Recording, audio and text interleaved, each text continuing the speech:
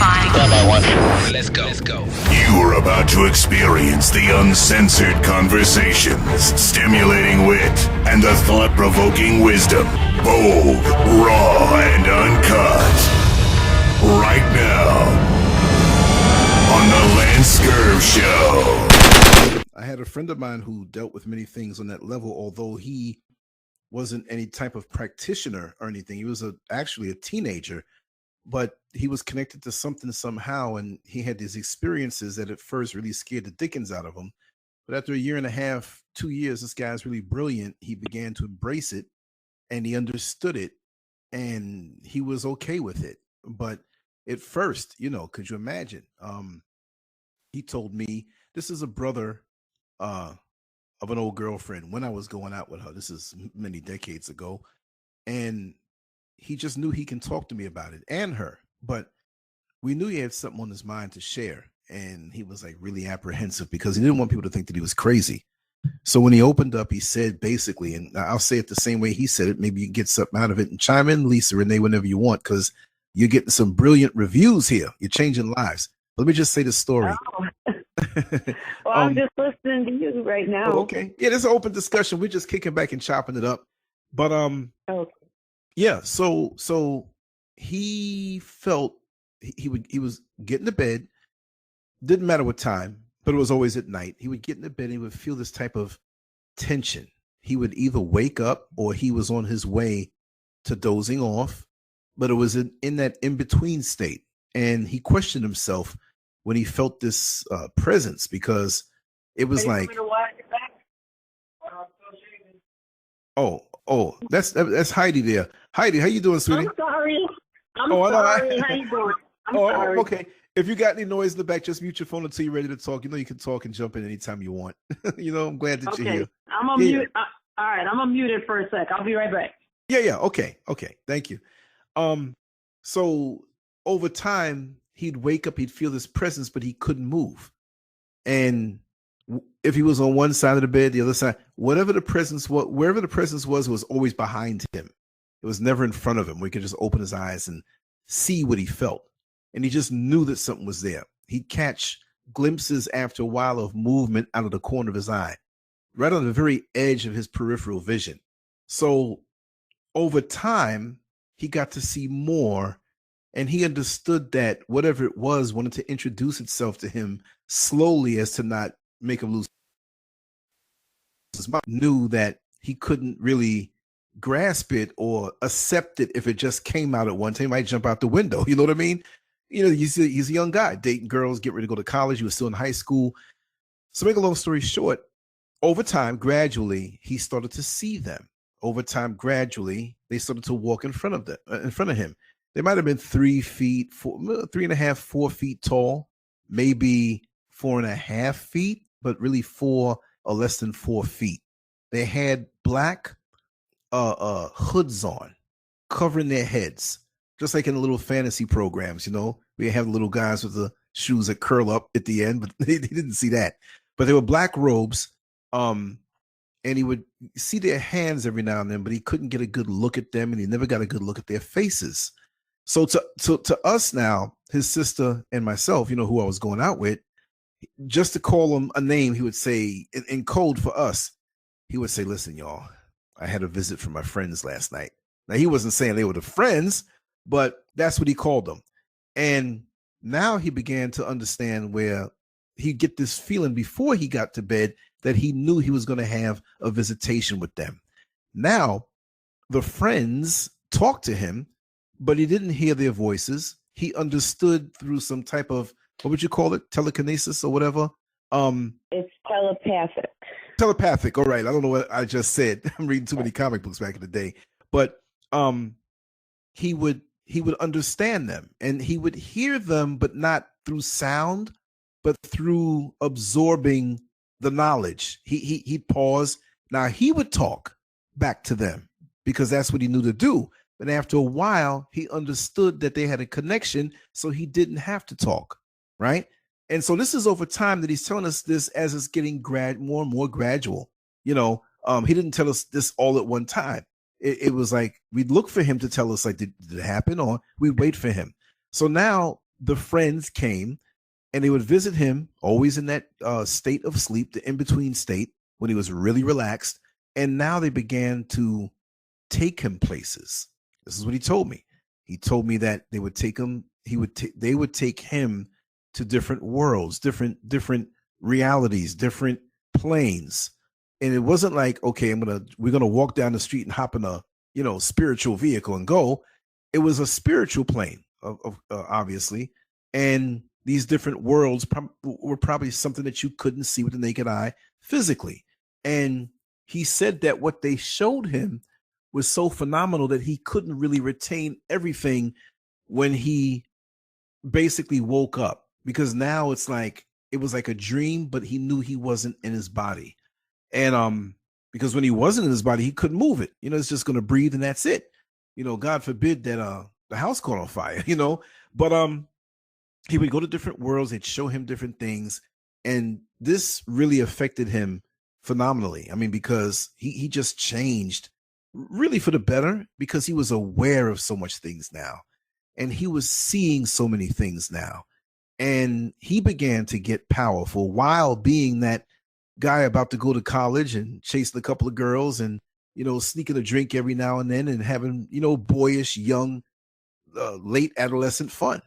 But he had to deal. That's how I get my information when I say, when I say things like I received information or I got a message. That's actually how it comes to me. Yes. I communicate telepathically like that. And yes, it's not in words. It's you don't hear somebody speak.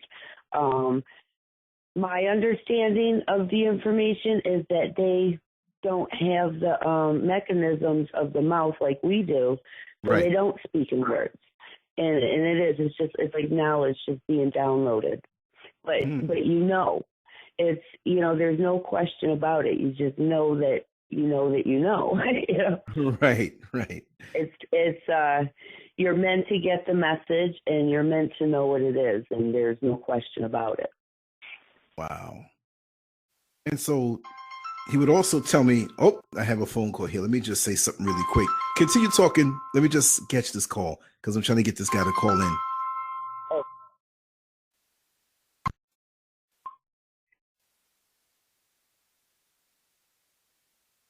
So I'm back. Sorry about that. Okay. Because I didn't mean to flat leave it like that. And on that level, So yeah, so those things that it's like it bridges a gap, because the conversation that we had, Lisa Renee, and the conversations that we have, why is this guy calling me and I keep telling him to call into the other number, right? Anyway, there is no division of correct me if I'm wrong. I'm going to ask you both this question, because this is how I feel. We, on a primitive level, in our human state, in the early stages, by what this world has taught us to understand, is that there's mental, physical, and spiritual. And we can separate it that way. But the more in our understanding that we get to, say, for example, the mental, the physical, spiritual, it's all one thing. And it's blended. It's not concrete where you cross one line. You jump from the physical to the spiritual. Because in our physical, we're experiencing the spiritual planes. We're mental. Am I wrong for that? Thinking that way, or no? It is. It's body, mind, and soul. It's all three in one holistic system. That's why you get frustrated when you see how I am about health and that, and when people are just so focused on the physical health, the eating the healthy food, the fat healthy food, but still processed, less bad choices, just trying to get by. I think stop looking for the less bad choice just because it's healthier. Stop looking for a healthy option, because that really only addresses the body. Think of it as sacred. Treat your body, mind, and soul as sacred with everything you put in it. and then health is just secondary. Good health just is, it's like a given. It's going to come with it. But yeah, it is. It's a holistic body, mind, and soul. As a society, we've gotten away from that. You know, we don't put the three together. And so, And I think it might have something to do with so many turned off souls. Yeah, that really struck me yesterday when we spoke about that. So, the souls that are turned off. I know we can go more in depth on that. I'm really hungry to really, because I see it. I see it plain as day, being in the public, driving, dealing with people, feeling their energies, and it strikes me so hard. Yeah, when their soul is turned off. Yeah. There's nothing coming from them. So they're vibrating so low. Lance. Yeah. I was gonna say because of the situations that we are in, you also have beings that they can look like a person, but their whole demeanor is not what a normal human being would behave like. You get what I'm saying? Exactly. This is not a person on drugs or anything like that. It's just how can I put it? It's like you said, the energy thing, but you can tell, like, with a person, if they're having a bad day, their vibe, you're going to feel it. If they're having a good day, whatever. But when it's a spiritual, I'm trying to find the word for that. When you have a angel or a demon, in so many words, in human form, you don't get you get you feel like a chill kind of deal. Like it's not, like, okay, how can I say, how they have deja vu, or like you pass certain places and you just get a chill for no reason. It's like blazing hot outside. Yes, they do that. Because right, but the thing is, it's because you just passed by something, and it's not you get what I'm saying? It's not a person. And it depends. Sometimes it can only stay in human form for maybe a period of time, maybe because people have been, like people who do witchcraft and stuff, they interfere with those kind of things.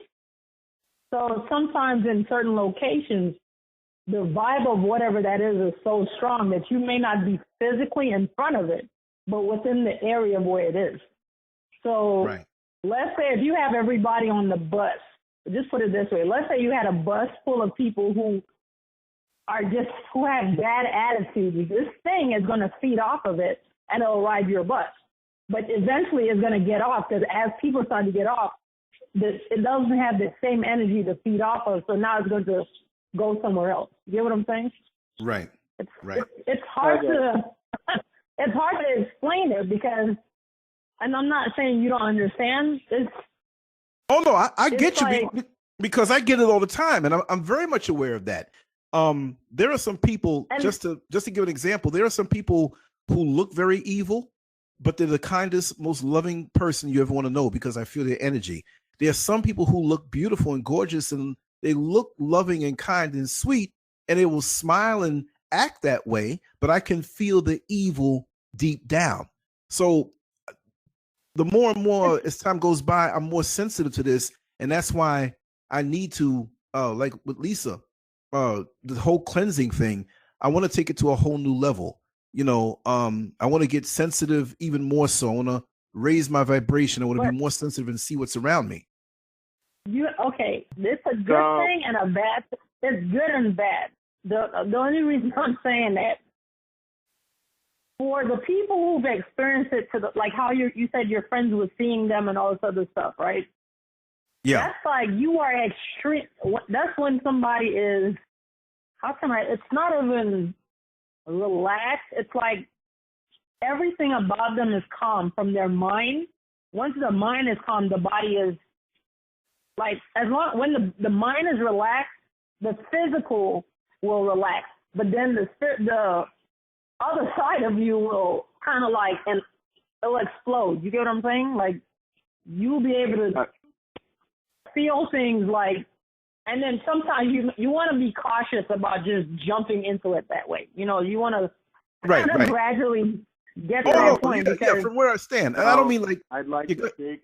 Yeah, go ahead, Jack. I did want to tell you something, Lance. I was thinking about this today, and I made a mental note to tell you, and I don't want to forget.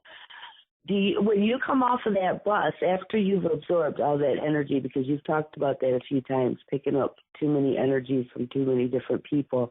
Yes. And when you come off that bus and you come home, and this also works with magnetic pollution, you know, Wi-Fi radiation, wash in salt. Either take an Epsom salt bath, or you can make a salt soap yourself, or, you know, mix salt and water in a bottle and take it in the shower with you. Or you can buy like salt soap, bars of soap that are made out of salt. Salt cleanses the aura. It cleanses the magnetic field. And it keeps everything calm. I do. So I would like to speak now.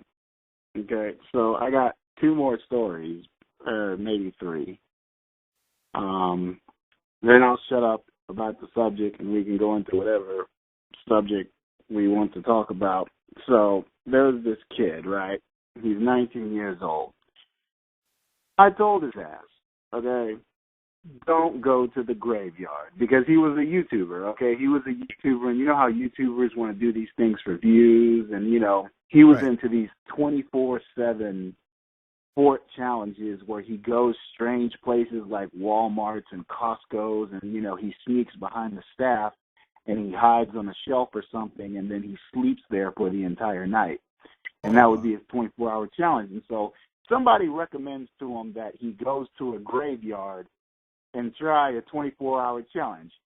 I know he saw my damn comment, because my comment was right under that comment replying to it, and I told his ass, don't go to the damn graveyard. You know what he fucking does? He goes to the graveyard anyway.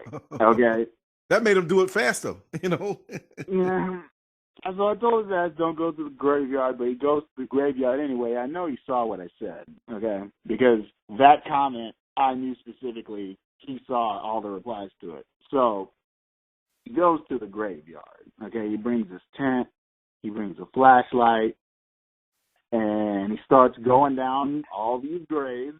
Okay, in the video, I saw the video he did. He's like, yeah, you know, he made it out, but I'm going to get to the end of the story about, you know, him making it out. So he goes down all the graves, and, you know, they're being stupid kids. He brings his 2 sisters with him, and, you know, they're all lollygagging and doing jump scares on each other, you know, for fucking shits and giggles.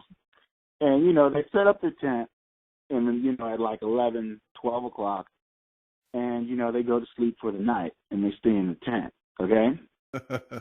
And so when he goes to sleep, you know, they're checking their phones, doing a thing. Yeah, I'm going to speed this up. So they're checking the phones, doing their things, and then take your time, man. Take your time. Just okay, they you know, they're checking their phones, doing the things, you know, filming the footage for the video, you know, getting all the shots in, getting all the narration. And he decides to put on a mask and, you know, jump scare his sister while she's sleeping. And, you know, he does that the whole deal, and they all go back to sleep. And the thing is, they wake up in the morning. Okay, now this is the interesting part. When they wake up in the morning, they go, hey, did you get that sleep last night? That was some crazy, scary-ass sleep last night. And the reason, now, to put my spin on it, the reason you don't go to graveyard is because the graveyard is a powerhouse location, okay? That is a direct location between the living and the dead, okay?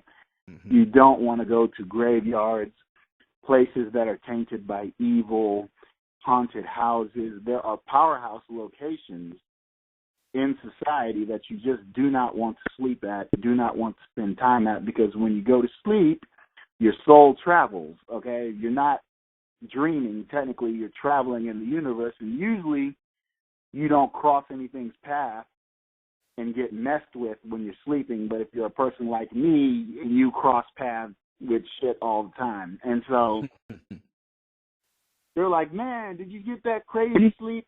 Yeah, because death spirits hang around graveyards, idiot.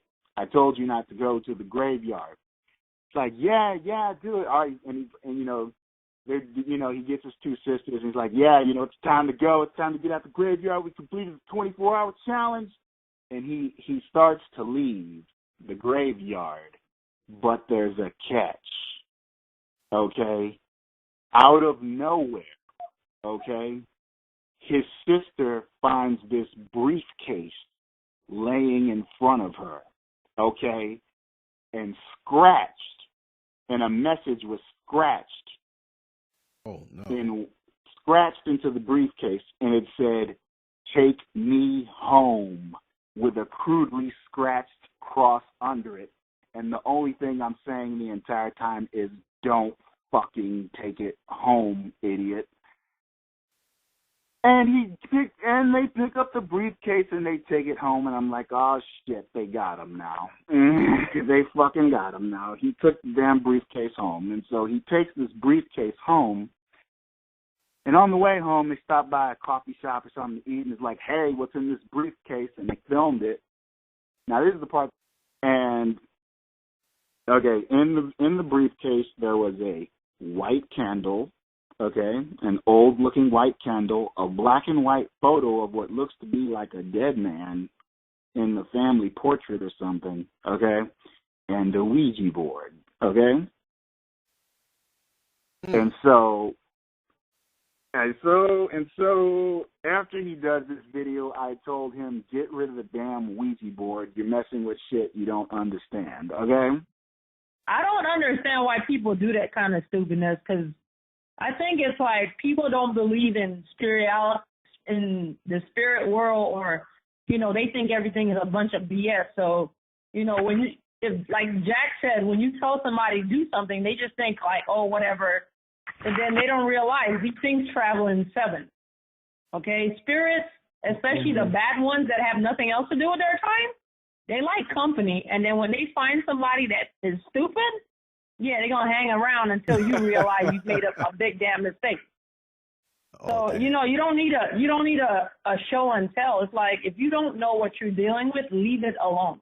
Because a person who's not spiritual or you know, on that level like that, and you go and open the door to, you know, open that Pandora box to that madness, and now you can't get rid of it, the next place you're going to be going is a padded room and being medicated.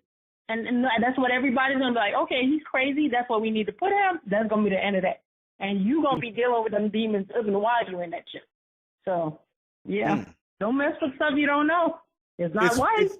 It's funny that Jack would say that about watching the videos and having that offer to sell his soul, because I've been getting a lot of emails that are like, I know that some of them are quackery, but I get a lot of emails like that, telling me that I can get fame and fortune and all this notoriety, and I can make it big in the world, and all I have to do is just, you know, these are emails that are sent to me on a regular basis for the last few years from different sources.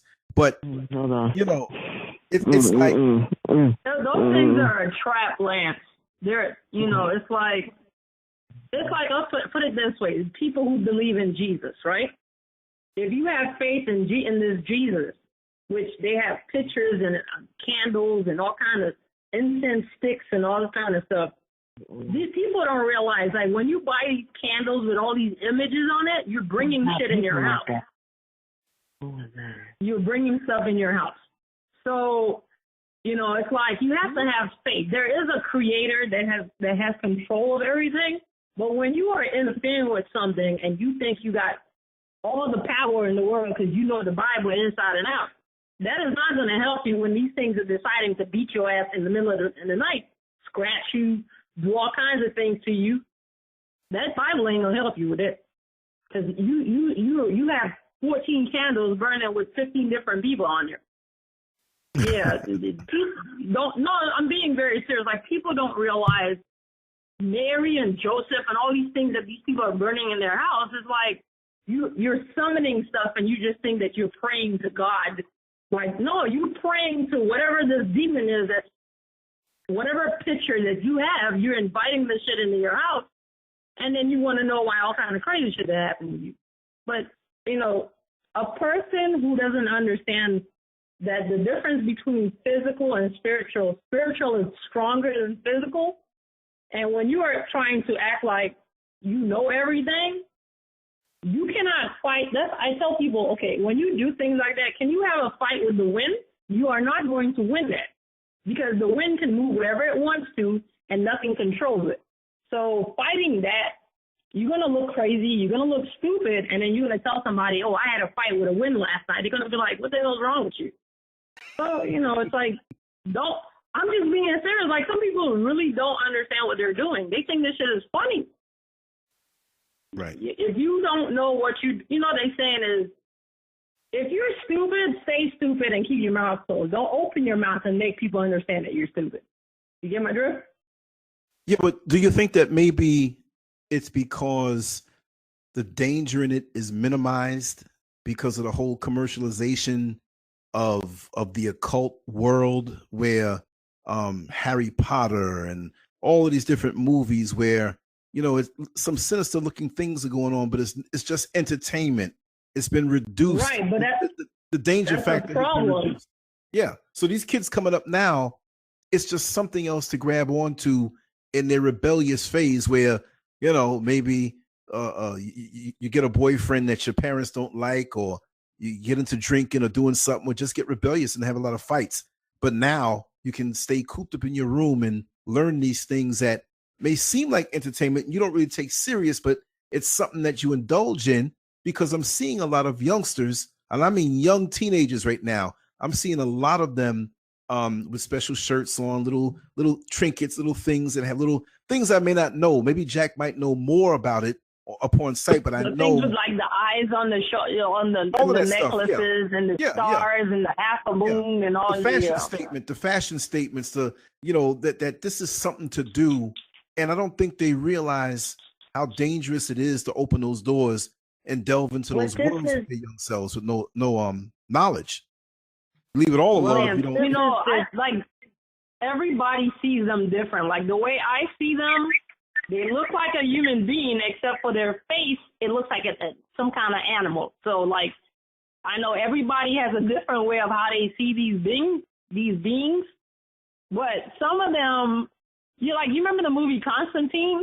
How they showed, like, you know, when he had gone to hell because that girl could kill herself or whatever it was. Like, I try to explain to people, that shit is nothing compared to what these things really look like.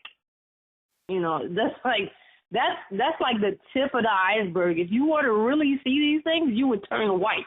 Like, I don't mean like a white person. I'm talking about like the same way Moses saw God in the burning bush, and he went from 40 to 80 in 7 days. Yeah, you wouldn't be able to have a conversation with somebody after that, because they don't think something serious. Like, wait a minute, you were 27 yesterday. Why you look like you 97 today? Yeah, that kind of stuff is nothing. I don't mess with them. I know the good, and I know there's good, and I know there's bad. But the bad ones are the ones that make sure that you don't sleep at night. That even in the daytime, they'll find ways to just mess up whatever you have going on. And it's like, you don't have to entertain it. You don't have to entertain it, but I'm seeing a parallel here. People who play with that's on them. I'm not, people like that, I don't play with it. I'm seeing a parallel here. They can have their fun. Heidi, I'm seeing a parallel you were talking about land. Let me just say this one little thing real quick. I see a parallel here when you were speaking about how these things continually want to ride you and mess you up. And earlier when Jack said he was obsessed with one of the names of the devil, man, could this be Donald Trump? Go ahead, Lisa.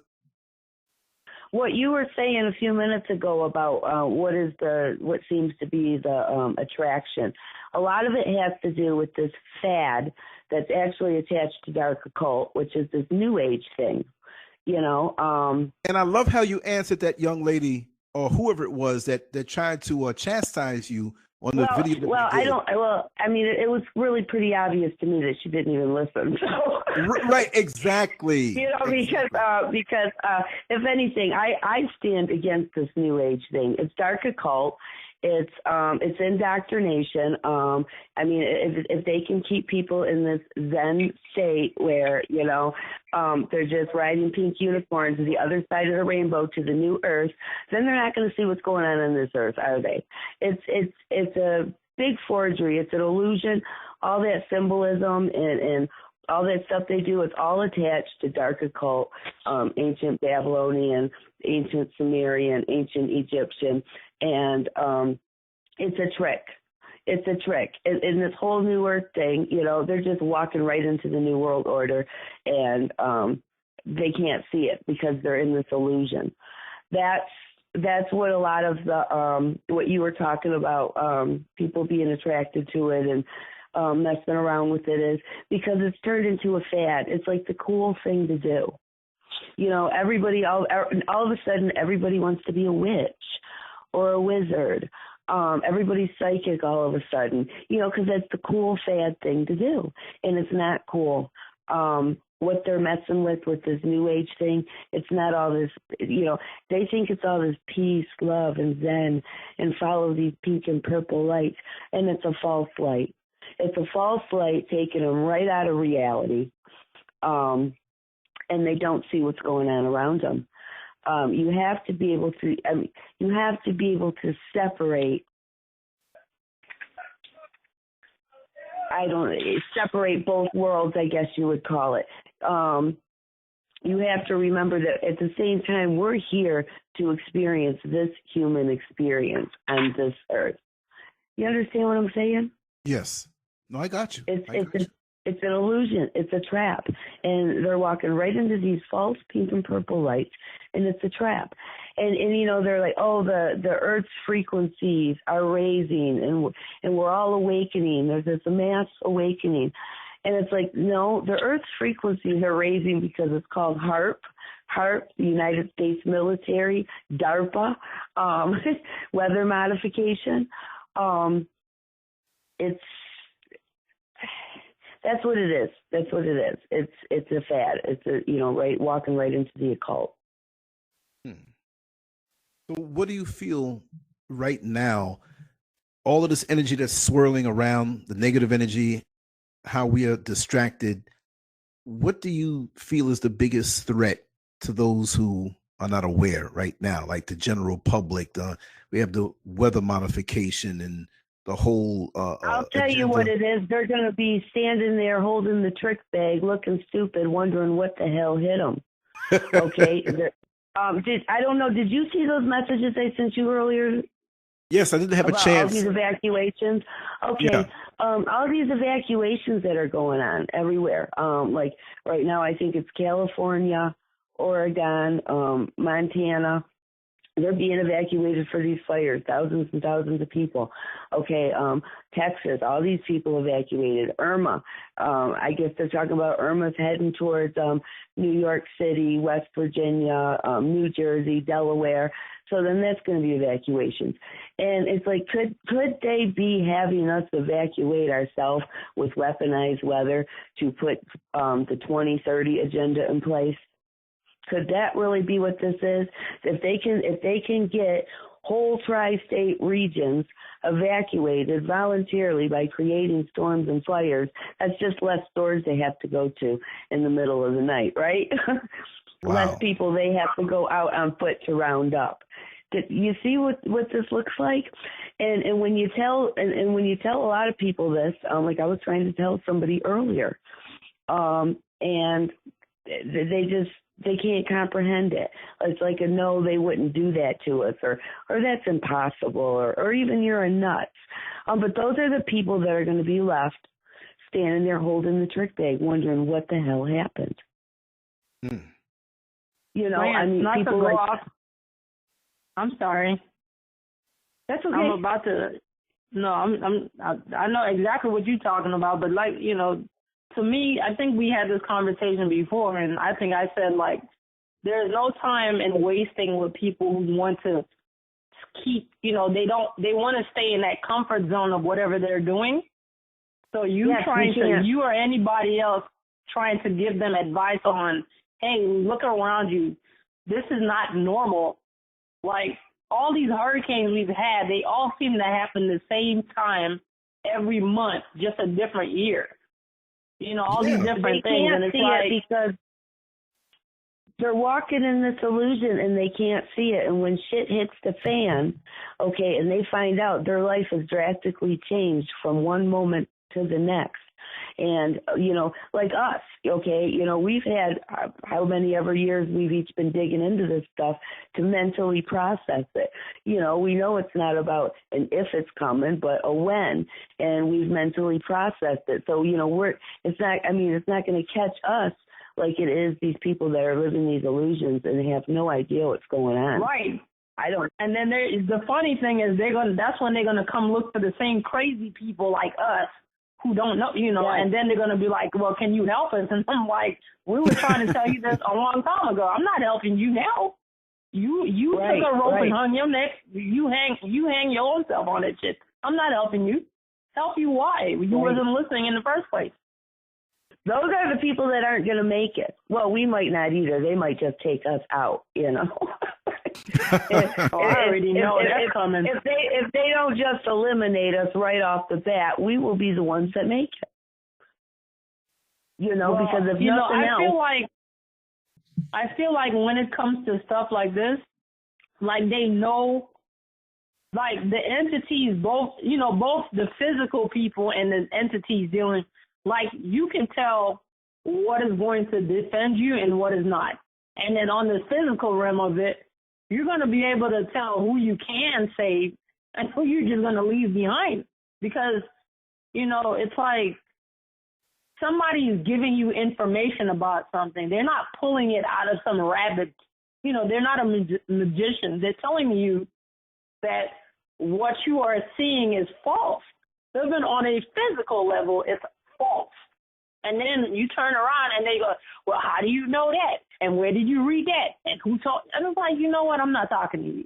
I'm wasting the precious breath that I have trying to give you some knowledge of something, and you want to ask me stupidness.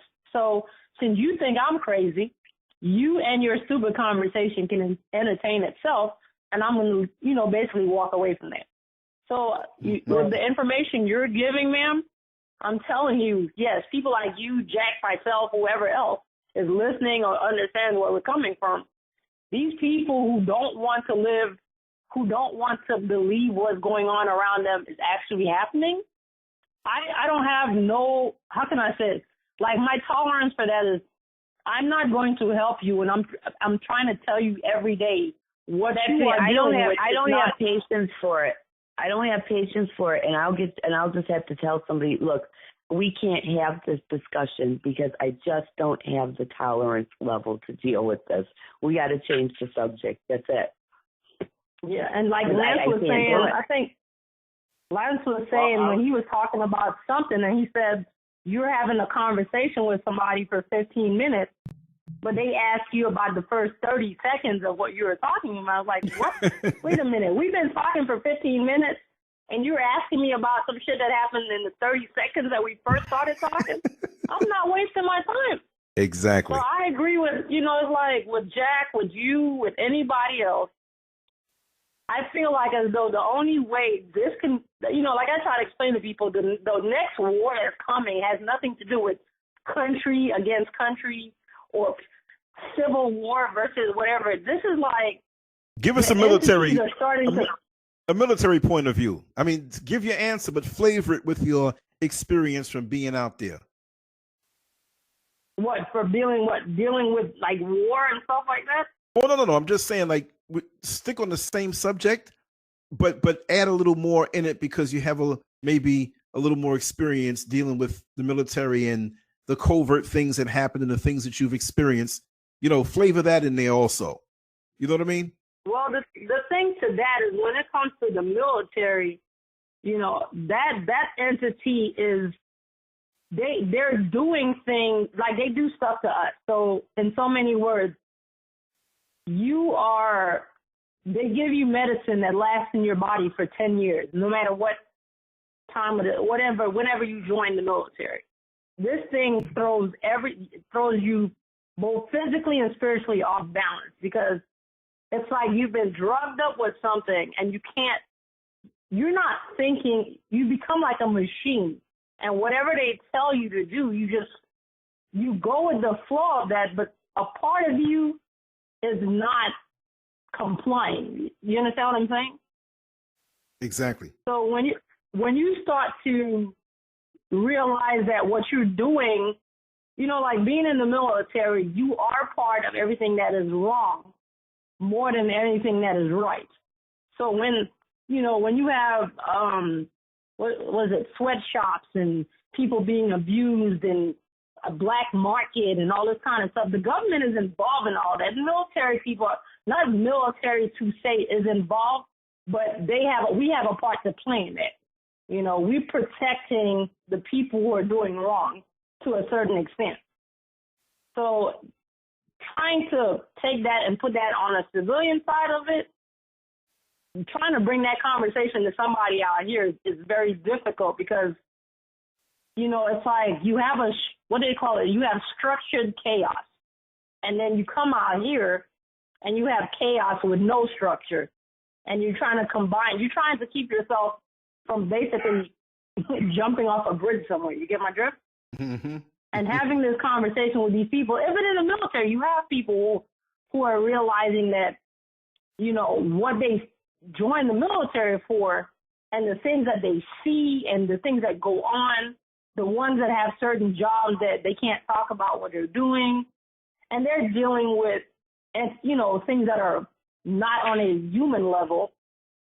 And then you're trying to come back to society and act like none of this happened, but you have to sleep with this thing every night. You're so right. You're not being, it's like you going to bed with the demon every night, but then you wake up and then you're supposed to go to whatever job that you have, if you have one, and act like, okay, I'm here at work. I came in at 8:30. I'm going to do my job. No, it doesn't. Yeah, you're complying physically, but mentally you're haywire. And then if you are a person who is on a spiritual level, I believe some of the drugs that they give us kind of do other things to you, apart from, you having these weird dreams. And like, I know for me, when I was trying to be what they call gun-ho, meaning super soldier, do everything right. I decided to take all my medicine, all the shots that they gave us, in one arm.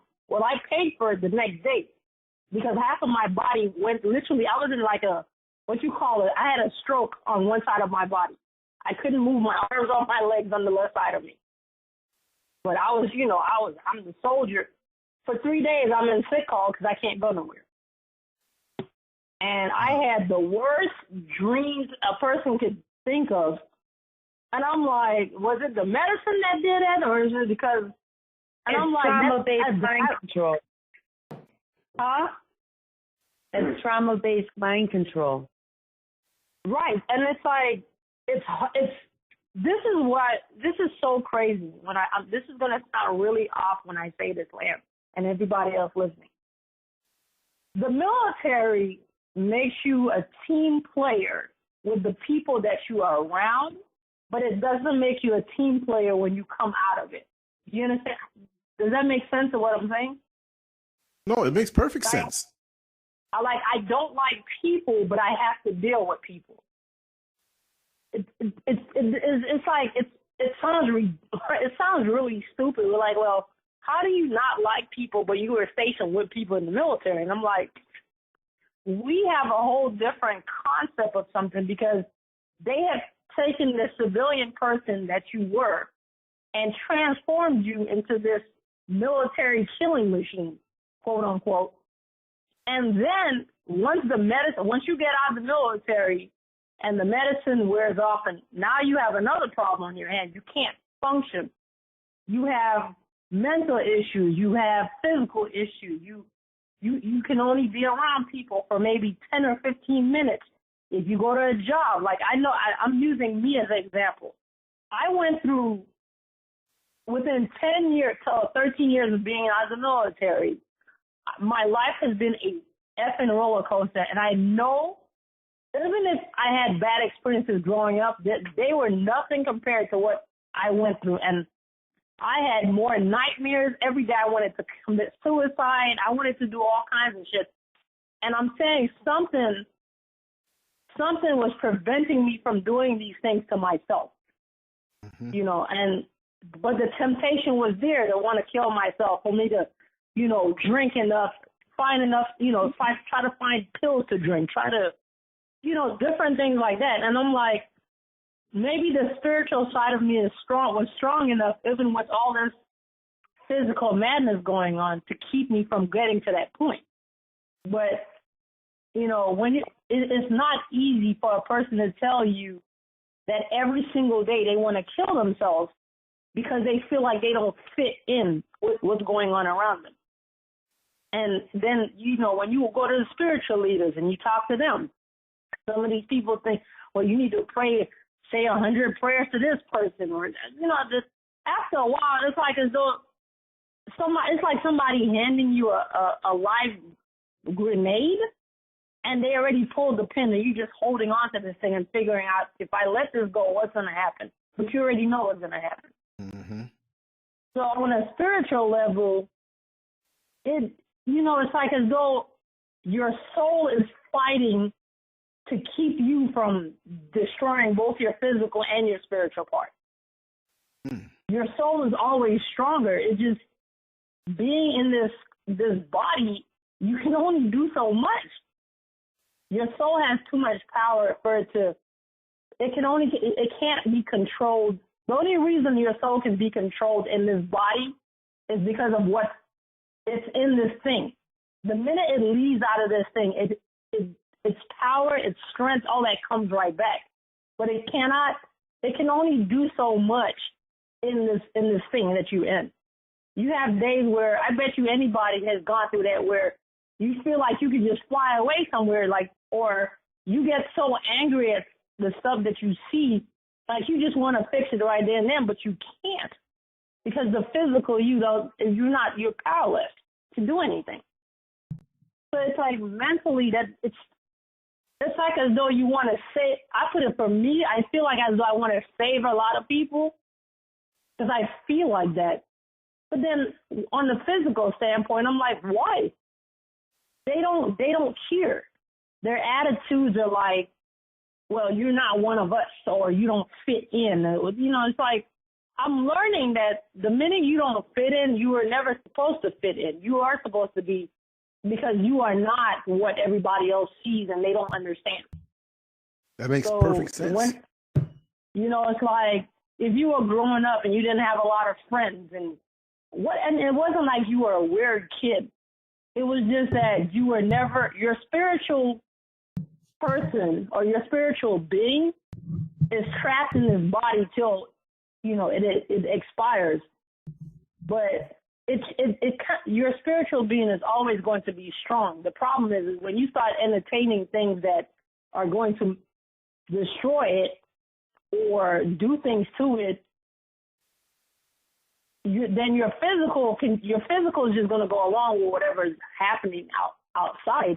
But your spirit is like you having a war within your own body.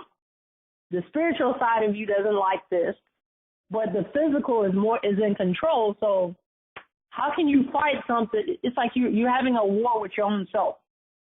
And then you have to deal with people who are not understanding where you're coming from. So, that's where the medication's coming. That's where all this other thing. And this stuff is like, now you're making the person worse. Right. You're not solving the problem. Praying to whatever or popping pills it's like, to me, meditation for me or anybody who meditates, that's when you can balance the physical and the spiritual. But if you don't know how to just take quiet time for you in a corner somewhere, it don't have to be no yoga session. Just, you have to give yourself that hour of peace, because if you do not do that, you will collapse. Your soul will just, it's like your soul just give up on you. You get what I'm saying? You got to And cultivate you don't it. want that. You got to cultivate it and feed it. We feed our bodies. We don't feed the other parts of ourselves. It's like I understand Right. the So, importance of being you know, quiet. like the lady was saying earlier, you know, everybody wants to look sexy, but their soul is like, what's the point of looking sexy when the inside of you is falling apart? It's where's the, you know, it's like, yeah, I want to look like Barbie, but what is happening to the spiritual side of me? What is that getting fed? What crap am I shoving down on my spirit? And then I'm allowing my physical to just entertain anything and everything and everybody. And it's like, okay, where is your spirit getting the health? Where is your spirit getting the strength? Where is it? It can't do none of that when you're entertaining the things that are unnecessary. So you're killing your own soul because you could care less, because you want to be in the fad and you want to do all these things and then when it turns around and bites you in the ass, there's nobody to save you because the people just like you are in the same situation right now. So how are they true. going to save you if they following the boogeyman down the street? That shit is not going to work. So what I would like to say is that this is Jack speaking. And Hi, I Jack. think the most Are you important- dry? What? Okay. So I was cooking one day, and I think one thing you have to remember is that one of the most important things is a leafy green alkaline diet, from what I understand, because, you know, when I eat, although I'm not completely dedicated to that diet yet, because, you know, it takes a while to transition from your old eating habits to new eating habits. It's going to take you years, you know, with one step at a time. But the thing about leafy greens is, you know, I feel good, I feel elevated. And, you know, I've done this several times in my life. I notice when I eat sandwiches and they have lots of lettuce and different things like that, I was very happy and healthy in life. Whereas when I switched from that and I started diverting from that, I became very ill and sick, okay, and exposed to a lot of things, and a lot of things in the world would affect me more versus where if I was eating like a healthy sandwich with the green vegetables and, you know, just the meat, you know, but the sandwich is mostly the vegetables, depending on the sandwich you make, but sandwiches are they're mostly the vegetables.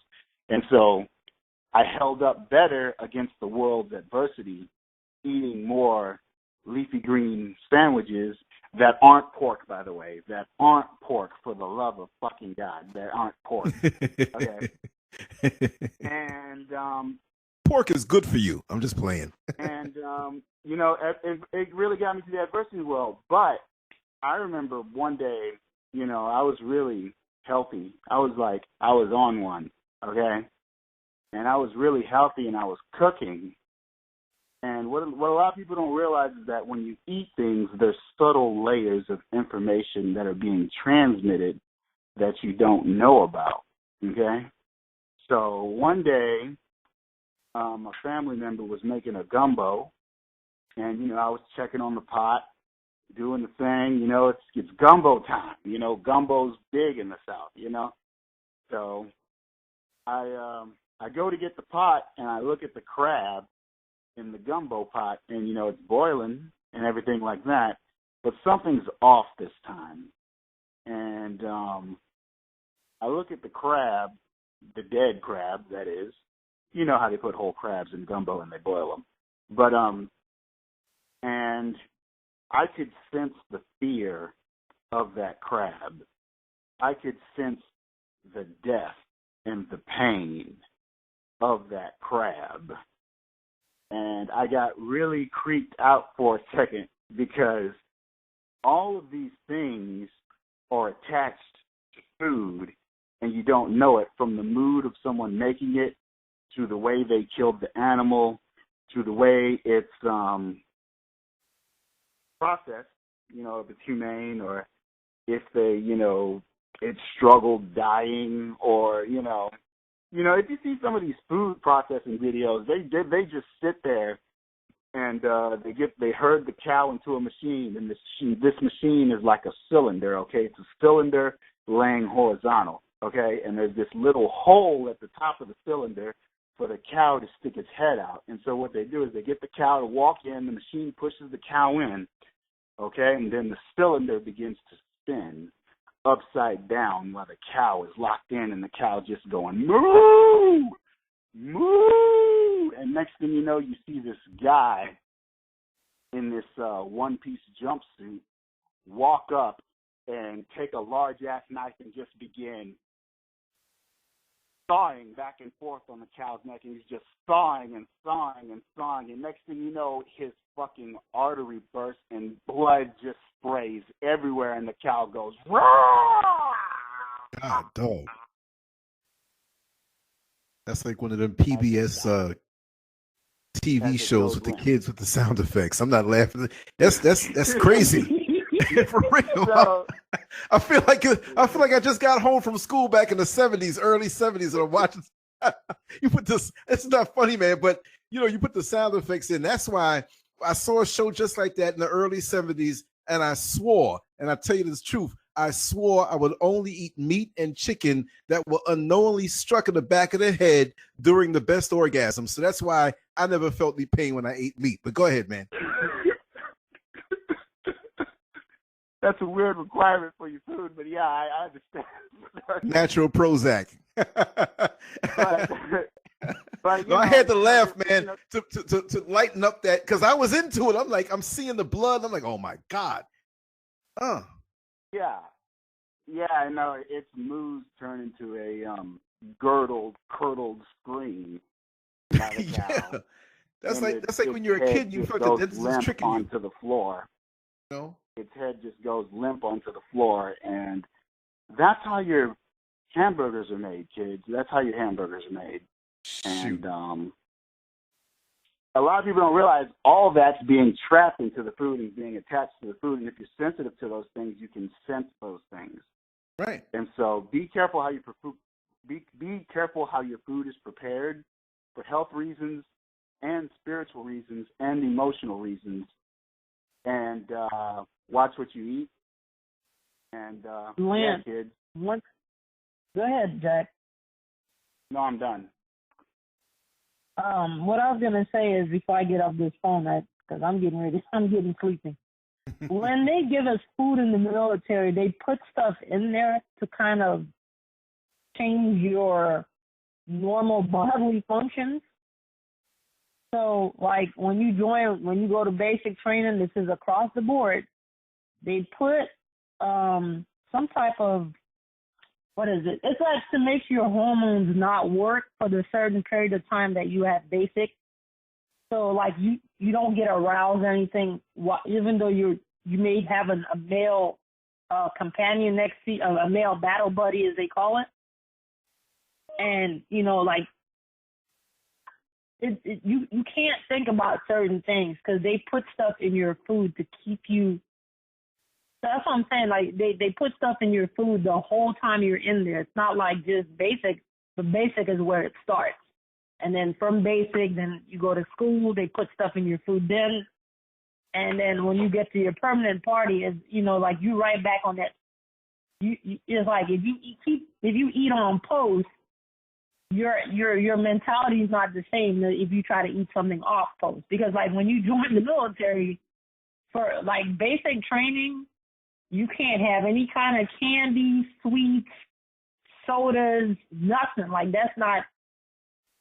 They put that shit in front of you, but they want to see you do that so they can get some kind of high off of watching you do 100 push-ups or whatever it is. But they do this, and it does physically, and it just turns you into something else. And there's no way of, like, getting out of that until those medicines and things, those chemicals they put inside of you have basically diffused. And now you're trying to figure out if you're at letter A or letter Z, because your body's, like, all out of whack. Some people end up with the things that they put in the food. you might get some women who will end up getting sterile because of that, or men getting sterile because of that. And then, or sometimes the adverse effect, you'll have somebody who just keep making babies. So, you know, like the doctor has to order them to stop doing it.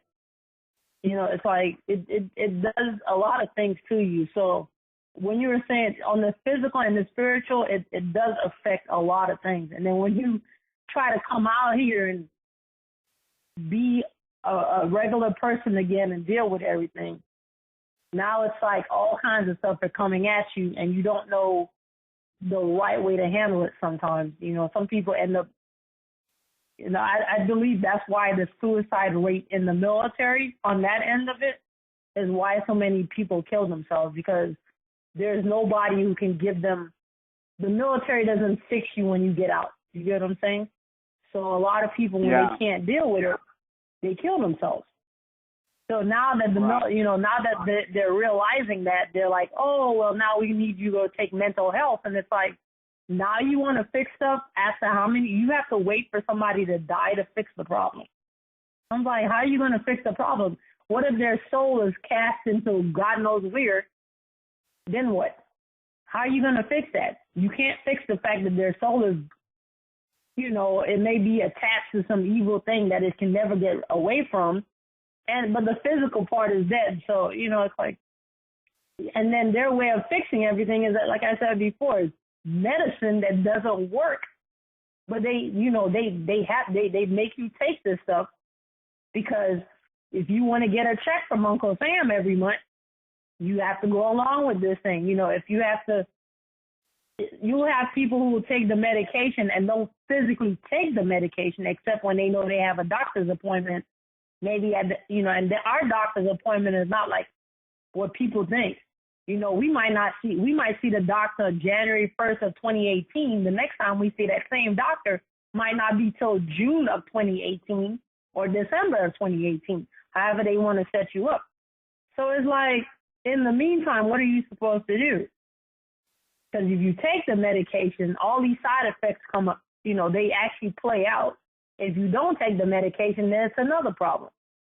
So it's like you're fighting. That's why I said earlier, you're fighting yourself, and there's no way to stop it because somebody has physically disoriented both your soul and your mind, and at the same, your mind and your body, and now neither one knows how to handle itself. So, you know, people just think that, people in the military, you're crazy. It's like, don't tell people that. Stop telling people in the military they're crazy because you have no idea what these people have dealt with after they got out of the military, what type of jobs they had in the military where they had to go to work every day and couldn't talk to anybody. You know, those kind of things. And it's like, then you want somebody out here who has a psychology degree and come and tell you what the hell your problem is, and they have no clue. So it's like, it's crazy. Go ahead, Jack. Okay, so one thing I want to add on about food is that these subtle levels of information are everywhere in the environment and nature. So I'll give you an example so we know. So, well, actually we don't know, but I'm just going to tell you a secret. Okay, I'm going to tell you all a secret, kid. All right. The secret is that the sun transmits information. Okay, it doesn't just keep you warm, but it also transmits information. And if you are receptive to that information, you can decode it. Okay, and so I won't get into what the information does because I'll have to go into another subject for that over another time. But we know that plants require water, sunlight, nutrients from the ground, okay, carbon dioxide, and sunlight, right? Sunlight. So the information from the sunlight goes into the plants and the soil. The plant grows from a seed out of the ground, carrying this information from the sun, okay, because the sun governs everything on the planet, okay, keeps everything alive. and the plant or fruit from the plant or tree or whatever's planted in the ground goes falls off the tree and goes into your mouth. And when it goes into your mouth, this information then goes to you, okay? And that's why you can feel a certain way, have a certain mood, sense certain things when you harmonize yourself and you eat green alkaline plants, fruits, things that are in nature versus the processed foods which have been going through factories and different types of assembly, plants and treated with all these chemicals. And so there's a benefit to eating what's in nature and what comes natural, because you get this subtle information that always transfers itself throughout the universe. That's all I wanted to say.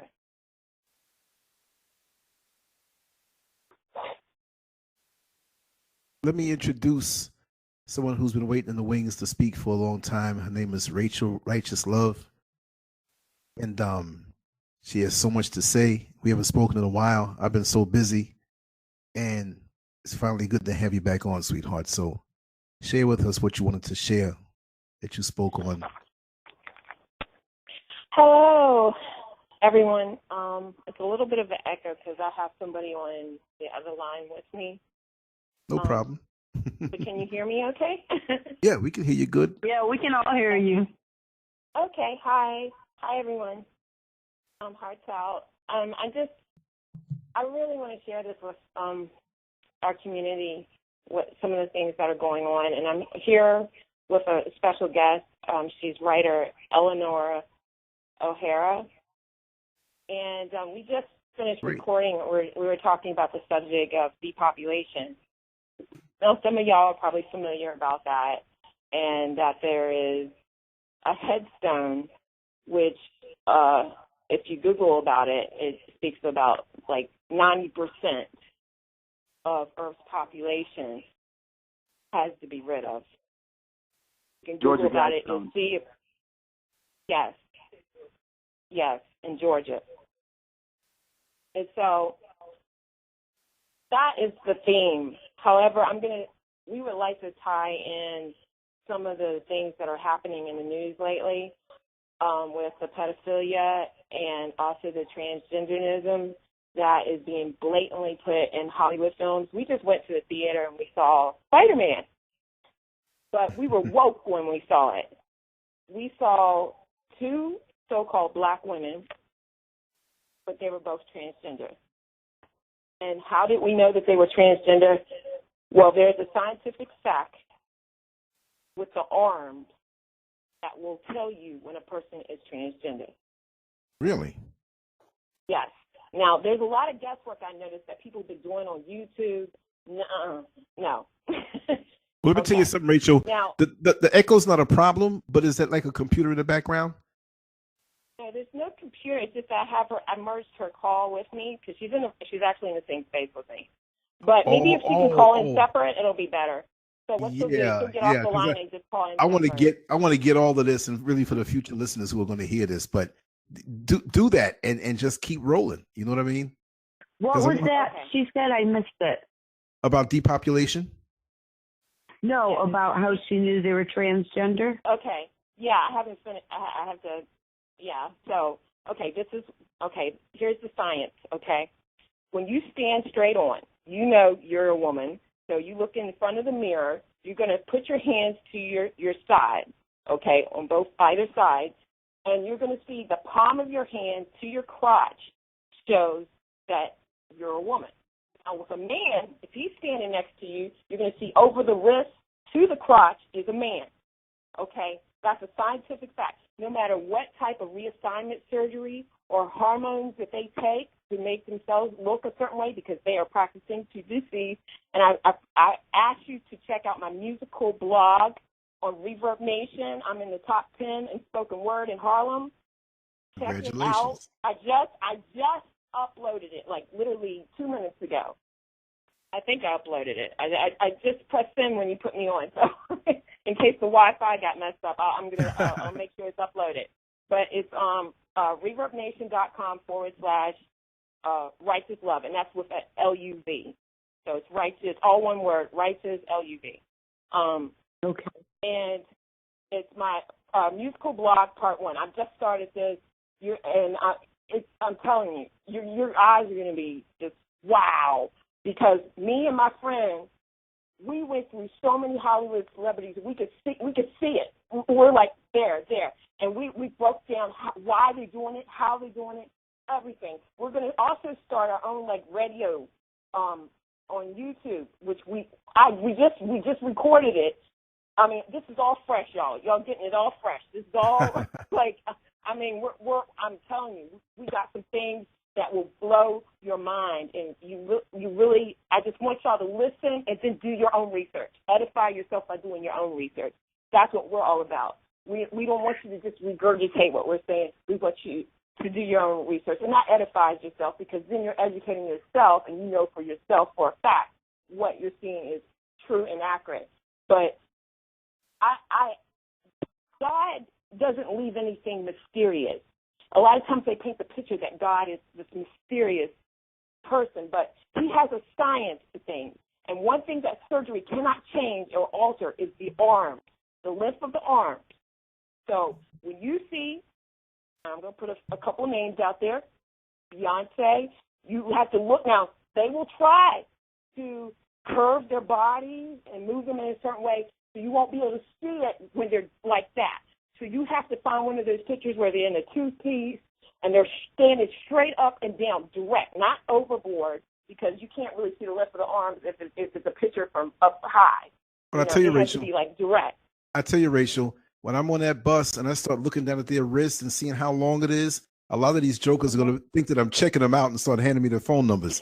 I'm just joking. But I know what you're saying, but we have to question everything, and we have to look at it with a very close eye.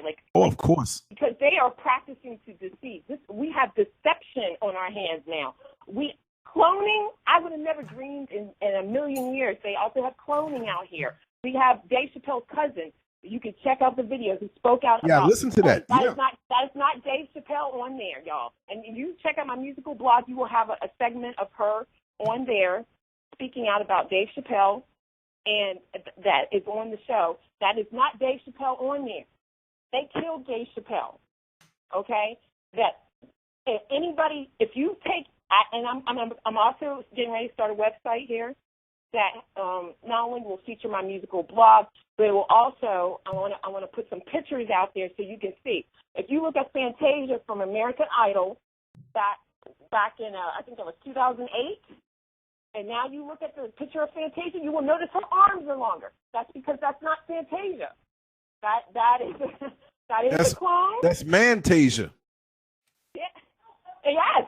Yes. And Beyonce.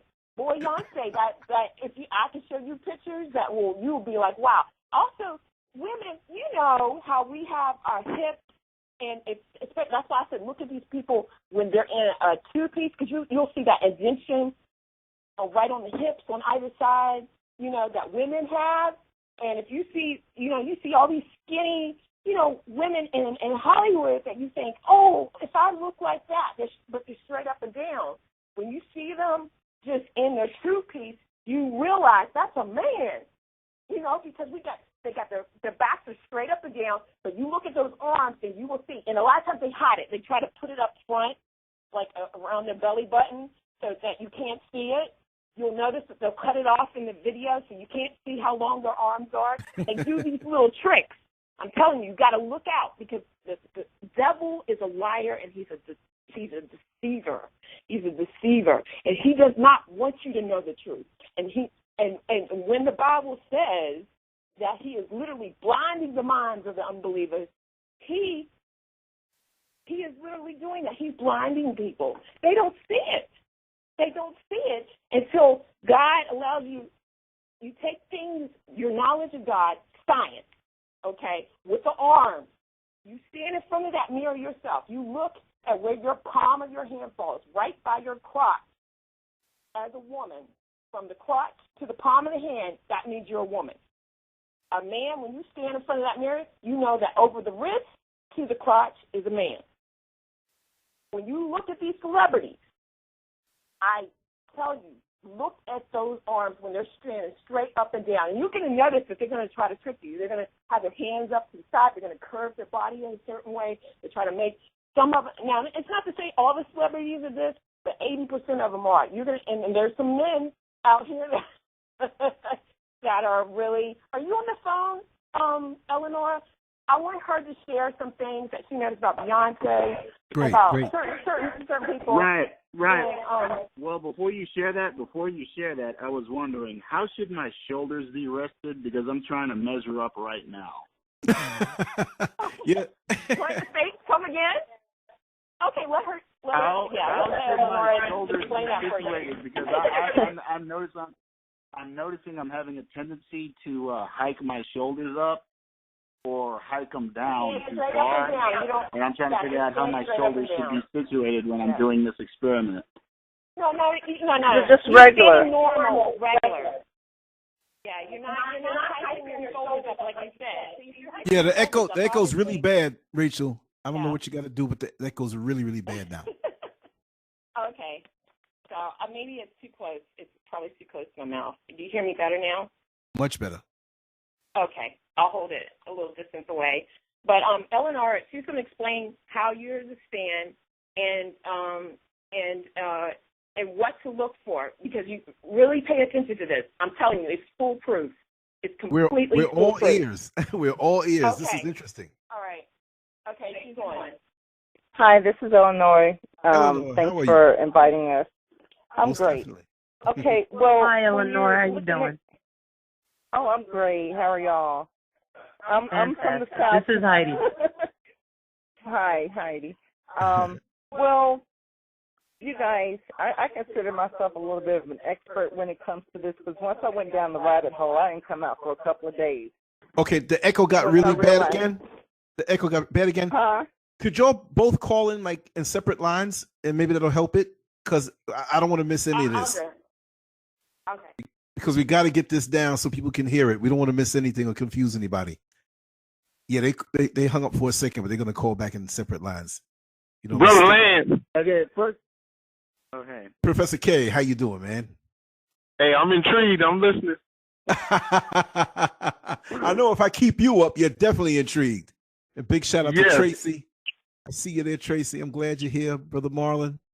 Yes. Did she say Beyonce was a man? I hate Beyonce as much as the next person. Well, actually, I don't like Beyonce, but did she say Beyonce was a man?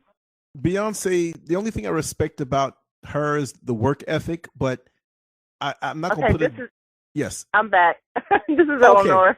Okay, great. That. You sound really clear. Okay. Yes. Talk to us, Okay. Eleanor. All right, so like I was saying, when I went down this rabbit hole with the transgenders, I didn't come up for about a couple of days for air, because I found out so much, and I wanted to make sure that I was on the right track, and I didn't want to be wrong. So scientifically, as Arlov was saying, if you want to check out yourself, just stand straight like you would any other day. Just stand straight, okay, but with your arms at your side, okay, and look at where your arms lay. Now, if you're a man, the crotch goes to the wrist.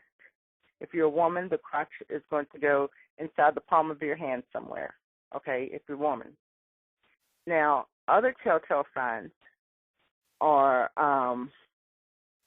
women are naturally curvy. We have an hourglass shape, and it doesn't matter how big we are, okay? We have a curve. We have a natural arch in our back because we are designed to carry babies, okay? Y'all still there?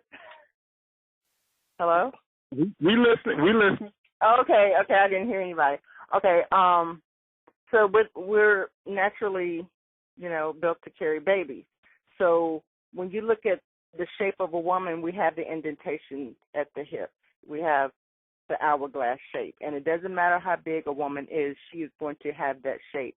Now, when you're looking at a male, look at a male in a bathing suit, in a pair of shorts, shirtless, and you will see that he has a straight up and down body. Okay? Now, when you're looking at a transgender person, they're going to have that same, well, a transgender woman, let's say a transgender woman. When you're looking at a transgender woman, she's going to have that same shape as the male, like a shirtless male. And she may take the hormones and may have the breast implants, but she's going to have that straight shape. She doesn't have an arch in her back, and she doesn't have an hourglass shape because she's a male. She's not equipped to carry the baby. And plus, of course, the arms, are going to fall below the waist. Another thing to look for are the legs. Men's legs are different than women's legs. They're a lot more muscular. Women tend to carry a little bit more fat than men. Even then, women carry a little bit more fat. We're a little bit more chubbier in the face, on our arms, on our legs. Men are not. Men are muscular. Okay, so when we look at Beyonce, or if we look at, now I can't use Fantasia, I got to use a skinny girl. Let's say, gosh, who am I going to blame? Can I ask a question? Absolutely. Venus and Serena. You know what? I have not. You know what? This is a real thing. I have not checked those two out because I don't think I want to know yet. I have a feeling, but I haven't checked those out because I have a feeling that I know what the answer is already. But I haven't studied those two. One person I did study was Gabrielle Union. She's on the cover of a magazine right now, and she's showing her midriff. And when you look at that midriff, it's a male midriff. There's no curves. She's got the ass, six-pack ass. Think about it. When you look at a real woman, how many real women do you see with a six-pack? Regular women. True. That's not common. Just think about it in your mind. That's not a common thing. And and ladies, think about how hard we try to look when we're asleep. How hard we try to look like these women, and they're really not women. Now, look, it goes even deeper than that. Okay, so Arlov was talking about the depopulation. Okay, so if Hollywood is deceiving us, and we're women, and the men, let's say the men, they're looking at these women, they're falling in love with Gabrielle Union. They've been watching her for the last 20 years. She's just a bomb, blah, blah, blah, blah, blah, blah, but they've been staring at a man. You see what I'm saying? They're staring at a man. So, the Bible says that, people will lack natural affection. Well, maybe that natural affection is coming from the men looking at women who they believe that are women, but they're not really women. So they're developing feelings for transgender women, which blocks out the natural affection for real women. Now think about it. There's a lot of lonely women in the world, a lot of lonely women, and we're having relationship problems and stuff like that. So when you're thinking about depopulation, what's a good way to do it?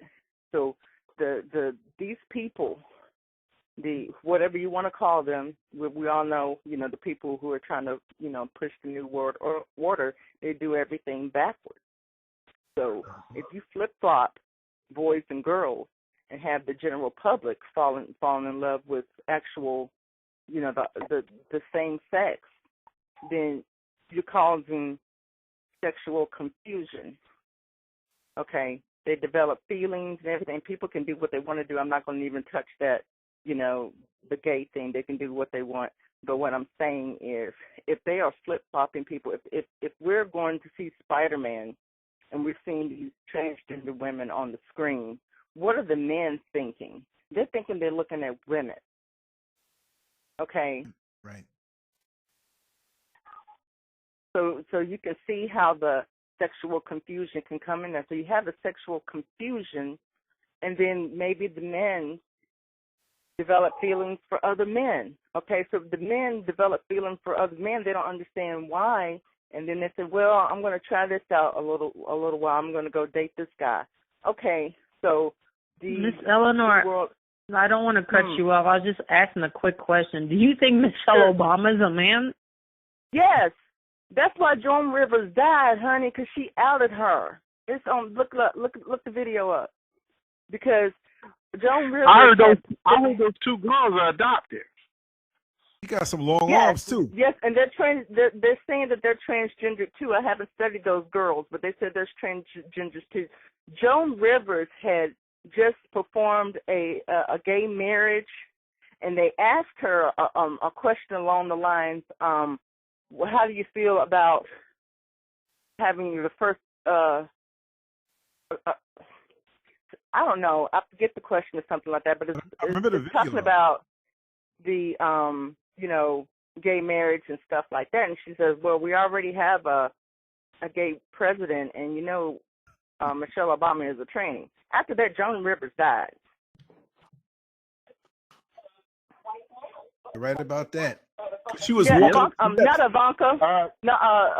Melania Trump. She's a transgender. Melania Trump is a transgender as well. Mhm. Well, I'd like to say that I think Melania Trump is just a drug-addicted hooker who was a call girl and got some implants. And that's a high possibility, because that's how they use those women. That's how they use those women. But at the same time, she's a transgender as well. Lance, she could have been a male prostitute. I didn't get to my question yet. So what I want to ask, besides the breast implants and the butt implants, and the drug use, is, do you think that you may be have mistaken some people? Because in society, a lot of women have adopted male habits. They work jobs now. They go up the corporate ladder. They're being put in social situations that normally men would be put in, because they work these jobs now and they don't stay at home and take care of the kids or anything like that. Plus, they got to deal with their cycle, pregnancy, time off work, things like that. So do you think that this might have to do with the fact that men are adopting male habits and are being put in male situations in this society, since they do a lot of what men do? I do. I think that's all part of it. Because think about it. If the agenda is depopulation, if you're going to get rid of 90% of the population, one way to do that is to make the mother or the woman so incredibly busy, or give her the idea that, ooh, I don't want to cook, I don't need to clean, I'm just your personal slave, I'm not going to be around here to raise these children, I don't want to do this, I want to do that, I can do what you can do. So if they're implanting these ideas, and they did that in the 70s with shows like the Mary Tyler Moore Show, so they did that, they played that agenda, and they did a very good job with it, and they continue on, because these, we're influenced by television, so when we see these TV shows with these independent women like Mary Tyler Moore and Rhoda, and you see Claire Huxtable trying to raise 5 kids, it's Hollywood, it seemed like a perfect picture. Claire Huxtable, 5 kids, a lawyer, that's a high power position, but I think it all revolves around breaking up the family unit and taking the women out of the home, and it's taken, it broke up our natural instinct. Our natural instinct is to stay together and to be a family and to raise our children and things like that. But if you have your women activists, quote unquote women activists out there telling us, oh, hell no, burn your bras, we don't want you to do this, you can do what a man can do, you need to earn the same pay, and get out there and you break the family unit, and then you have latchkey kids and things like that. So yeah, I think it plays a very big part of emasculating women. I think that's exactly what it is. And when you do that, that's not attractive to men. Men don't like that, I found. And it's about reassigning the gender roles. Right. Yeah. And it's unnatural. So if I'm competing with you, for the same job, or I'll give you another good instance. My ex-husband used to compete with me. We both worked, and he used to compete with me. Oh, I worked harder than you, and we had completely different jobs. But because I was working, I said I would come home and I say I was tired. He said, well, you didn't do this, you didn't do that, you didn't do this, you didn't do that. Why does it have to be a competition? Because I don't think the women that were supposed to go out there and work and be outside the home, away from the children and things like that. And I don't think that it's a bad role, but see, we were influenced to believe, women were influenced to believe that it was a bad role to stay at home and be a mother, like that wasn't good enough, that they needed to get out and do their own thing. So when they started going out and doing man things, it caused a whole bunch of problems. And here we are. I think it makes, I was going to ask a question. Do you think the feminist movement spurred that on? Absolutely. Let me tell you about the feminist movement. Let me tell you about it. I want you to look at your leaders, Gloria Steinem. I want you to look at your women leaders and find out who they are. I want you to look at their bodies and find out who they are. And these are the ones telling women how to behave. And they're not really women. Oh, so, I'm not surprised that Gloria Steinem is a man. That don't surprise me. Absolutely. You know what burned my toast? You know what burned my toast about that is that she wore a T-shirt that says about the abortion T-shirt. Yes, and I have that in a blog. That is coming out, and it's going to blow your mind because her T-shirt is like a cheerleader T-shirt that says, "I had an abortion," like, and she's a man. I'm like, how is that possible? So you see through the lies, because once you discover what sex they are, you see what other lies that they've been perpetrating. So down you go down the rabbit hole, and you start unveiling the truth, and you realize, oh wow. I mean, so they're lying about this, so they're lying about that. Oh, so the whole thing is fabricated, you know? Yeah. So when we talk about the feminist movement, so if the feminist movement was orchestrated by men, that is think about the relationship that women and men have today. That's the result of that. Think about the broken families. Think about how many lonely single people there are. And I mentioned that in my musical blog. So when you listen to the musical blog on Reverb Nation /Righteous Love, you're going to hear me in my blog talk about actually Gloria Steinem.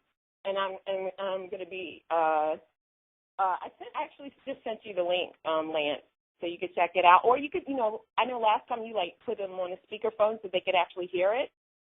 Yeah. I think it's about 6 minutes. So if y'all want to hear it tonight, I don't know if he could do that again. Okay, this is just a conference call.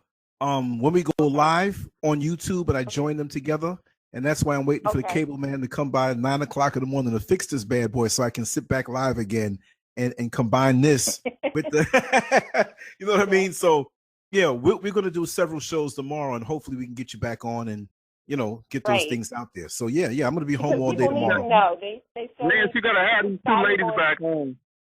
Oh, of course. Of course, definitely. And I'll be back up in New York soon too, Rachel. So we'll have a longer time. Oh, okay, good.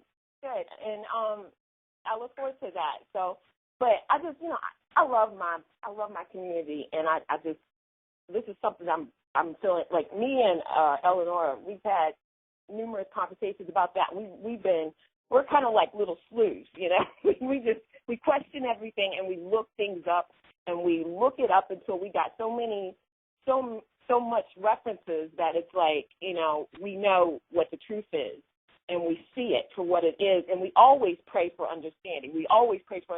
So we don't want anybody out there to think like, oh, they're just these incredibly smart, intelligent people. Yes, we are intelligent, but it's God's understanding, that truth, that light that he has put upon us that has helped us unveil a lot of these things. So I want to give credit where credit's due, because we always pray for understanding. All right, so and one thing that I want to say, go ahead. What'd you say? No, my question's not that serious, actually. I was going to ask you, is Wendy Williams a man or a woman? Whew. You know, one thing I found out about her, and this is another thing that goes down the rabbit hole. I found some early pictures of Wendy where you can clearly tell that she was a woman. Okay, and she was a girl, some high school pictures. But like Arla was bringing up earlier about Fantasia, she's also been switched out. Wow, So switched out. the Wendy Williams that we see on TV is a clone transgender person. Okay, so I got one quick question. So these people, they take women and then they switch them out with transgender people to take their place, or transgender clones?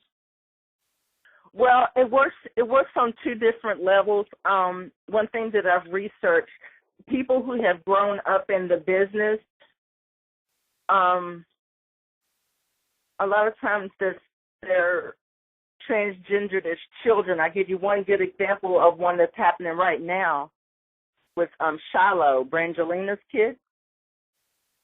Shiloh's 12. Okay. And Shiloh was born a girl, and she's deciding to be a boy, and now she has to make a decision to take the hormone pill. So the kids that grown up in the business, like her and Kate Hudson is another one, they do these when they're young, before they hit puberty, and they start the hormones before they have the reassignment surgery.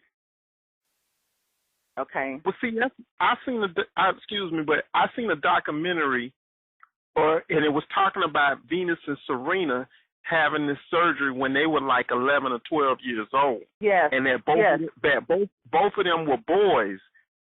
So they did whatever the reassignment surgery. So I don't know how many years this goes back, because both of them in their 30s now. So I don't know how far that goes.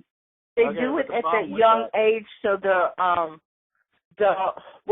there's a couple of things. Now, I heard an earlier conversation they were talking about spirits and things like that, and that dabbles into something different. And these people in Hollywood, they're into some spiritism and stuff like that. And sometimes for these Hollywood actors to pay their dues, they do their sacrifices with their children. And part of that counts as a human sacrifice is turning their child's gender, if they're born a boy, to turning it into a girl.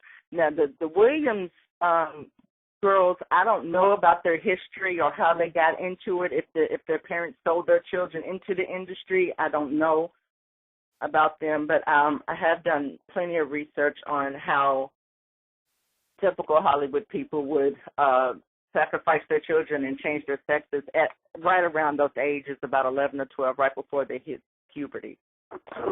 Okay, but the problem with that is Serena Williams just had a child. No. Did you hear me? No, they wanted to think she had a child. Exactly. Now, Yes. Okay, I'm gonna bring up one important thing. Okay, Beyonce, I think she might have been talking to Wendy Williams. I'm not for sure. She went on somebody's television show, pregnant, and tried to sit down, and that stomach went flat, and she looked at the talk show host. You remember that? I remember that. That was the first. Beyonce's not pregnant, but Beyonce can have babies. Huh? Yeah, when she was pregnant the first time, supposedly she was on an Australian talk show, and she stood up, and it looked like a pillow or an object or something fell, and her stomach went flat. Wow, I didn't see that one, but I saw that on a video. I saw that on a video. This was when the first baby, the one that Blue Ivy, when she was supposedly pregnant with Blue Ivy. Yeah. Okay. She wasn't pregnant. The second. Now, one thing with the pregnant ones, when you see a celebrity, a female celebrity pregnant, you need to look for pregnant signs. I had 3 children, and I was chubby with all of them. I had a double chin. I had hot dog fingers. I couldn't fit into anybody's shoes, and I don't know how they fit into these heels. Okay, I had fat wrists. I was just big because I was expecting. When you look at these celebrities who are not women, their whole body is skinny, and then they just have that bump. Yeah, they got a the rest picture. of their body skinny. There's a picture of Venus pregnant, but like you said, she's wearing high heels. Her ankles, her feet aren't swollen at all. I couldn't get. You seen Cinderella, right? When the ugly stepsisters try to put their foot in their shoes. Ooh. That's me trying to put my foot in the stiletto pregnant. It don't work that way. Okay. Oh. Speaking of Cinderella, check out Brandy, y'all. Oh yeah, Brandy. Brandy straight up and down like a washboard. You could check out some pictures. So they had, think about it, when they had the Cinderella, they had a boy kissing on an Asian prince. Now y'all got to check out the pictures and see what we're seeing. But look at those arms, and you'll see what I'm talking about. But I could send you a picture if y'all. I could send you a picture that you would see it for yourself. You'd be like, oh my God, that crotch ain't all the way down there. When you see that pop in the hand, and you know that the crotch ain't all the way down there. When it's a man. And the thing I got one last question. I got that one last question. Oprah Winfrey. Okay. That's a woman. Oprah's a woman. Yes. Yeah. Oprah's a woman. And Whitney was a woman too, in case anybody was wondering. Whitney was a woman. But the thing is, all right. The thing with this Beyonce thing is how could Kelly Rowland, and her sister and other members of the group, I mean, would they? You're saying they all knew Beyonce was a man? I'm a little bit skeptical. Well, there were earlier pictures of Beyonce too. Okay. So when Destiny's Child first came out, you look at the pictures. Beyonce was a girl. She was. It was curvy. A girl then. Yes, it was. Yeah, it was a girl then. Okay. Before she went with Jay-Z and got married and everything, she disappeared for like 2-3 years. She was gone. Mm-hmm. When she came back, Sasha Fierce, that's your transgender. That was the transgender. And you'll see the difference because the arm length is different. There's actually a picture, and you can Google it. It's the one that she looks really mean. Like she has almost like a devilish face, and she's like really getting into it. And you see her legs look really muscular, and you're gonna see like something ain't right there. the proportion, but she has her arms by her side. And you'll see. But she tells you. She did an interview with Oprah, and she says that when she changes into Sasha Fierce, so she was telling us that she went from a woman to a transgender. She tells it in the interview. She don't say it straight out, but she says she changes into Sasha Fierce, and she becomes a totally different person. And that name is a transgender name anyway. I know what you're talking about in that interview, but when you see those arms like by her side, you know like her crotch can't be down there. And once you know the signs of what makes a woman and what makes a man, you're like, oh, that's a man, that's a tranny, and it'll be just like that. You don't even have to second guess yourself. You'll see it when they're standing straight, up and down, and direct, and you see the arms, you see a full length of the arms, and you're like, And most of you women, y'all going to really get it because y'all know the proportion of where the breast and where the crotch is, and y'all going to be like, oh, my God, her crotch can't be all the way down there. We'd be looking at stuff, and we'd just be laughing, and we'd just be like, oh, my God, we're watching a movie, and we're woke, and we see it. We're like, oh, that's a tranny. That's a tranny. Angela Bassett is a tranny. Now, I'm going to prove to you that Angela Bassett is a tranny because guess what? Her Whitney's daughter outed her on the social media saying, oh, your test results equal male. And she, laughed out loud. But then all of a sudden she said, that's the Hollywood secret. When they put that finger over the mouth, they have a blood oath that they give in Hollywood that they're not to out those secrets. So Joan Rivers, when she outed Obama's wife as being a tranny, she died. When Whitney Houston's daughter outed Angela Bassett, she died. And isn't it odd that she died in a bathtub just like Whitney Houston? So I suggest You research that and Google it so you can affirm that for yourself. But these are the things that when you see that finger, like all these Hollywood celebrities, you know, photographers are supposed to be very creative. So why are they having them do all the same stance with the finger over the mouth? You're going to see, like, you know, Rihanna has like a tattoo actually on her finger. Oh, by the way, check her out, Rihanna. Yeah. So there's a lot. Well, that don't surprise me. But then if Rihanna's a man, she's done most stuff with Jay-Z, but then Jay-Z with Beyonce, so he like men. So yeah, because they all run in the same circle. So yeah, that's why Beyonce don't never get mad, because you know it's been rumored for years that Jay-Z been messing with Rihanna, but if they both transgender, that's why she don't get mad about none of this stuff. Right. Exactly. It's opening up that understanding, getting the understanding of how they play these games in Hollywood. I mean, it's just so, like, once you realize that part of it, that they're lying about the sexuality, and it's, you know. But think about it. Everybody saw Solange attack Jay-Z in the elevator, and Beyonce just stood there and smiled and looked. Yeah, because she didn't. Boy, Beyonce, if I were a boy. That's because Solange is doing the hitting for her. It's a boy, oh boy. So, all right. So my thing is, okay, first of all, I think Joan Rivers died because Joan Rivers had an ugly attitude and was a very ugly person, and she accumulated negative energy in her life, and, you know, God decided to just strike her down because she was talking about everyone, making fun of everyone, insulting everyone, and I think that's but she was telling the truth. But she was telling the truth. Well, I mean, she was an ugly person, though. She was an ugly person. Okay, I had a second criticism. I forgot what my second criticism. Oh, right. My second question is it's not a criticism, actually. It's what are the other signs I can use to tell if this is a man? Because, see, as a man, I can tell if it's a man or a woman by how the head is shaped, or how the jaw lines up, or how the eyes line up.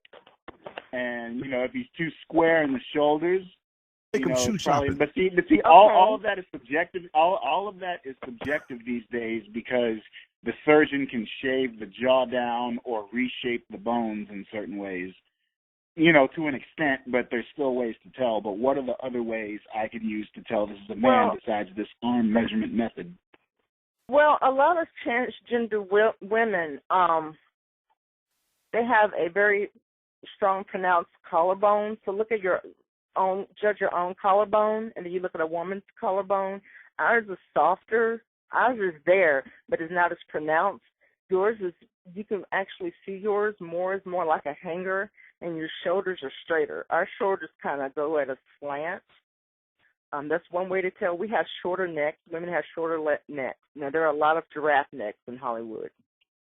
There are a lot of women with a lot of long necks. And not to say that the neck is always a telltale sign, because my mom has a long neck, but, you know, she's a woman. But the long neck and the straight shoulders and the pronounced collarbone is a good way to tell. And a lot of times men have a bigger forehead, a larger forehead. I mean, look for women generally have smaller heads than men also. Then you know I'm a man. Right. Our skulls are smaller. So what about RuPaul? Like people like him? Oh, is he a man or is he a male or is he transgender? He's he's a man that dresses up as a woman. He's a drag queen. Everybody knows RuPaul's a man. Damn. Yeah, he's a man. No, I know, but I know he's a man. I'm saying, like, when he dresses up, and you tell that that's a woman and not a man. I can tell that's a man. I know RuPaul's a man. He's married to another man. When I see him, yeah, I can tell he's a man. Yeah, I can tell he's a man. But see, when they start this transsexual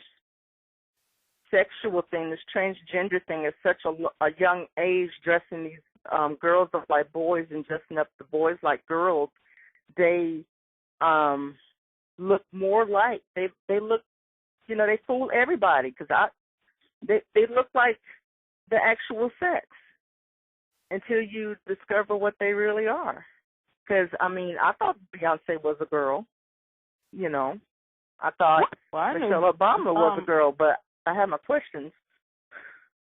No, the reason I was asking Miss Eleanor, because remember in the video where the song "Single Ladies" with Beyonce or Boyonce, whatever it is, that the women dancing with her are not women; those are men.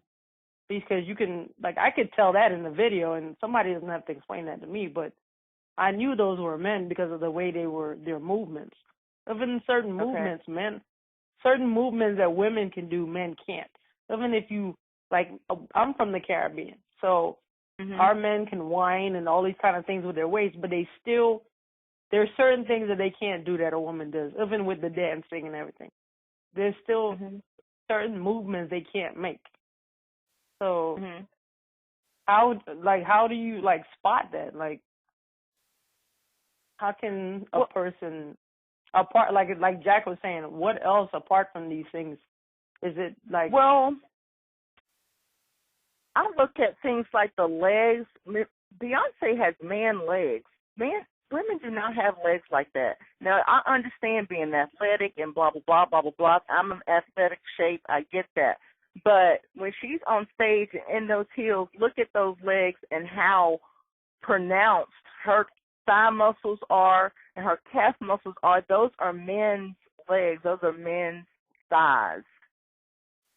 That is a male shape. Now, she has one of those corset things that gives her that booty shape that, it gives her a better shape than what she actually has, so it makes it look like that she has an hourglass shape.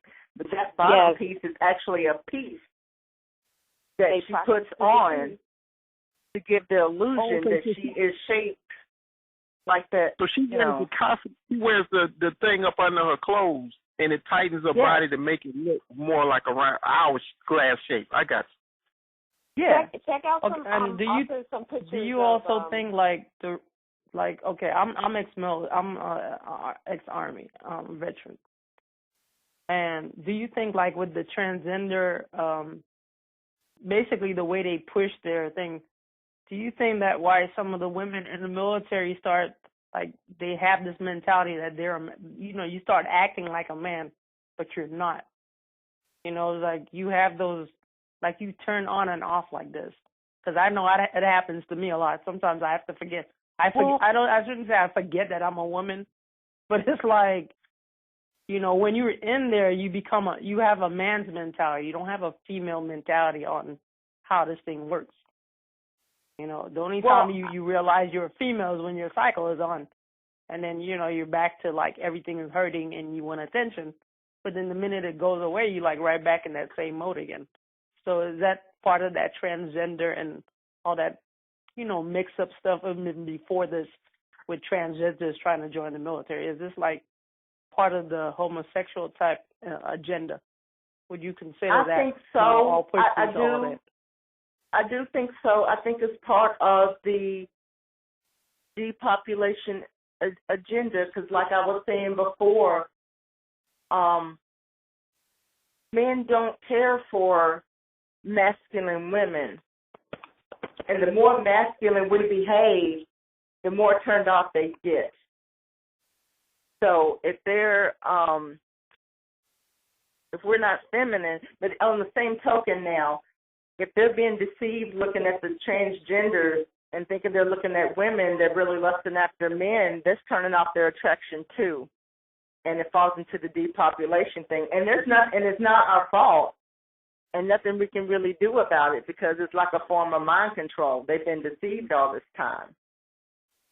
So I think it's not, don't be so hard on yourself because a lot of this is not even our fault because we've just been lied to. Because when you the reason I'm saying that because is there a way to kind of, how can I put that?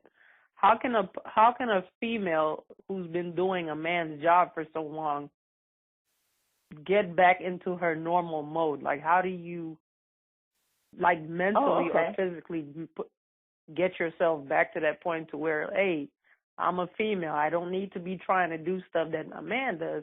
That is not my place for that. Catch yourself. Catch yourself, analyze what you're doing, and fix it. And it's all about you.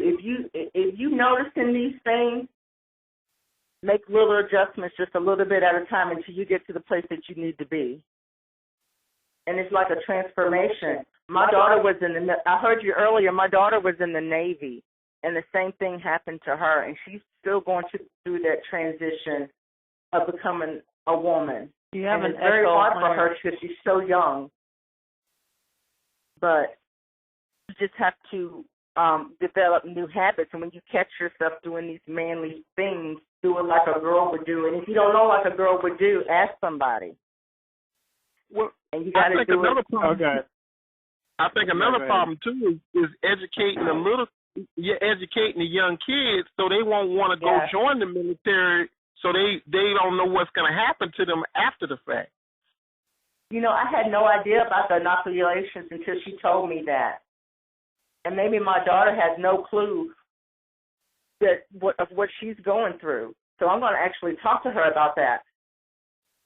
And then, I agree with you. We need to talk to the kids about the military, and they need to understand what the military is for and what they're signing up for.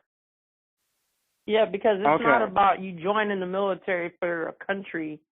You think they make it to look like, I'm joining like it's like being in the police force or anything. They make you feel like I'm here, I'm going to serve my my community, I'm going to serve my country, but then I tell people the military is like the mafia with the exception of not being Sicilian, because for you to be in the mob, you have to be Sicilian or 100%. Well, you have to be more Sicilian, which is still Italian, but the majority of the mafia is Sicilian. So, like the military for the governments, they have their way of changing you. And like I was saying earlier, by putting the stuff in the food, in your drinks, it's like for whatever amount of time you're in basic training, like it throws your cycle off. It throws everything off, and it's like, it's like you're not like if you saw a man and you were turned on by a man. Well, when you join the military with all the stuff that they're putting in your system, you don't start kind of getting back to that mode until you end up with what they call permanent party, which is your duty station, where you're going to be there for whatever length of time. But between the transformation of leaving civilian world to join the military world, and then the education part of whatever they're teaching you, it's like they force it down your throat to the point where the only reason they're making an exception for you is because they know you have a cycle every month. But if for anything else apart from that, or if you're pregnant, they'll make exceptions for those two things.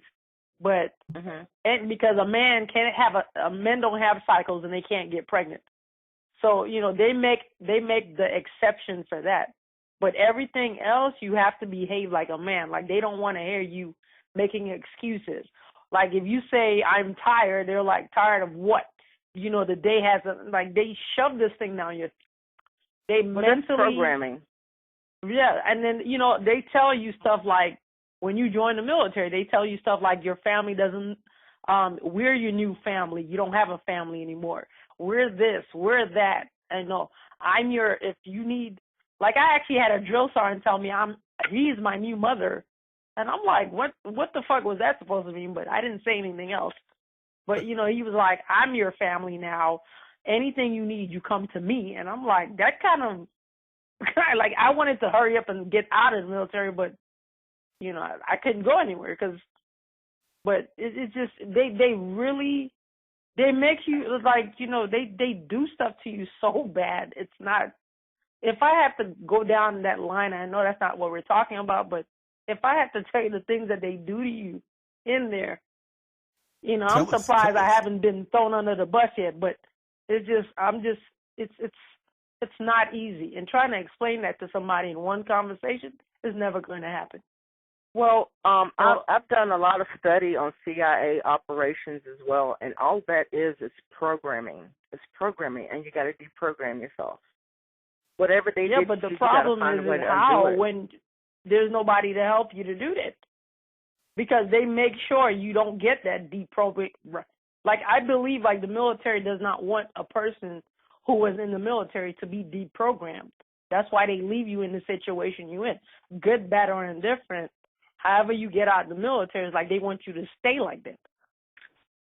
Well, there's got to be other people that are presently going through the same exact thing that you're going through. So maybe you need a group where you can, like, almost like a detox. Right. You need to detox from the situation. Right. I agree with that, but I'm saying, like, I feel like what she's saying, like, I'm seeing all that now, and I'm like, you know, that's why I think I told Lance, you know, you don't have to be, these entities don't care about, they care about how long they can use you, and when they done with you, then they go on to the next thing. So it's like, they don't care if they mentally destroy you, as long as they can get a hold of your soul. That's what their whole thing is. Your blood is your soul, in so many words. You know, I don't mean physically like that. I'm using it on a spiritual sense. Okay, well, we wanted to talk about spirituality. The best thing that I can say, and the strongest advice I can give, is that if you believe in God, you need to talk to him, because he's the only one that can help you with that spirituality stuff. Because that's the best thing to go to, because everything that they're putting out there, I heard your conversation earlier, and everything that they're putting out there, you don't want to invite anything else in, and you got to talk to the man upstairs to get rid of whatever entity that you're trying to get rid of. Because I don't All think right, humans, so you know. All right, so go back to this subject of feminization. Okay. Mm-hmm. Now, you're saying a lot of men get fooled, right? Right. So my question is I'm going to go the complete opposite direction with it, okay? All right. Let's do it. What do you feel about women with the strip club bodies, with the ass injections, with the big hooters, and they can gyrate and make the cheeks clap and swing on the pole this way, and that's, you know, pornography? You know, women are portrayed in a different light today than they were decades ago. So how do you feel pornography, strip club, vices play into talk that? about that. let me add in on that for just like 90 seconds. I think that's just as twisted. It's hypersexuality. It puts it over sexualizes the woman. And we tend to look at the woman, not myself or people here on the panel, but we tend to look at women just as sex objects. That's all we can see in them. When we see their beautiful bodies naturally, they may not look like those over inflated examples in the strip club, but we're on the lookout subconsciously for that type of stimulation. And that's a minuscule part of the essence of a woman. There's so much more to a woman than just her backside and her breasts and the lipstick and the weaves and Thank you. Yes, it's just yeah. I mean, and men miss out on so much because they're only walking around with a mental measuring tape on who has the most severe dimensions, but then they cheat themselves, because that's not going to give your kids wisdom. That's not going to keep peace of mind and give you joy and make. Yeah, but it's another layer, Lance. It's another layer, because what's happening is the little young girls, 14, 15, and 16, they're thinking about wanting to go do this, you know, as far as getting the injections and getting the breast jobs. And they're dying. Let me tell you something. Akbar Muhammad, when I went to do the live stream out there in Tampa, he revealed, and this is how bad it is. I believe it was his niece that hit several weeks earlier. And this is on Malcolm X's birthday that we went out to Tampa, and they had this big thing out there with a lot of the Nation of Islam and stuff. And I did the live stream and put it up on YouTube, and it's on there. He revealed, and I believe it's his niece. Correct me if I'm wrong. It wasn't no cousin. I think it was his niece. He said his niece went down to one of these countries, South America, somewhere in the Caribbean, somewhere in South America, to get the butt thing done, and she died. And this is this is Akbar Muhammad, second in command of the Nation of Islam.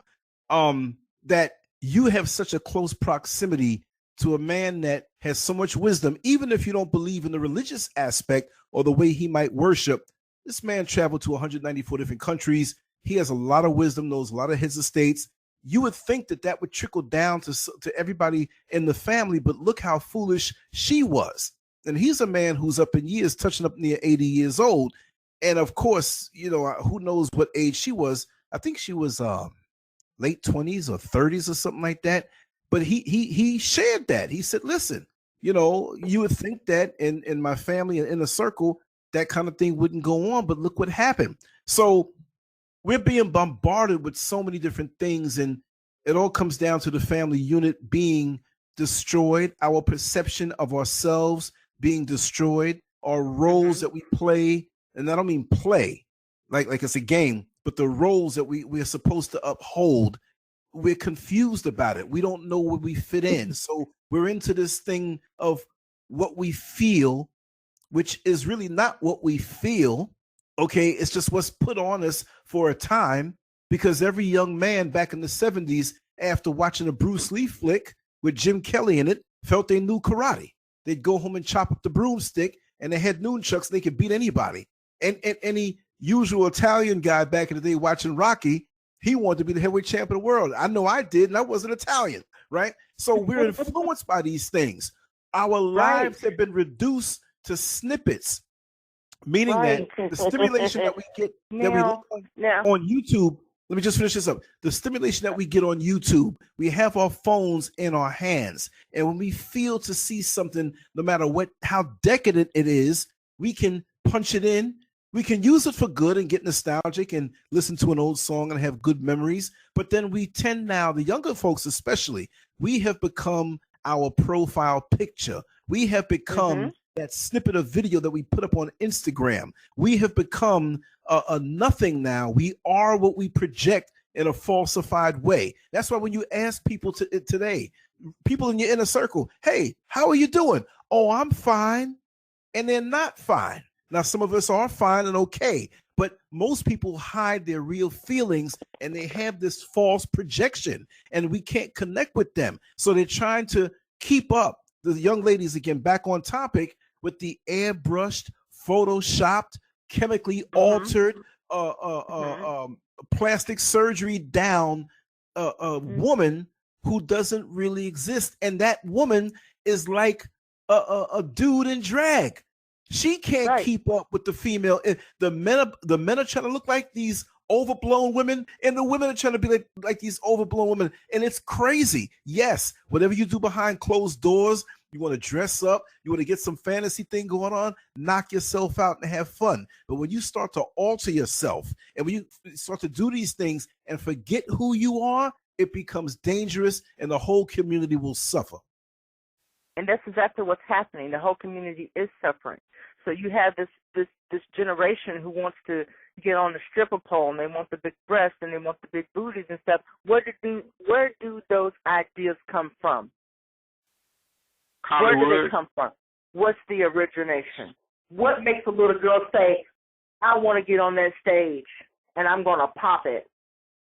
And I would like to just express some of you about the Victoria's Secret fashion show.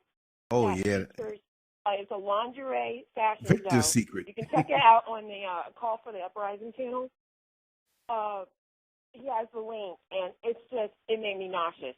5-year-olds in lingerie with the feathers, just like a adult fashion show. And you got these men photographers stooping close to these little girls as they're walking down the runway. Well, pedophilia is the next wave. Pedophilia is the next wave. Absolutely. This is a precursor to the acceptance of pedophilia. Depopulation. All of this, all the deviant sexuality that we are seeing This is all about the depopulation. And what the brother mentioned earlier about the pornography, and I was on a show segment with Lance Serve about pornography. That's also about the depopulation. And I'll tell you exactly. how. Yeah, because when he was looking at that pornography, he was masturbating, and he had nothing left for me. He was off. Right. So think about that. Think about that. If a man is looking at pornography, he's addicted to it, and he keeps on wanting to look at something more and more explicit, and he becomes so addicted to it that he cannot perform. Right. He's soft. He's spilling the seed. He's already jerked off. He's already jerked off. So he's soft.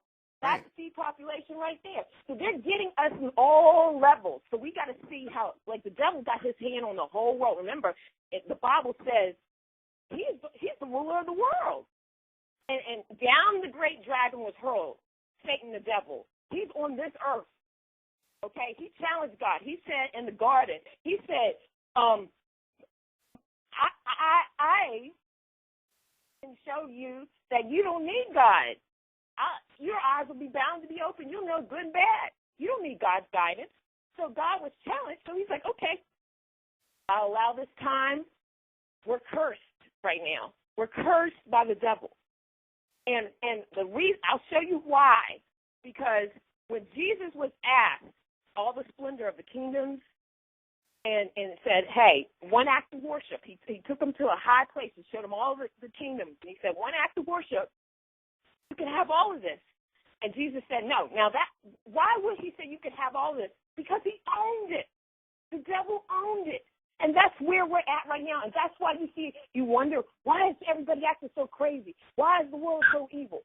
Because the devil owns this world. We're in the curse right now. But it's a temporary curse. We're in the last days, as the Bible prophesies.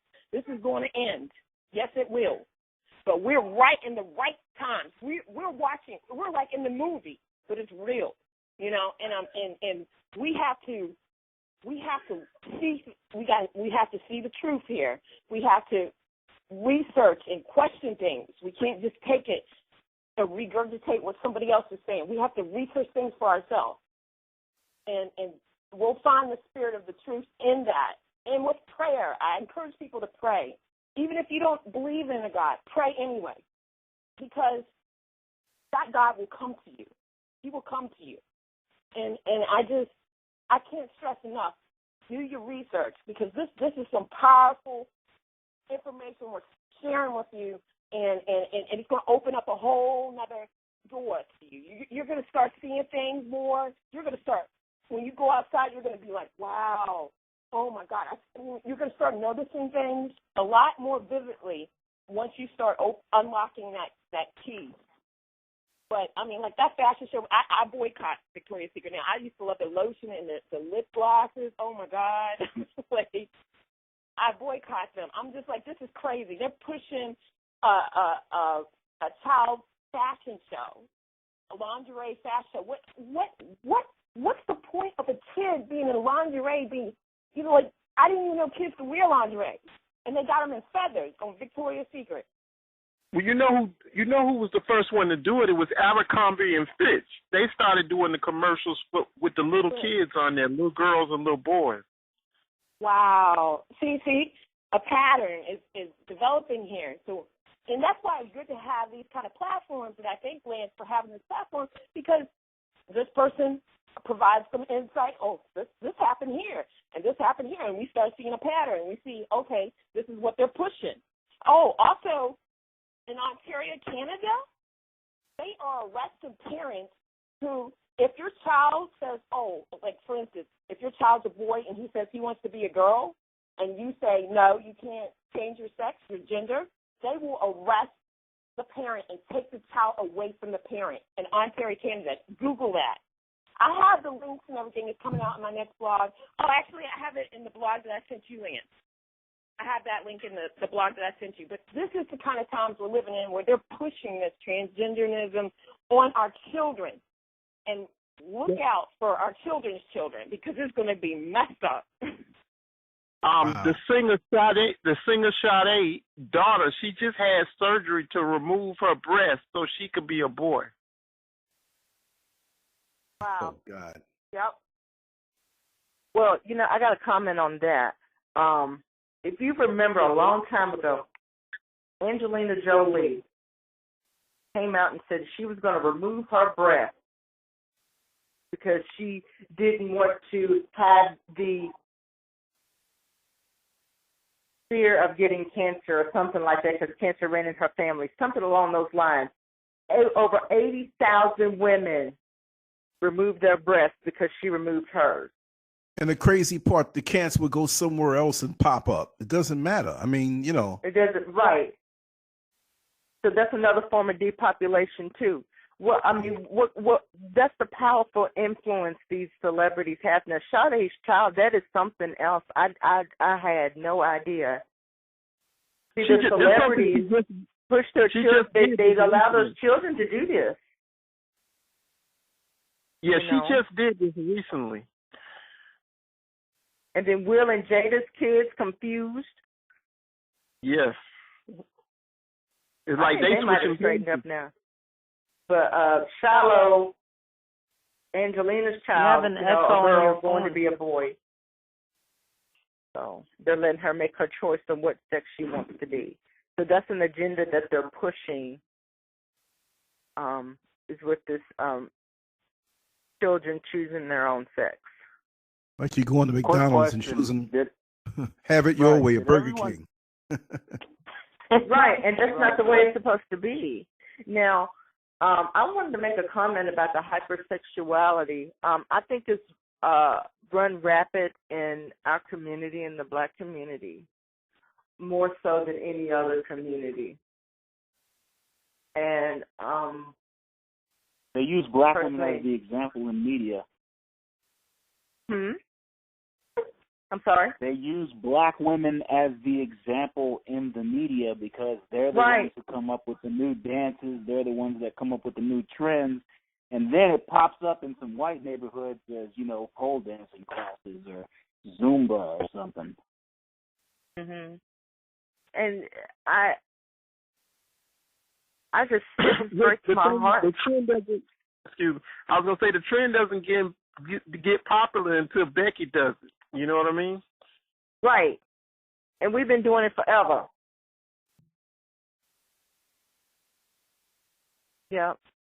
They make popular what they want to make popular. Right. Did everyone speak who wanted to speak? Because I know there was a woman who wanted to comment earlier, and I wasn't sure if that was one of the other women or you all. Okay. I guess everyone's spoken, so. My mind is out there just from all the swirl of information that everybody's sharing. And I know, Lance, but man, let me tell you something, man. Them cheeks clapping, and I'm thinking I'm ready to throw this money, sir. You ready to make it rain, huh? You better save that money. You better save that money for the visit to the clinic because there's a whole lot of guys wanting to throw that money and throw a lot of honey too. You never know. There's Miss Eleanor, quick question. I wanted to ask, do you think that's why, like, when the they made the gay marriages legal and all that, do you think it's because of the fact of Obama and Michelle, somewhere along the line do you think that played part of that? Yes, I do. I think the whole reason for Obama to be into office was to push that gay agenda. What better way to push gay marriage than to have a Black man give us a Black president? Okay, we're happy, but have that Black president push in gay marriage because it wouldn't have worked if a white president would have done it. Think about it. Okay, we got a Black. The reason I'm saying that because when you look at the history of Caucasian people, especially like them ancient times where they slept within the family so they could keep the bloodline and all that. I'm not saying that they still do that. Yeah, no, but I'm saying is like I don't think if we happened to have a gay president and they were white, I think it would be more comfortable because there's so many of them like that already, you know. So when, you know, for to kind of push it on the black and the Hispanics and for the, you know, because when you look at it, you see all kinds of homosexuals, whether it's you see Chinese, you see this, that, you know, you're starting to see it all over the world, and it's like, wait a minute. Why they have to always use black people to exploit stuff, you know, and then turn around and be like, oh, what do you niggas know about this? And it's like, you know, y'all throwing this down, I'll throw it every day. And just like you said, you know, unless Becky does it, it's you know, only when Becky does it, it's okay, but when black people do it or anybody else does it, it's a problem. But now you have the transgender people or she-males or whatever these things are, and it's like, it's okay, you know, like, it's hard for men to go shopping nowadays because they're making the clothes so small. It's hard I hear men complaining about they can't find clothes because the stuff is too small. You know, I'm talking about regular men, like I would say like Lance or, you know, those basketball player type. You see, when you see them, when a regular person goes in the store and everything looks like it's spandex, but it's in the men's section, like, do you feel like they're making it to the point where this is how they're going to keep everybody or get everybody who, you know, if they want to be out, well, now I can go in the men's section and buy me some tight pants, and it's okay because nobody's going to know that I'm gay or whatever it is, you know, in the fashion world in so many ways.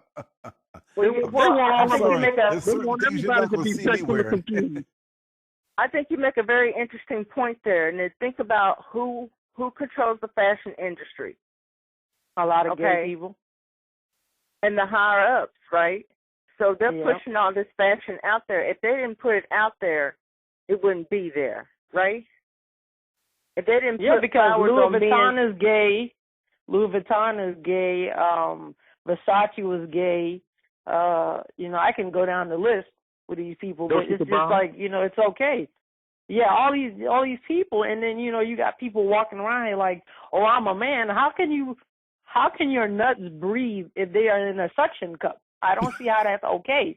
Unless you're playing football. But see, the thing and is, they got, you know, men wear jock straps for men. I know men, when they play sports, whether it's baseball, football, basketball, whatever it is, they wear a jock strap because they can't wear actual underwear, you know, because of the whatever that they're doing. So they need to have, you know, their reproductive area can still be breathable. How can you do that if somebody's purposely trying to put you in a dress but make it look like it's male fashion? Like, how does that work? Make your own clothes. No, it's a joke. But if you think about it, like I was saying, you have all these people up there at the top, and they are the ones that control the world. They control the fashion industry. They're going to tell people what to wear. They're going to tell people what the latest trends are. They're going to tell Becky, okay, get out there and do this, and this is going to be the latest dance. All of this stuff is control. Okay, so there's really, when you think about it, there's really not much you can do about it but educate yourself. And if the men's clothes are getting smaller, that's for a reason. That's not our imagination. They're pushing that. Yeah, I know that. And I mean, it pisses me off because when I want to go and buy clothes for my husband, I have to try to figure out which store I'm going to go buy clothes from because the two of us are not women. There's one man and there's one woman in this marriage. Right. I'm not married to another chick. Right. But that's exactly. I don't need my husband's lower organs getting crushed because of an outfit. That's and mine. That's part of it. It's crazy. Even something as minute as that, and that never crossed my mind until you brought it up. Thank you. If it's not breathable down there, that can make them sterile. Depopulation. Everything goes back to depopulation. But I feel and for y'all you, know about the all the prisons that they're building that are going to be ran by machines, and they're going to have chips in those in the prisoners, and when the chip expires, so does the person, and then they're building all these caskets that they're not, you know, supposedly is for if the world comes to an end. But what I like all this kind of stuff. I wonder, like, and then when you try to explain that to people, the first thing they tell you is that you're crazy, and because you can't be, that can't be true because the government and the people who always say the government doesn't do stuff. Like, I just want to take a rope and hang these people. Like, I don't know.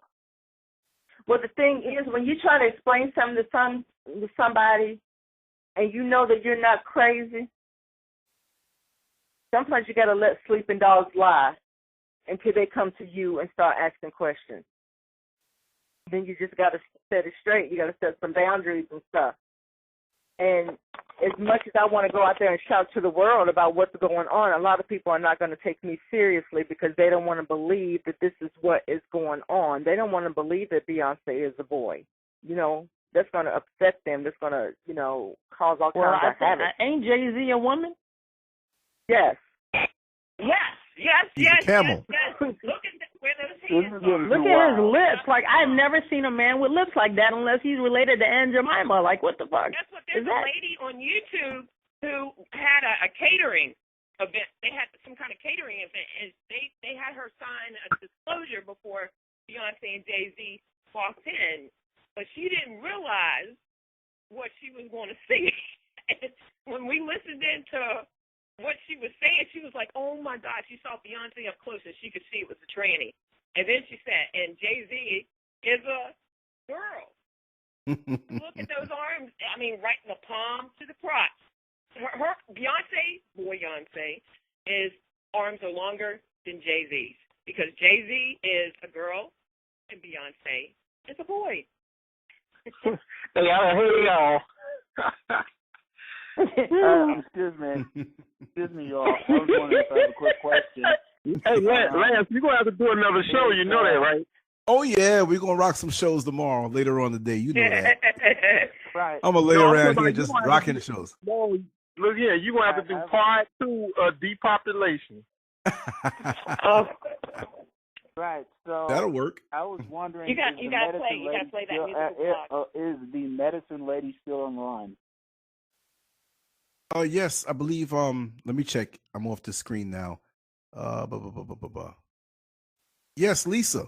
Unless she fell asleep. Yes, I'm here. I'm listening. Go ahead, Jack. Lisa, this is Jack, and I have a question for you. I know I'm completely interrupting and derailing this conversation. I did not. It's open discussion. I wanted to get this question to you before you got off the phone. Okay. And my question is about mainly neurological and brain health and body health.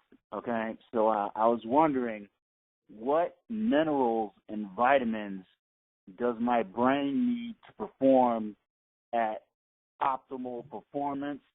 And then on top of that, well, I'll get to the body after you get to the brain. So just tell me what do I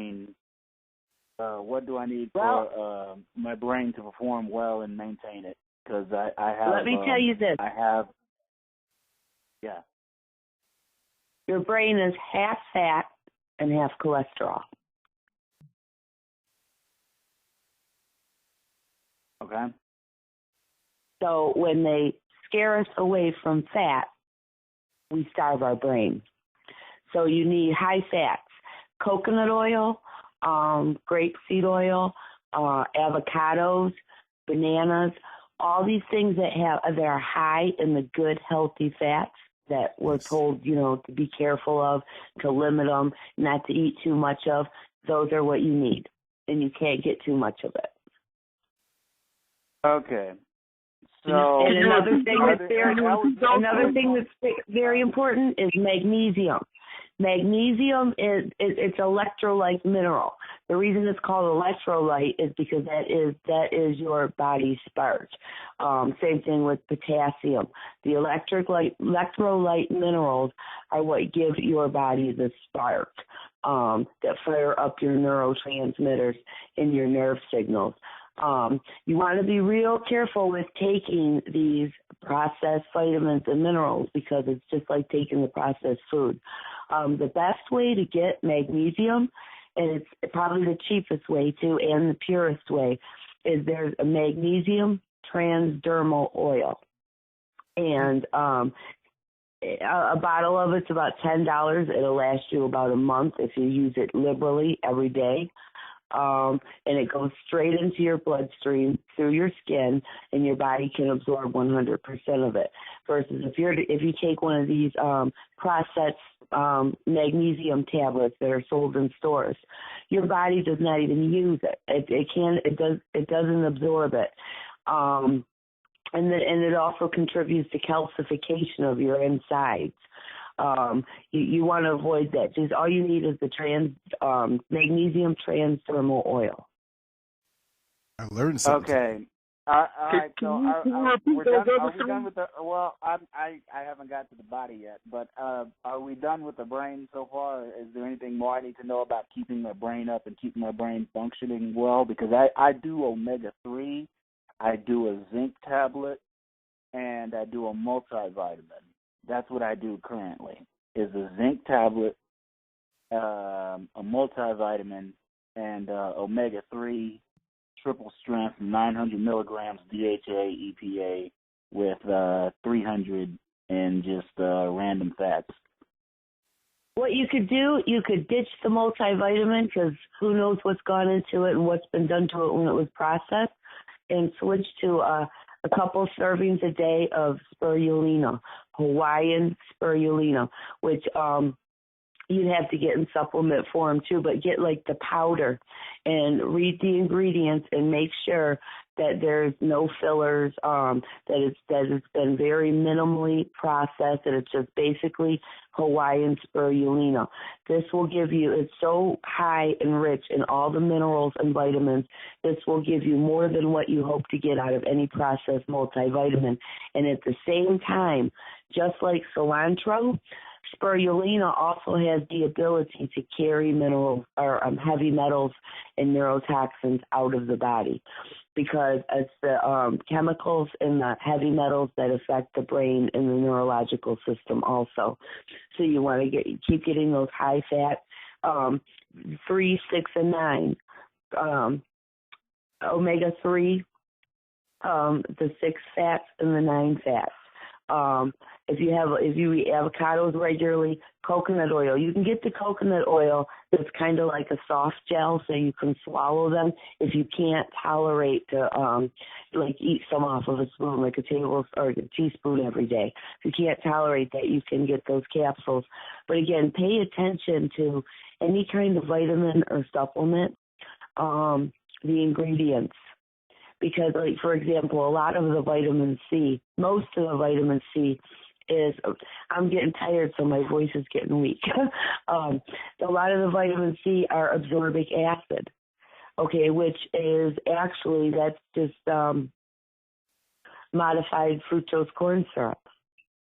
It's not something you want in your body. Calcium. Okay. Yeah, so you want to pay attention to that. Try to get what you can from food sources. Okay, now let's move to the body. Now what I know from Dr. Sebi, okay, and his teaching. Wow. I just pulled him up on Google. It's funny you say that this very second. But go ahead, man. So what I know from him is that he used jungle plants to treat diseases and maintain the body. And one of the things he said is that the human body needs 105 different minerals, okay? And he would mix together this formula in his Los Angeles shop that would give you 95 or 98 of those 105 minerals.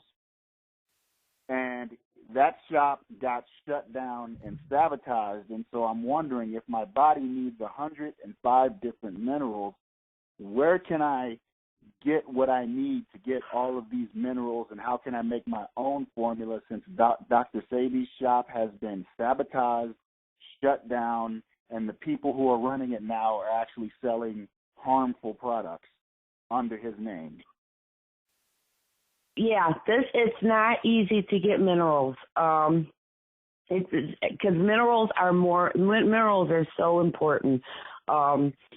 minerals, I don't want to say they're more important than vitamins, but at the same time, if you don't have the minerals that your body needs, the vitamins are useless, because the vitamins will just basically pass through you and not do anything. They need that spark. They need that electric charge that comes from the minerals. The minerals are the foundation. And it's this is a day and age where everything is just so stripped and so depleted, and there's so many heavy metals and toxins that we're exposed to that push out whatever minerals we do get, that we just constantly have to brainstorm and try to get creative. I make colloidal silver. I'm going to soon, probably tomorrow or the next day, start making colloidal copper. I've got the prongs to make it. I haven't started it yet because I haven't read up enough on it yet to know everything I need to know to make it. There's like 12 precious metals that you can make the colloidized minerals out of. That's my goal, to eventually be able to do them all. I'm just at the silver and the copper still. So, but you want to look that up, research that for yourself. The magnesium transdermal oil. Eat lots of bananas. The spirulina is very high in zinc, copper, a lot of the minerals that we're not going to get in our other food because it's so depleted. I will tell you this, they did a study in 1936, whoever they are. In 1936, they did a study, and they said the soil then was so depleted. They said there were 83 trace minerals that we needed every day on a daily basis to sustain optimal health. And in 1936, you could not eat enough in one day to get the minerals we need. Another way you can, yes. What do you do for blood type? Like if you have different blood types, I know there's certain foods that work with different blood types. I'm an O negative. And me too. I'm Rh negative. Okay. For me, single ingredient whole foods. Raw whole foods, single ingredient. That's what works for me, and I'm O negative. And I lost 5 years of my life to chronic illness, and the food thing was a big part of it, because here's the thing. The food out there, it's not food. We're not talking about bad food or unhealthy food. We're talking about it's not food at all. And these are extreme times, and people look at you and they say, well, that's really extreme. But these are extreme times. Okay, when you can't tell the difference between real food and food-like substance, then the best way to go is just stick to single ingredient raw whole foods.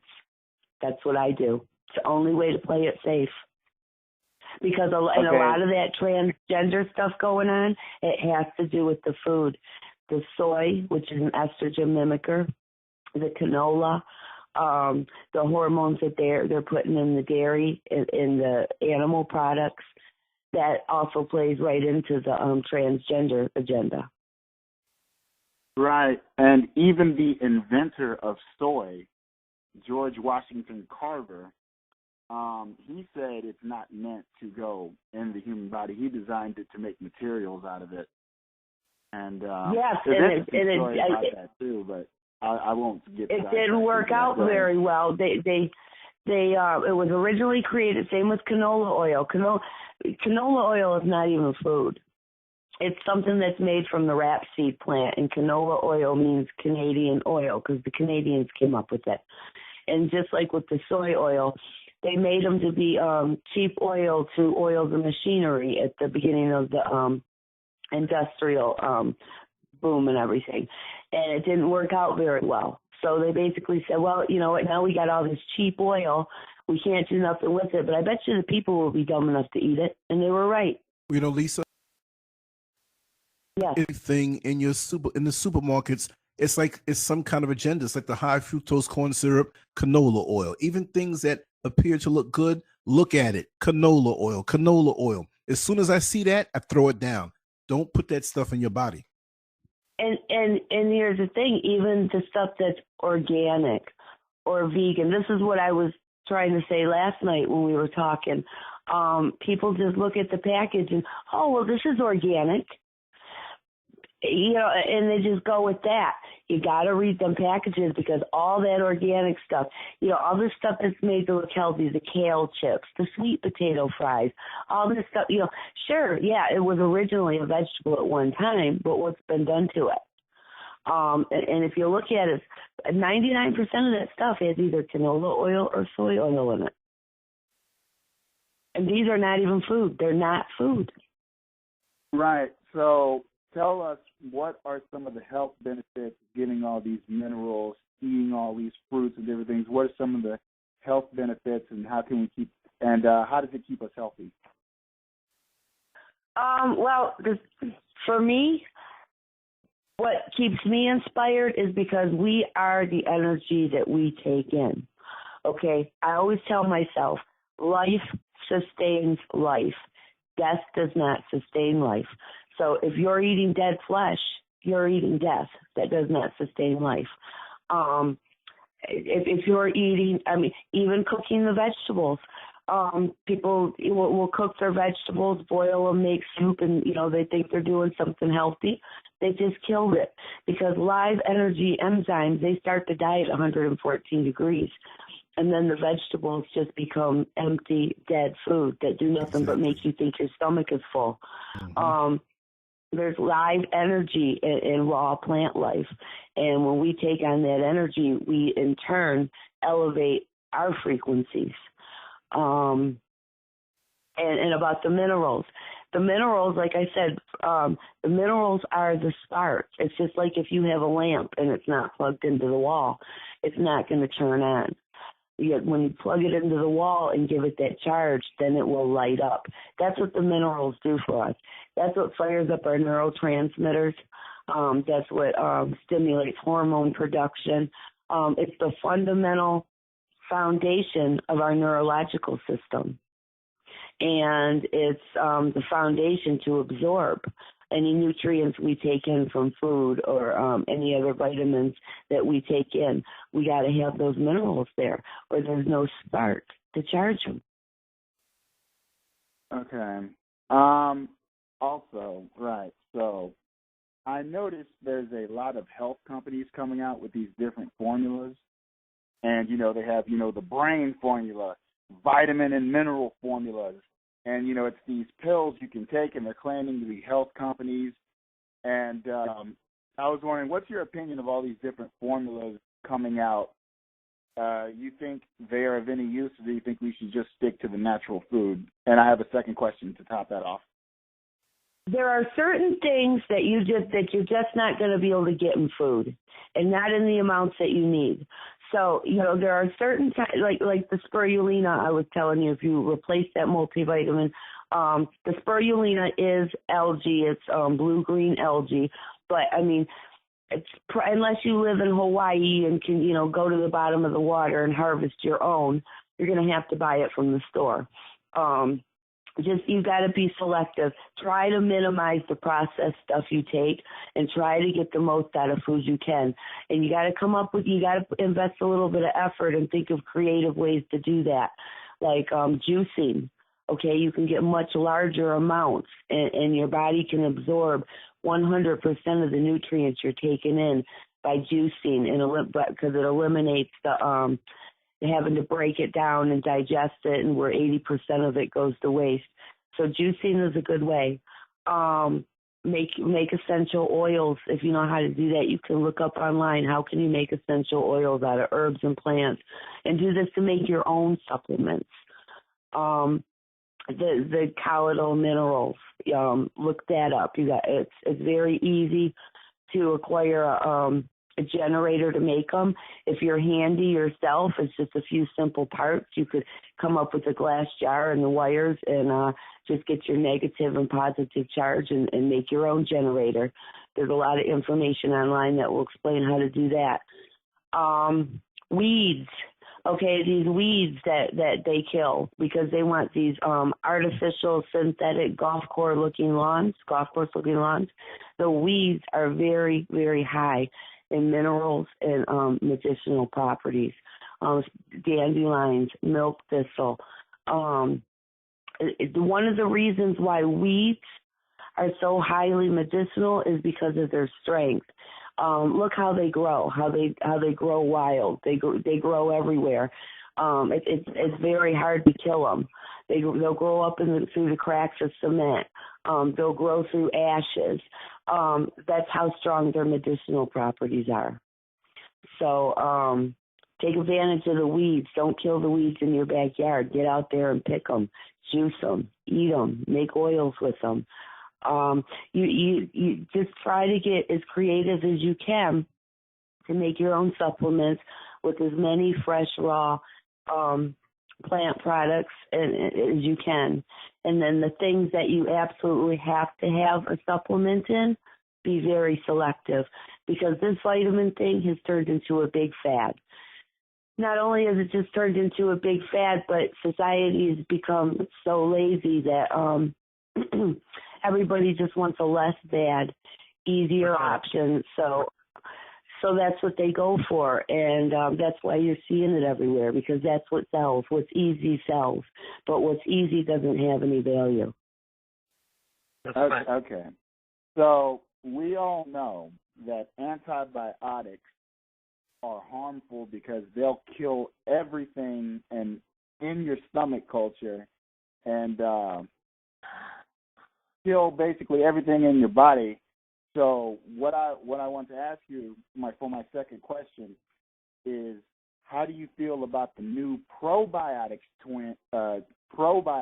trend, where they're lab growing enzymes that you can take, and they even add more stomach culture to your stomach, and more enzymes and more digestive properties and things like that, and more good stuff for you. So how do you feel about probiotics and the probiotics trend?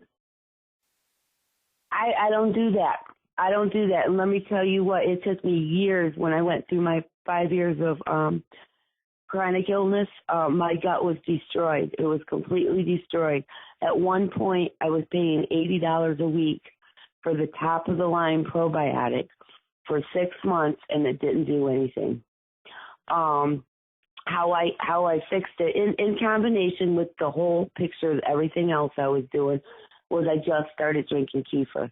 And I don't ingest a whole lot of animal products, but when it comes to kefir, and the only other alternative is to take a probiotic, I will drink the kefir, but I'm very selective. I drink the organic Lifeway brand, and it has no, they're pasture-raised cows, and they have no antibiotics, no hormones.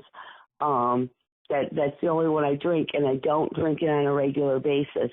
If I feel like my stomach's upset, I use it as a medicine. If I notice a change in my stool, I've kind of got to where I can look at my stool and I can tell my gut flora must be out of balance. I better get some kefir. And I'll drink a quart of it for 3 days, 4 days, maybe a week, and I'll get things balanced back out. But because I've been into this lifestyle now so consistently and so long, just being careful with everything that goes inside my body, that my gut flora doesn't get out of balance too much. If you're constant, because I'm going to tell you, the food, even the processed food, is all antibiotic. So when you get to a point where you have eliminated all that, and you're not taking in all that antibiotic that's in all this processed stuff, you can keep your gut healthy. And then, every once in a while when things look like they go out of balance, it's real easy to get it right back in shape. I'll tell you how much of a difference the food makes. I was in jail for 21 days for driving on an expired license, in which I had to do that time in a one-man cell in super maximum security because I would not let them inject me with a pharmaceutical. Okay, so when I was in jail 21 days, I had no choice but to eat the jail food. When I came out of there, just after that short 21 days, I was so full of candida fungus. I looked horrible. I looked like 10 years older than I looked the day I went in. I had fungus between my toes because it manifests outside. I was so tired. I was so exhausted. I couldn't even hold my eyes open. All I could do was just like lay there and sleep all day after a full night's sleep. And it took me about 2 months to get that under control and get everything back to balance the way it was supposed to be. And I went in that jail completely healthy. That was just recently. That was just in February. But just 21 days. And still, even being in there, what they gave me, I was still selective. I wouldn't eat the bread. I'd eat what's on the tray, whatever that was. Who even knows? And I didn't eat the bread. But that's how much antibiotic and stuff is in the food. It's not even food. The food-like substance. Right. So you said you got a fungus. How did you get rid of the fungus again? As soon as I got out, I got right back on my diet. I went right into a full detox because I had been in there drinking the fluorinated water, eating the weaponized food that's not really food. And so I stepped up on my zeolite minerals. That's a crystal formation from it's a formation from volcanic ash and lava, and it does the same thing like bentonite clay. I stepped up my zeolite 3 servings a day instead of the 1 regular one I usually do for maintenance. And I followed them with the bentonite because the bentonite, even though they both do the same thing at cleaning you out, the heavy metals and the funguses and the viruses, the bentonite can kind of come up behind the zeolite and it cleans from a cellular level. Any kind of residue or anything, it will clean from a cellular level. I did my baths every day, my detox baths with Epsom salt, baking soda. I just basically had to start at square one. 21 days was enough to do that. Okay, well, I would like to thank you for your expertise and your time. I'm done asking questions. If anybody else would like to ask questions and move on to a different subject, you're more than welcome to. I really appreciate it, Lisa. Thank you. Oh, thank you. I do have one more point I'd like to make. Go ahead. We got all night. We got all night. Okay. The brain and the gut are associated together. So if the gut's not healthy, the brain's not going to be healthy. They actually say that the gut is a whole brain of its own. That is correct. So you have to fix the gut before you can fix anything. That is correct. Blue Star. Blue Star. Blue Star. Blue Star. You know, me and Lisa been talking about you, and Lisa, talk to Blue Star. I've been waiting to see this for a long time. Where is Blue Star? Where is he? He's right here with us on the phone. Hey, I think I'm your biggest fan, Blue Star. Oh, look, Lisa, I'm proud of you because guess what? What you spoke about is actually true. And what you talk about is true. No, you're really on the one, and I appreciate this because guess what? There's a lot of people that don't understand this, and believe it or not, the gut is that's where you start. People in there, the misconception is it's your head, it's your gut, then your head. That's why when you feel misery or things go bad, it hits you in the gut versus your head on any aspect. Well, see, we have what's called phrenic nerves that start there in our gut, and and they go all the way up. I know because with this neurological nonsense I went through, that was correct. A big part of it, and it shoots up, and that's why when you have that nervous reaction, the people say my gut drops, and it just runs right up your neck into the top of your head. That is correct. And you know where the navel starts because as you were born or as you were a little baby in your little mom's tummy, the connection was from your navel to hers. the connection was in her navel. That's why they cut the umbilical cord, and you go from there. And unfortunately, sometimes they cut that too early, which makes something totally different. Do you know why? Because they harvest that blood. That is correct. They harvest it, and you know, if it's the right blood, they drink it. They use it for cloning. We don't even know what all they do with it. And so on top of it, when they want to stop you from being you, as in who we are, they're going to try to knock that down. Right. And no matter which way anyone cuts this thing, you will never win against us. You will never win. You see little dabbles of garbage here and there, but you will not stop what we actually are. Okay, and one thing I like to laugh about is, and I try to get with Lance really quick.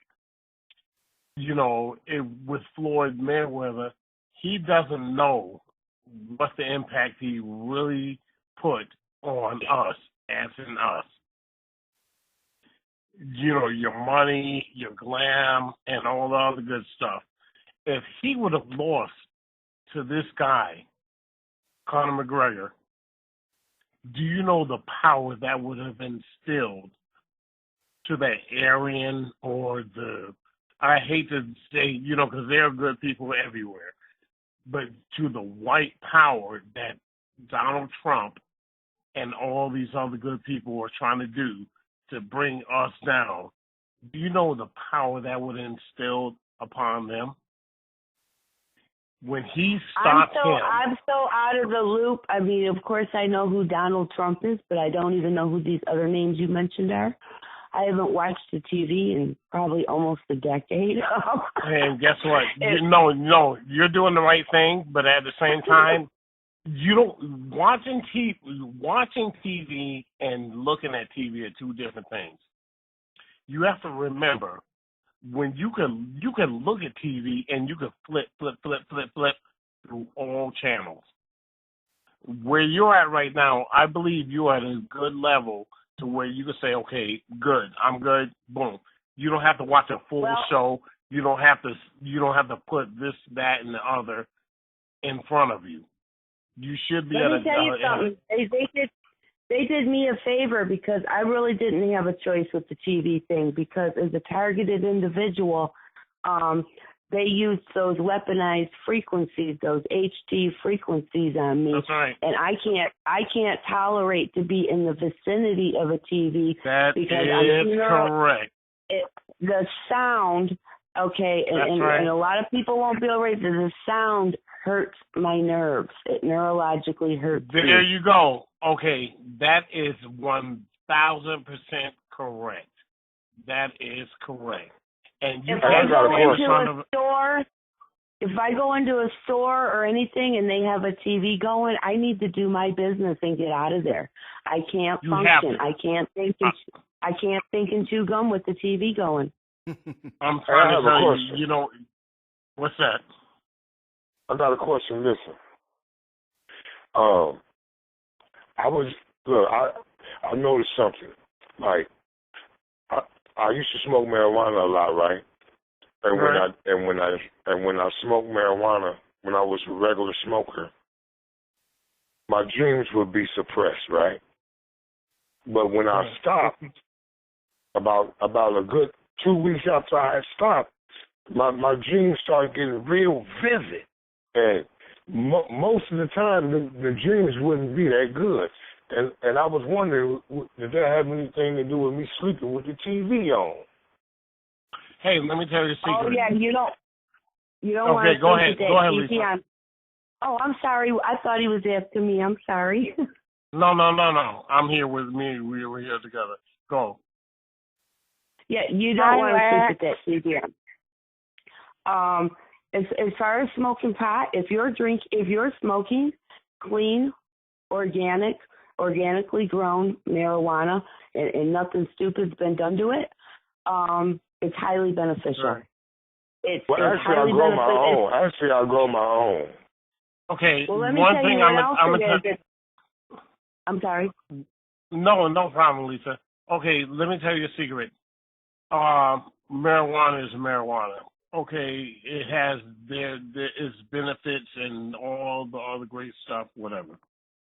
But at the same time, your abilities are your abilities. So your abilities do not rely upon anything that has anything to do with planted, whatever and whatever. Remember, I always talk about levels.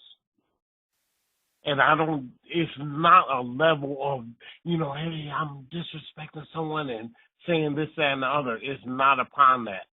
There are levels. There are steps that people have to take.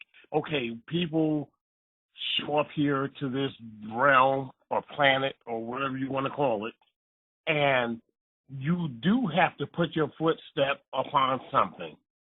Okay, just as Lisa just told you, okay, if you feel you have to smoke weed, marijuana, it can't be polluted. It cannot be polluted. Okay, remember your soil. If you're going to plant your own weed, it has to be from you versus from Home Depot or wherever you get soil from or wherever you need to do. You need to plant. Well, actually, I use hydroponics. I use the hydroponics. So I don't even use soil. Okay, what I want you to do is make sure, hey, everything is legitimate for you. Everything is legitimate for you. It cannot be anything that's chemical made, someone advertising, or whatever needs to be done. The best thing to do is get you some dirt and you get fish. You have, like, fish from the fish store. You find you a local fish store and you put that fish and you let that ferment into that soil. That will be better than anything. No, listen to my question, though. Listen to my question. I quit smoking marijuana, right? I quit smoking it. And, okay. And I noticed that now when I go to sleep at night, my dreams are very vivid. Like, they're so vivid, like it almost seems real. And I'm even thinking. So when something bad happens, I wake myself up. But what I'm saying is, most of the time, those dreams are bad. And I'm wondering if that has something to do with me sleeping with the TV on. Okay. That probably has a lot to do with it, because let me tell you that what do they call that? I'm tired. I can't think now. Those extra low frequencies of HD, that if you're sitting there and you're like me, I don't use artificial lighting. I mean, I have lights in my house. If I need to see to do something, I turn the light on and do it and turn it off. But I sit all night. I sit in candlelight, oil lamps. I use Himalayan sea salt lamps with just like, little small 7-watt bulbs. Yes, I have because several. all these electronics, and especially that TV, that HD technology, it's extra low frequency. And if you are filling your atmosphere with low vibrational frequencies, those will absorb into you. And then that's the only way fear and negativity can enter, is when you start vibrating too low. You have to raise the vibration of your surroundings. Turn the TV off and put live plants. Start using candlelight. Minimize your artificial lighting as much as you can. Whatever you can, take in high vibrational foods. It's all about getting your vibrational frequencies elevated, that you have a little bit of leeway room for all this low vibrational stuff that's knocking us down a notch or two. And then that's your defense. Yeah, I apologize. No, I apologize. Okay. No, when I thought you said you were like continuing, I didn't mean to. There's no disrespect from me to you. No disrespect taken. Yeah, I apologize, but like I said, there's some people that do follow that path, and that path is another stepping stone to our awakening. But that will not be me. But it is a step to people doing whatever they need to do. You have to remember something. It really is. That's why, like I had told you, I speak about this before. People take, I took ecstasy or I took acid and I saw this, that, and the other. And you're like, okay, what you saw was real. Some people have bad experiences. Some people have good experiences. And they're like, oh, man, I saw some bad, blah, blah, blah.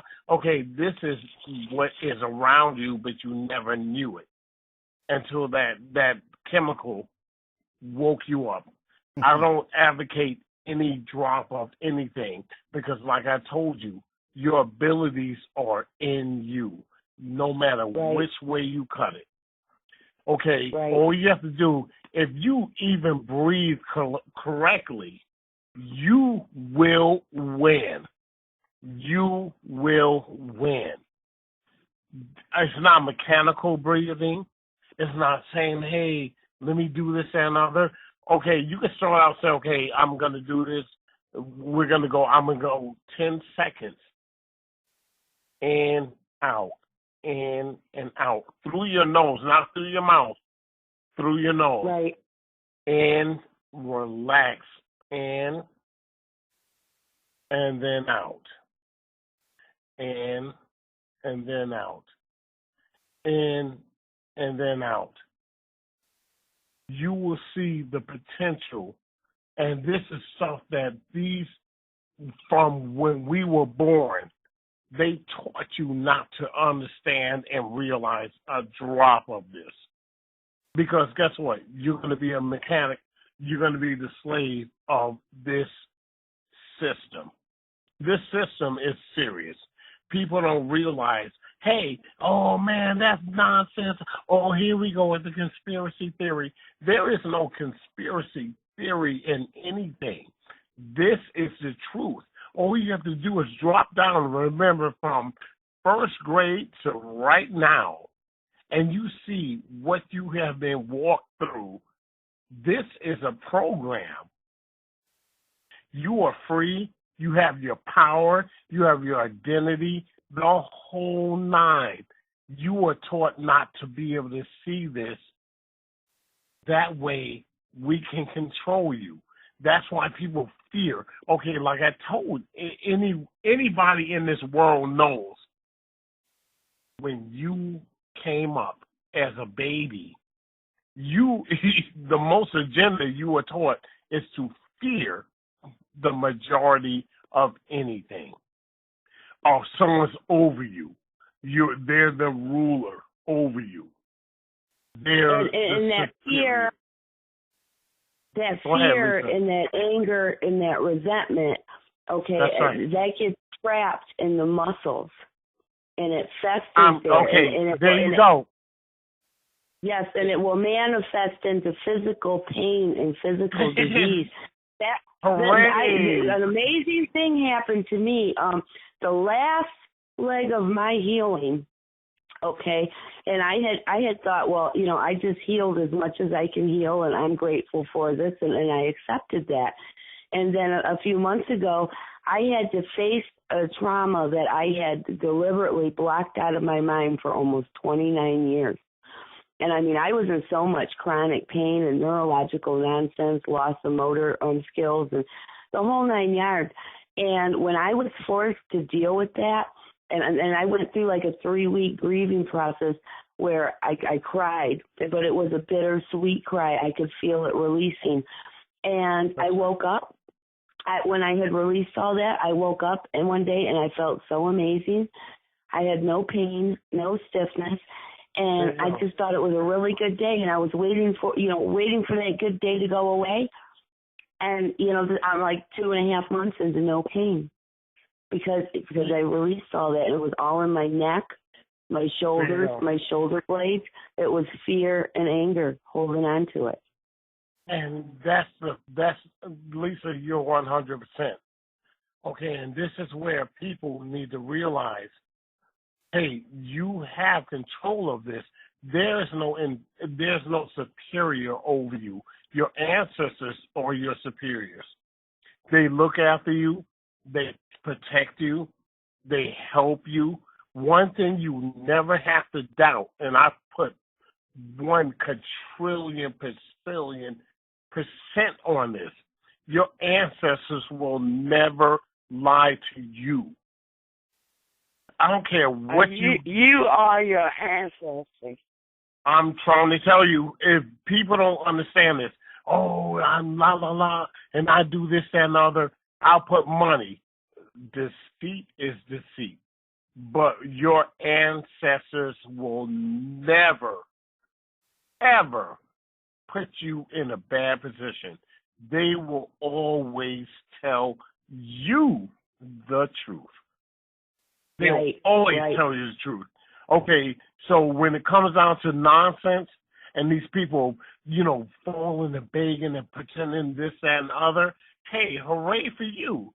Okay, there's real divinity, but your ancestors are a part of that. Right. No one can fake this. There's nothing for you to believe in. Someone trying to teach you fear tactics, make you feel like you're beneath all this other nonsense. That's not realistic. That's a trick. Remember, believe in yourself. And I'll tell you something else I realized. So we were talking about these entities and these evil spirits and things earlier. Right. Right. I have a history of this going back my whole life. Ever since I was a small child, I've had a history of these things. However, what I realize now, I don't have any fear of anything like that. I have a very definite inner knowing that those things cannot harm me. They cannot hurt me. The only way they can do any harm to me is if I allow it. If I open that door of opportunity. So I have no more fear. Okay, Lovey, you got to remember something. How many people from 5, maybe 4, and keep going up, how many people know that to be true? You are brought into fear. You are taught into fear. You're not brought into fear. You're taught into fear. Right. You got to fear this. You got to fear that. Unfortunately, like I told, this is something I spoke about before. Your parents, no, yes, no, no, no. That's going to hurt you. Don't do this. Don't do that. Like I said, you see a baby fall off the table, a little teeny baby fall off the table, that baby's not hurt. The thing that makes that baby cry is when the parents react crazy. Oh, my God. Oh, Lord. Oh, my goodness, my baby. And then the baby starts crying because he doesn't know what's going on. Right. What's going on right now? Yep. That's true. Okay, your divinity and the real divinity that all of us come through takes you. It protects you. Yes. But when you have to go through this, when we go through school, daycare, Head Start, and all religion, the other goodies.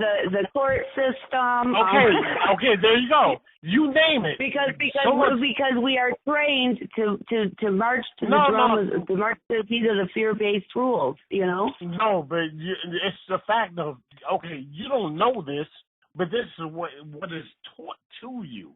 What is taught to you is always going to hurt you. Okay, even when we come down to the numbers and the ABCs. Okay, you have A, B, C, D, E, F, G, H, I, J, K, L. Okay, you can go. All your numbers line up for those alphabets.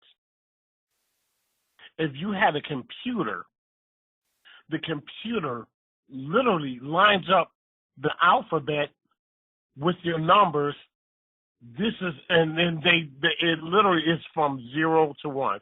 0, 1, 0, 1, 0, 1, 0, 1. So no matter what you try to put in front of that computer, it's going to add up what is 0 and 1. Literally telling you the alphabet is really not even relevant. the alphabets, A, B, C, D, and as you do know, okay, when you say the alphabet and the cop pulls you over, he's like, hey, I need you to do this sobriety test, and I want you to start from A, B, and then you start singing A, B, C, D, E. Okay, right. That's what you were taught. Yeah, okay, that's what you're taught. But when they tell you to say it, now you have a problem. A, B, C, and you're struggling, and they say, okay, he's drunk or she's drunk, you're going down. And you're like, oh my God, I'm not even like this, but now I'm going down for some bull crap. Because you were taught to sing. When you were little, it's A, B, C, D, and you're like, okay, boom, you sing it. So where you get grown, ask someone to say the ABCs in front of you right now. They're damn near saying it to you. Yeah, it sounds like they run on a scale. There you go. See, these are things people need to look at. Okay, all this stuff is so easy to understand. But if the unfortunate part comes into the thing of it's the upbringing of not of your parents or your mom and daddy. It's school. School is an institution. Institution is B-A-D, bad. Right. Pull up institution anywhere right now. The definition. I want to see what does institution mean, and I'm guarantee you it's not going to say hooray for you. It's bad. School. And you know what? This is why I have eliminated. I mean, I live very, very differently than the average person. And most people, look at me and they think it's weird.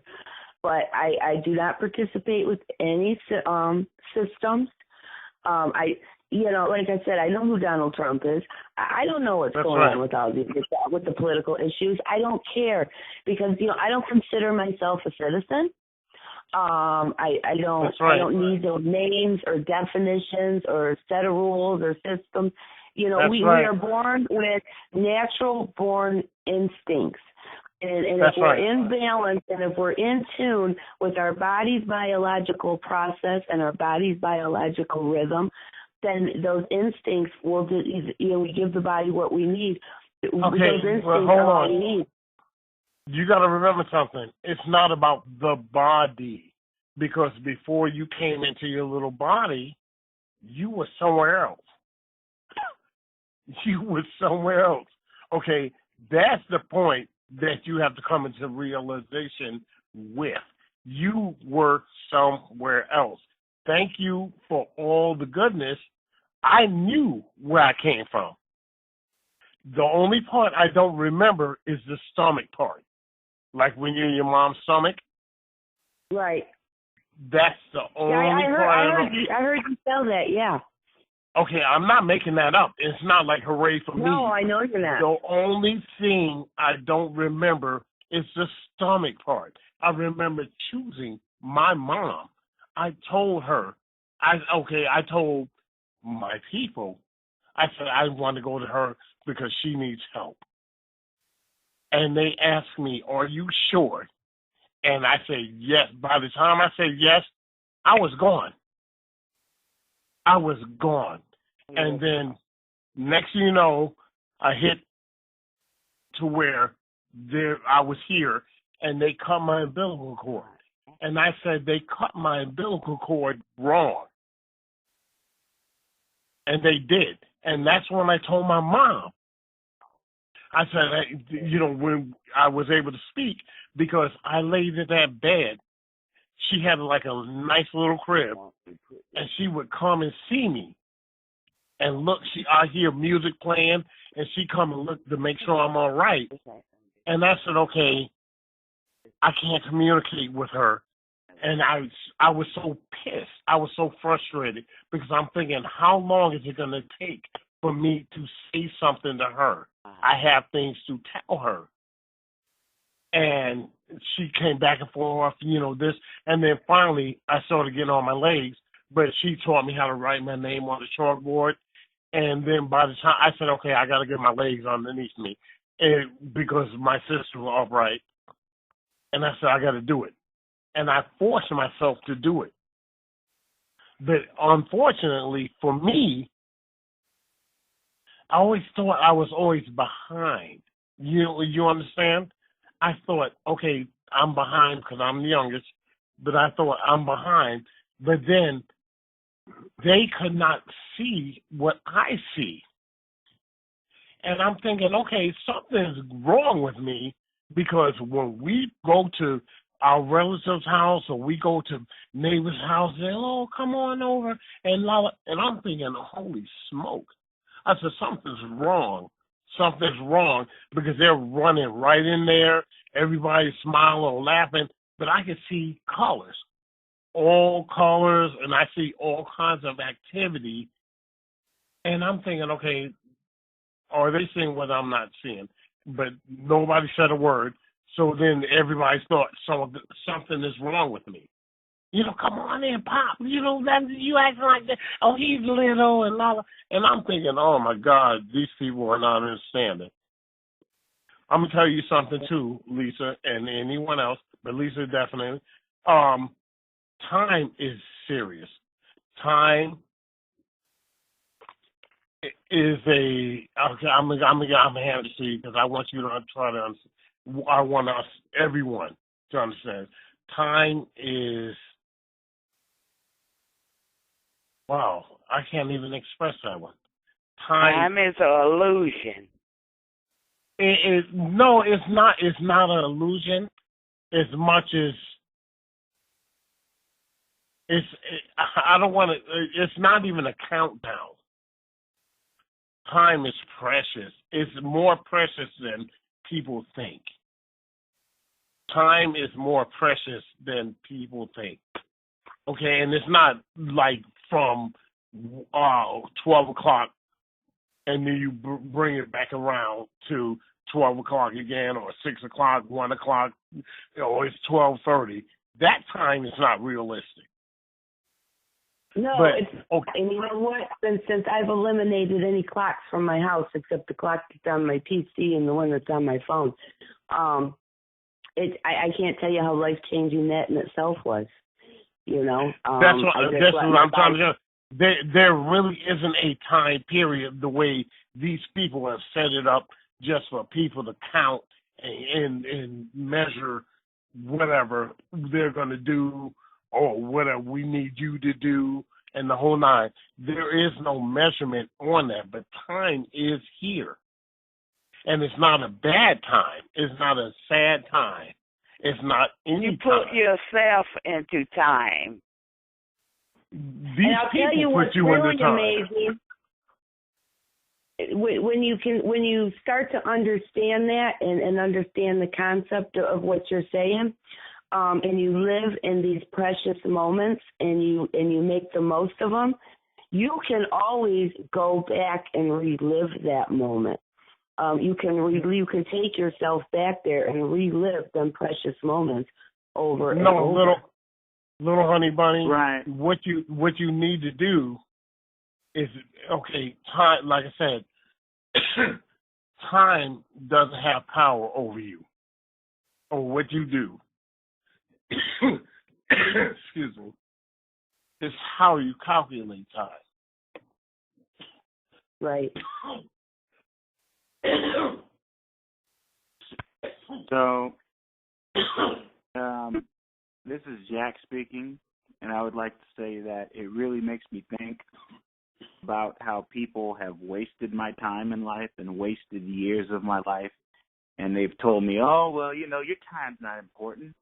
You know, that's not important. Do this for me. And, you know, I noticed that these people who will use you for your time, they always want to redirect you to something that they want you to do, or they want you to live a certain way.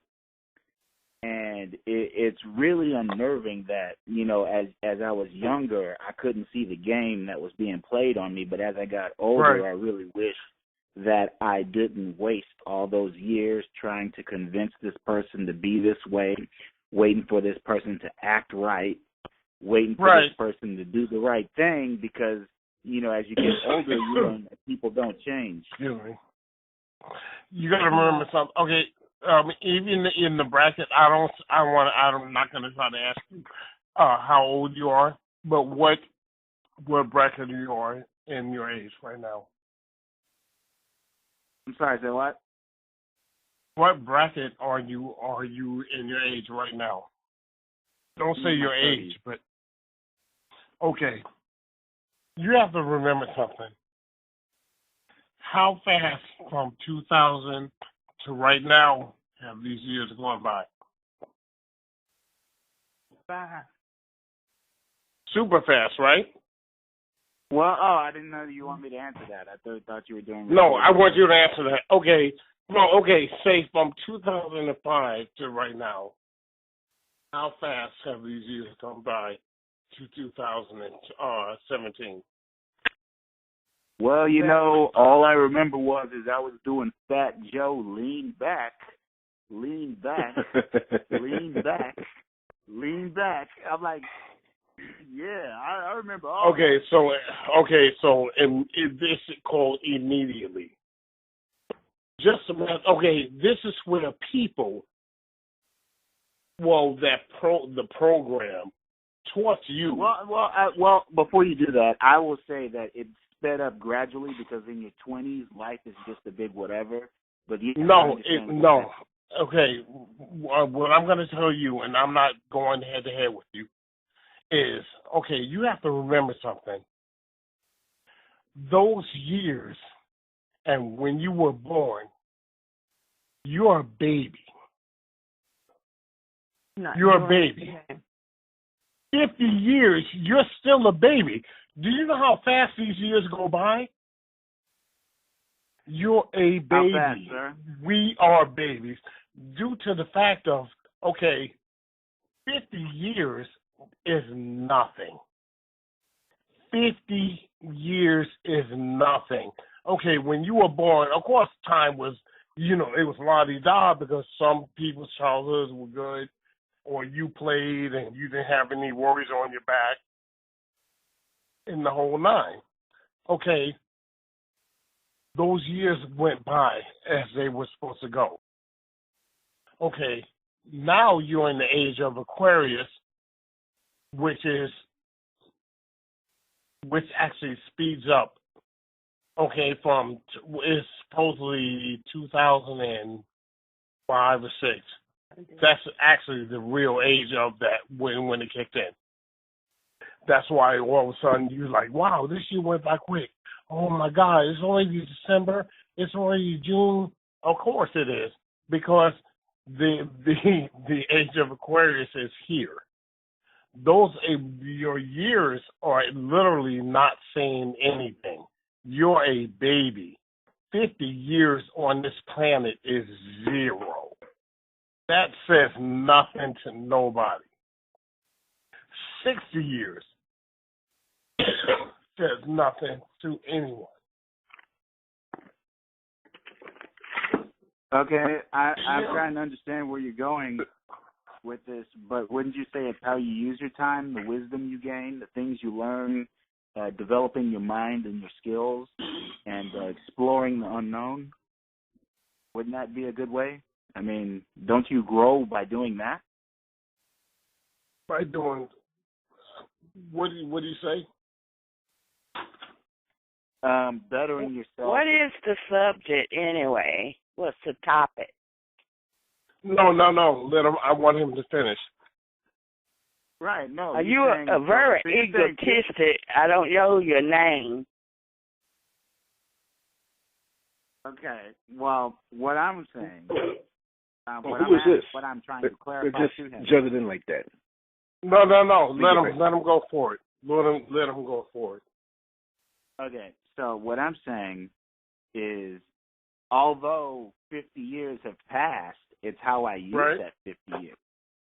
Okay. Well, if I better my mind, develop my skills, ask your skills as in what? Nature and the unknown, and exploring that, I mean, yeah, you could argue that the universe is a vast place, okay? But as far as me being down here and developing my skills, that's the best way to use my time, is being positive, exploring myself, exploring the world, learning, developing, creating. No, I'm going to help you on this. Okay, this is where... Well, I'm finished here. No, it's very boring. No, Lisa, no. Okay, let me tell you something. That's not me. That's not me. That's not Lisa. Okay. Oh, okay. I'm Lisa. Don't I'm going to find who that is right now, but continue on, Blue Storm. I know Lisa. No, because I want her to be here too, and I don't want you to say something's boring. Okay. No, that was not me. Lisa did not say this is boring. That's somebody else. Yeah. Okay. That's cute. I understand. I think they hung up because I walked away from the switchboard for a second where I can see all the numbers and everybody here is who I know, but I'll see it once this conference is over with. I'll see the number where they came from because I had put this conversation out on social media. So some people had come around and checked it out and left, but I was actually out in the yard, placing my feet in the soil. Well, I snuck away for a little bit and I heard you on the phone. I had you on the phone. Now I'm back on the microphone in the studio, but I think she's gone. But continue on, Blue Star. But we know that's not you, Lisa Renee. Oh, okay. All right. Okay, so Lisa's still here, right? Yes. Yes. Okay, so where's the guy that we were just speaking with? Yeah, he's here, Jack. This is Jack speaking, and I'm trying. Okay, I'm Jack. trying to understand you, but you're not clarifying why 50 years makes people a baby. I understand. Okay, because Jack. you could argue that the universe is vast, but we're down here in this human shell. Okay, remember something, Jack. Okay, one, you're here, but that doesn't. The validity of you is infinite. Do you understand that? And it's not a book reading, and it's not of a thing of, hey, this, that, and the other. Okay, when you were, this goes back to the teachings of when you're little. You hear a lot of people, oh, I'm 30 years old. And I don't mean a lot of people is in us, but you hear a lot of people when they drop in and they say, I'm 30 years old. I'm old now. I'm old. Okay, boom. That's not old. 30 years in here is not old. Those things aren't even close to being realistic. You don't know the longevity of your body, but you were taught to be. You're taught on what the longevity of your body is. And then on top of it, unfortunately, these people have gotten so good at putting chemicals and all the other goodies in your body to where you wear down and you're literally cashing out. Okay, on top of it, you have your activity. You don't have to run, jog, and do all this other stuff to upkeep you.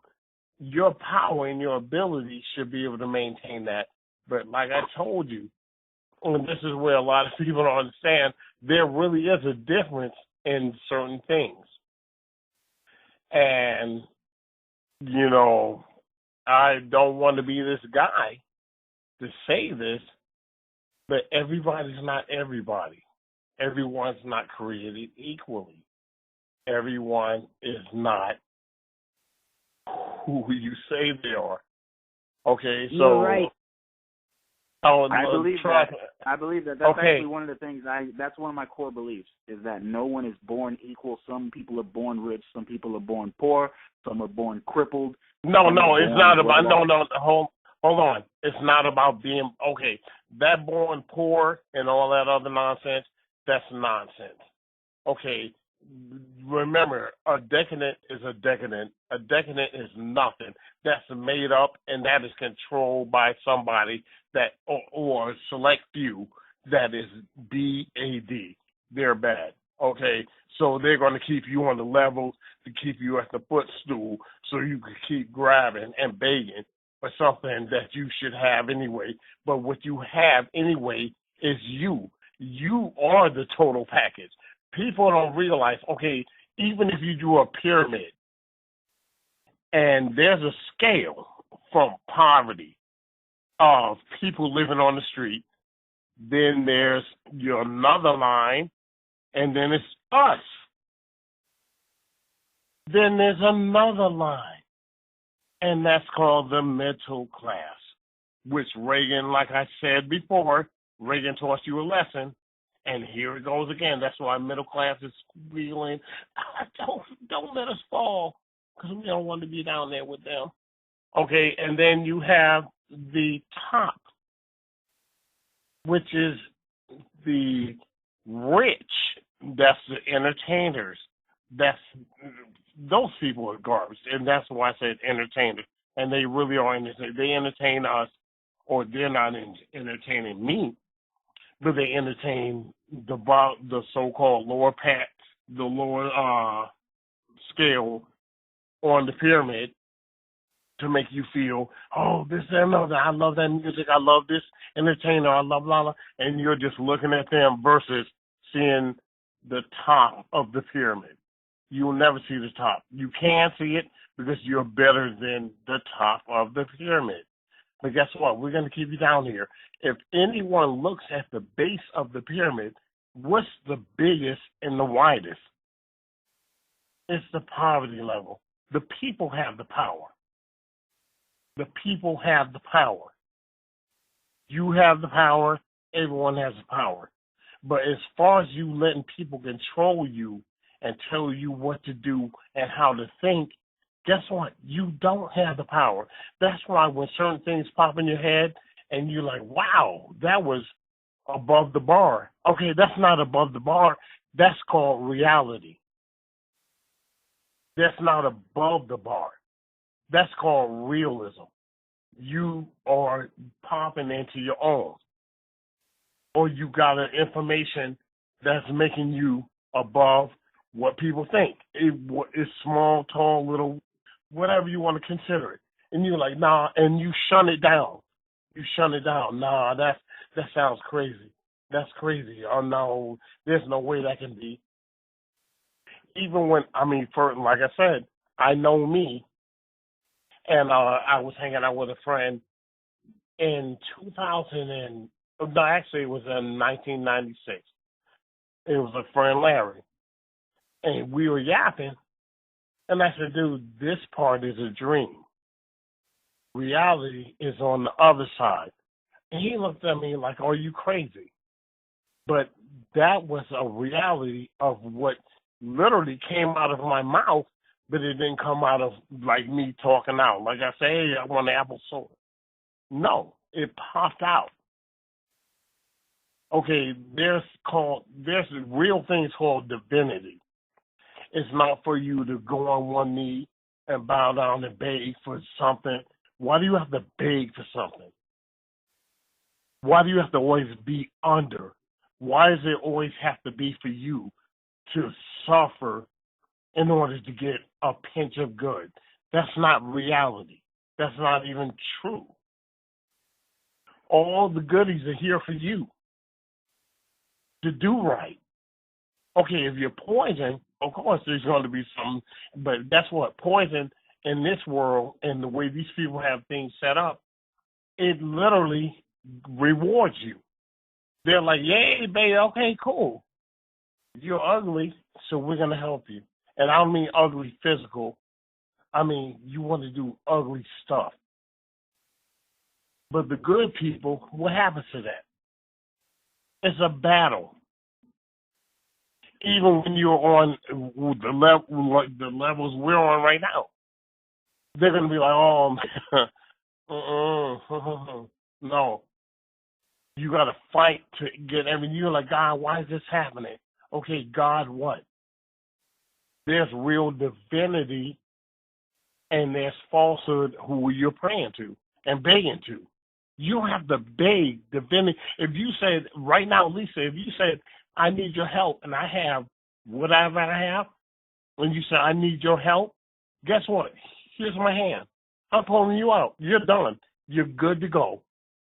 Okay, why do you have to beg me? Only ugliness and bad makes you beg. oh, you better beg harder than that for this to happen. I don't have to beg for nothing. No one has to. You have to put your abilities into you. Like I said, when you were born, you knew none of this. None of it. None of it.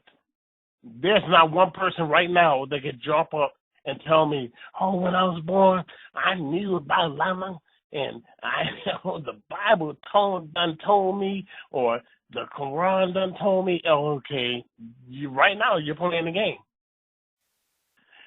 It's about. Do you remember when you were a small child, before you were ever exposed to any teachings or That's right. any stories, but you just knew? I mean, probably you couldn't even formulate words into sentences at a time, but you just knew there was something, and you might have even talked to it. However, you knew how to talk at that age. Okay, I'll tell you right now.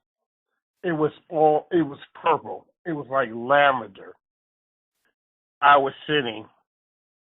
Now that is our natural born instinct to the divine, and then they turn that off with these teachings, okay, and then we spend our life searching for. And that was the biggest. I'm gonna tell you where my biggest problems came in. When I got here, and people started trying to force me to do what I didn't want to do. Okay, that part was, well, my mom is super strong, so she was like, okay, well, she got me in Head Start, and they were like, hey, look, and they were trying to make you, hey, this is Bobby, this is Lisa, and I was like, get me out of here, because I knew this wasn't real, and I was so pissed. I was so pissed because I was like, when is that girl going to show up? And which was my mom. I said, when is this lady going to show up and get me out of here? And when she showed up, the lady told her, he's not ready. And I was like, there you have it. Let's get out of here. And my mom was like, what happened? I told her, I said, I do not want to be amongst them. They're forcing you. And I told her, they were forcing me to be something I'm not. So I sat at the daycare with, what do you call it when you have the babysitter? I sat at the babysitter. That's when I stayed at the babysitter, and I told you, I wind up, she always had a little cot for me in the hallway. So when it's nap time, it's nap time. I laid in that cot, and I told you I left. When I left, there were two tunnels. There was a tunnel of light, and there was a tunnel, and I don't want to say dark, but that tunnel didn't have light. And there was a lady. You couldn't see her as in like facial features or anything, but she had a garment. So when she lifted her arms up, they were like dangling fabrics. And she was telling everyone, come. Everyone that was going was little. They were really little. And I said, okay. And I looked, and I could feel, it wasn't verbal, I could feel it. I said, if I leave, I'm not going to see the people that I came here for. I'm not going to see them because I'm going to leave. So I took the other tunnel, and I started tumbling, but I powered out. And I woke up, and I was stiff as a board. And then here comes the babysitter. She's like, hey, and, they call me Pop. Hey, Pop, Nala. And I was like, oh, my God. She doesn't realize I almost left. And she started cooking lunch. But she put little foods, and I could smell the poison of everything. Everything. You could smell the poison of that food and the whole nine. And I was looking, and I said, I can't believe she doesn't realize I almost left out of here. I could have left, and what would she have said? What would she have said? And when my mom showed up, and I was like, okay, let's go. And that's when I started telling her things, and that's when she said, okay, this is legitimate, because I could tell her everything from A to Z on any point. That's what makes me me. I chose to see her. What you said about smelling the poisons, you know, I noticed that I very rarely go into a store, okay? Right. Very rarely. And I had to go into a store a couple weeks ago. I had an appointment and I was early, so I seen a store, a Family Dollar or something. I said, let me just go in here and walk around to kill 20 minutes. And I walked in that store, and the smell of cheap, toxic plastic, there you go. it just hit me. It just hit me. And I was just walking around looking at stuff, trying to kill time.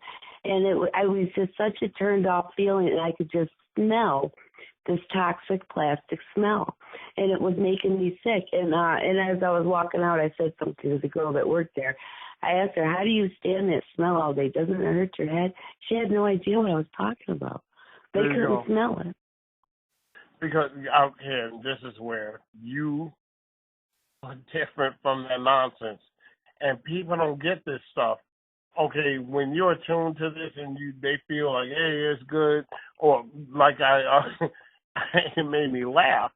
But when I was cruising through, some guy was like, man, I can smell that Burger King meat from here. I'm going to go and get it. It was him and his girlfriend. And I started laughing. You smell Burger King meat. What? No, it was so funny.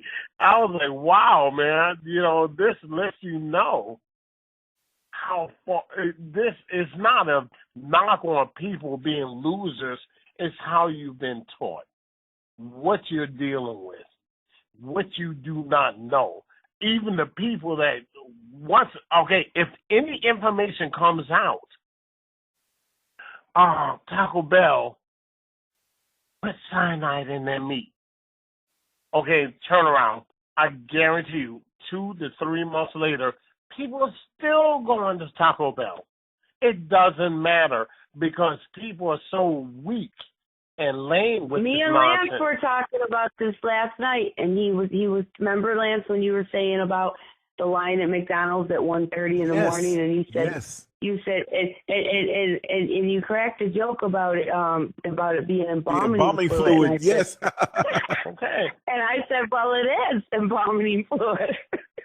That's because they're dead.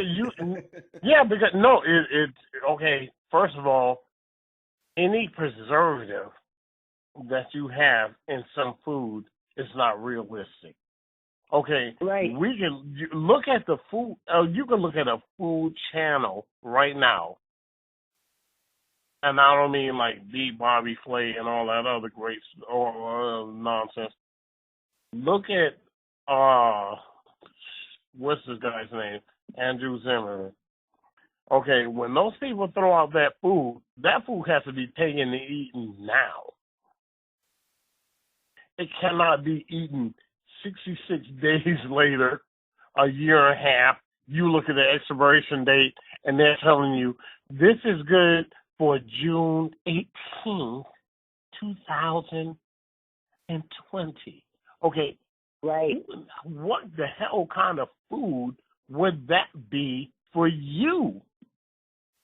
For you. It's impossible. You know what? It's the same thing with the processed vitamins and supplements.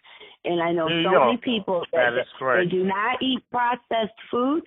They don't eat processed food. They're on these health kicks, but they take all these vitamins and supplements. And I've had people say to me, yeah, but those are all natural. And I say, no.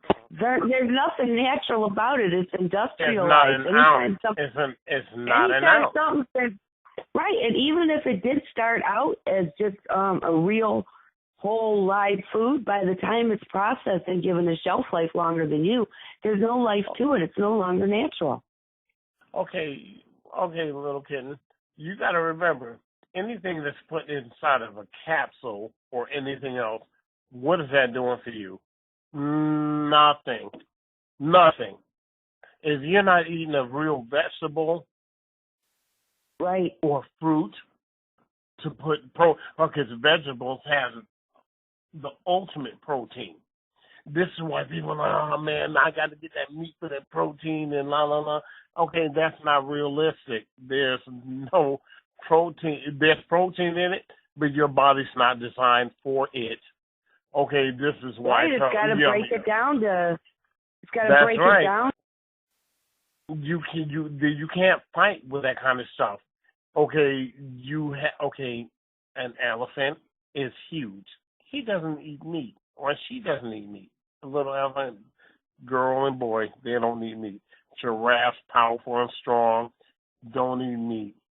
Cows, good and healthy, they don't eat meat until they drop that meat into them, and then it became mad cow disease, and they try to lie and say, oh, that came from Europe, and it was some kind of strain of whatever. Okay, lay that junk for somebody else.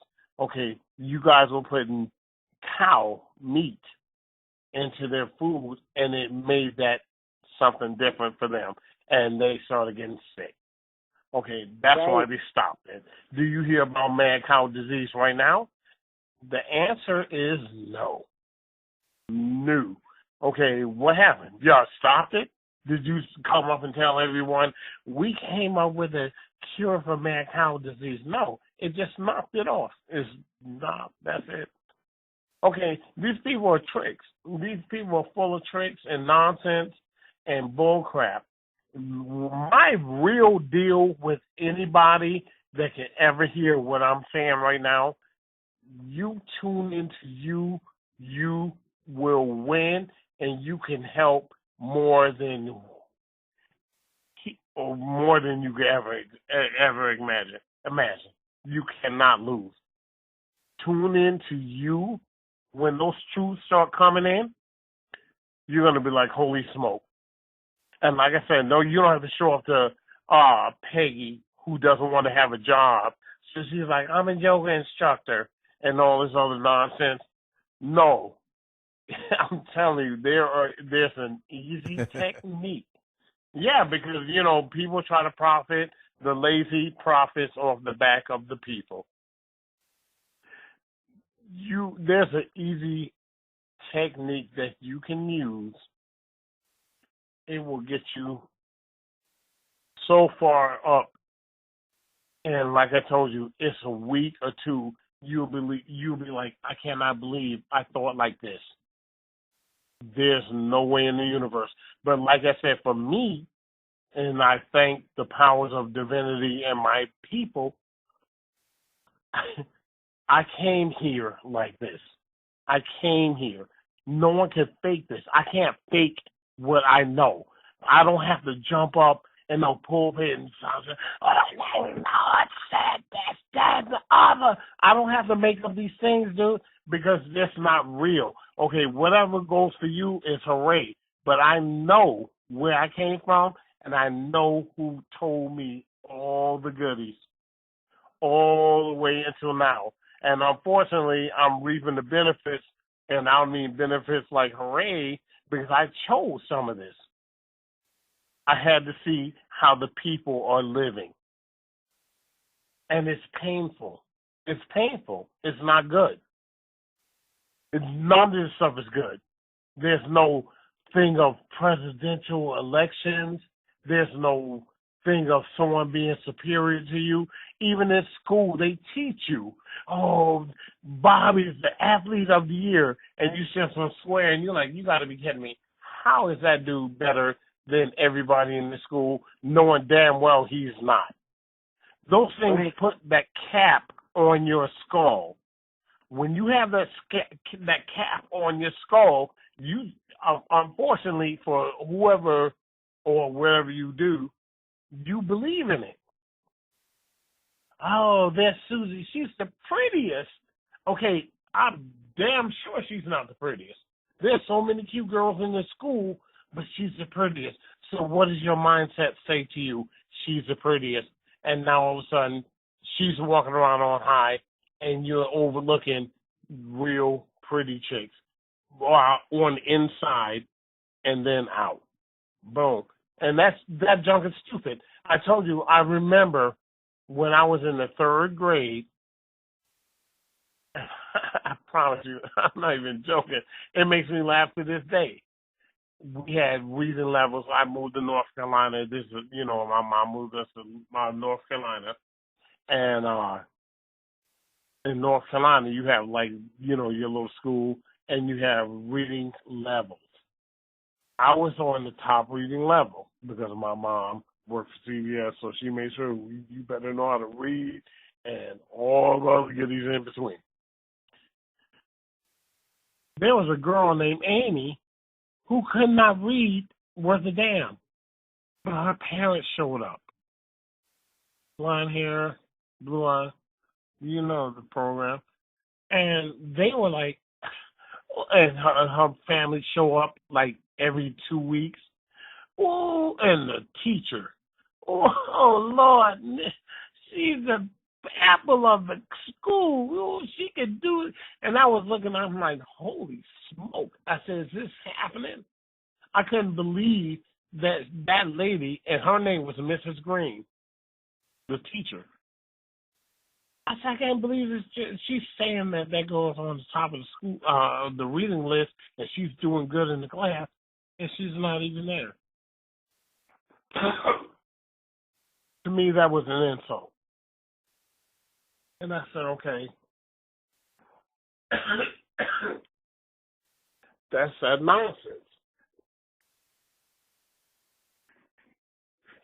That goes on in school. Wow. Excuse me.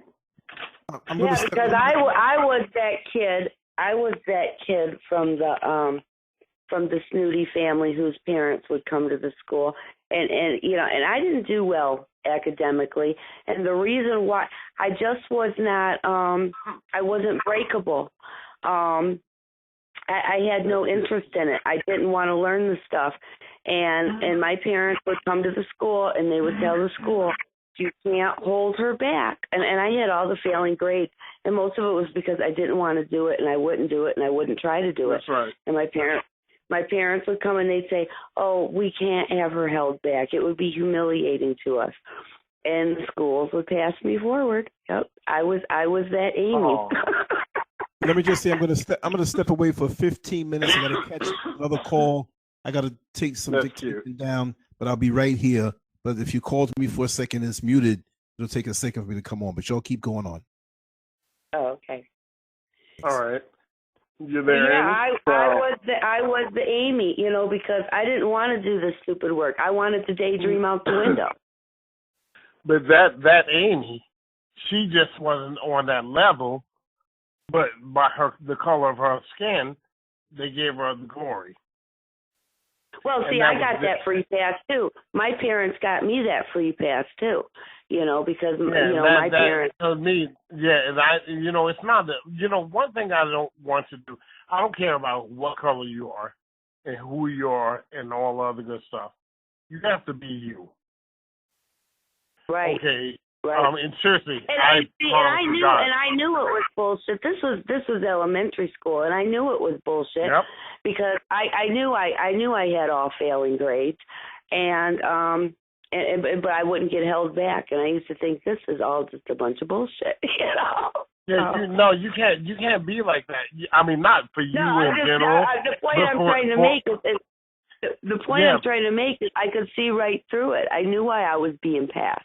I see right through it. Those things that's not. I mean, for you, or the thing is, you recognize it. There's a lot of people that say hooray for me and say go to hell with it. Just like you have a lot of Spanish people.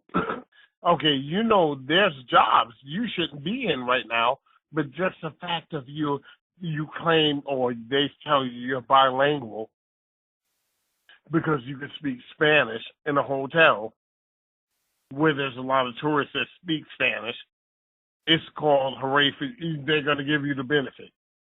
They're going to give you that job. They're going to give you this. But if someone comes in there and they speak English, it's going to be a battle. Well, and plus, you can't be like that. there's also these things where they have to, have these statistics to show. Because I had a job, this was back several years ago, and they had a now hiring sign on the window, and people would come in and fill applications, and my boss would take the applications, and he would say, I can't hire him, I need a black one. He's like, definitely. I know about that. If I don't, he said I have to specifically hire somebody black, because if I don't, somebody's going to ask why. It's all about numbers and statistics and trying to make things look like it's not. And the bad thing is too, when you have a lot of black people, there are a lot of black people. Well, I'm not going to say a lot, but you have black people that are qualified to do the things they aren't supposed to do. Of course, you will never get that job, and it's always by the wayside. But those who are in that bracket, you're like, wow, what becomes of this? What becomes of this? Because, just like I spoke of before, I want to be a lawyer because it makes a lot of money. They make a lot of money. Okay, don't be a lawyer because the money's there. Be a lawyer because you want to help people. Be a doctor because you want to help and heal people. Be a paramedic because you care. Be a whoever you want to be because you care. You can't be something because there's so-called money behind it. That's how you lose. Right. I will never try to be in the. Yeah, go ahead. That's what leads to soul loss. I'm trying to tell you, that's 100%. And it's disappointing when you see people diving behind that. Oh, I want to be a nurse. I'm going to be a nurse assistant because they make money and they pay better than this. Hey, guess what? If that's not you, don't jump up and try to do this because you're going to hurt people. You're going to hurt people over some dumb less dollars. Don't do stuff like that. I'm going to do this, that, and the other. You can't be that kind of person. I mean, unfortunately, that's what this society pushes in front of you. Because it's material-driven. Everybody's controlled by materialism. Mm-hmm. Like if we met each other right now, and not you and I, because I see you're way above that. Okay, say if I danced out and I went out to some place, and I met a girl, and she's like, hey, how you doing? And I'm like, oh, hey, how are you? And, what do you do for a living? Oh, yeah, I'm a lawyer. She's going to be like, hooray. I'm this, that, and other. Hooray. That doesn't have anything to do with me. Okay? Me is me. But you can't die. You don't die behind people and think, okay, like a lot of girls run behind guys. Well, he's driving a BMW and he's driving that Mercedes. Okay, what does that mean? It doesn't mean a damn thing. If he crashes that car and he doesn't have money to back it up, what's going to happen? You're going to dump him? Well, that's just like the society that, as of today, everybody's on the internet dating sites. Yep. And they're looking for happiness according to who fits the profile that they've created in their head, gotta be. Love is love. And then Lance and I talked about this, I think last week. I don't care. Okay, if you have a lady, this is what makes me laugh when dudes, at work, and they're like, hey, man, I love my lady, but then you're goggling and looking at some other chick. Wow, look at that, man. Woo-wee. Okay, you don't love your lady. If you love your lady, that girl, you wouldn't even seen her. You would not have seen her. That's right. I'll put 100% real love. If you love the person you're with, I don't care who stepped in front of you. She looked like another dude to you. You go, hey, how you doing? And she'll talk, and you're like, all right now, and you keep going your way. Boom. But most people will never find that. Most people will never experience that level of love because they settle for second best too soon before they ever get that opportunity. and then they just, go through life going through the motions. Yeah, and they look at superficial. Sorry about that. They look at superficial stuff. Oh, she has, look at the behind on her, or look at the, front of her. And, oh, my God, man, look at her. Okay, guess what? That girl's not going to be able to help you.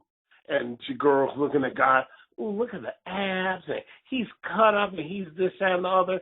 Hey, guess what? That dude's in the gym. Okay, ask him to stop going to the gym and see what happens to him. All that stuff's going to go away. It's out the window. Being superficial is superficial. Who cares? Okay, that girl, she's, look at me and my behind showing and la, la, la. And then turn around, this dumb dude dance behind her. You guys have a kid. The only thing she has to offer is her looks. And that goes out the window. What are you going to do now? And that's why I say, and that's why these dudes be dancing. Oh, man, I'm tired of so-and-so. She get on my damn nerves and mama, and man, I'll tell you what, shoot, I'm a dump her in there. Okay, y'all have a kid now.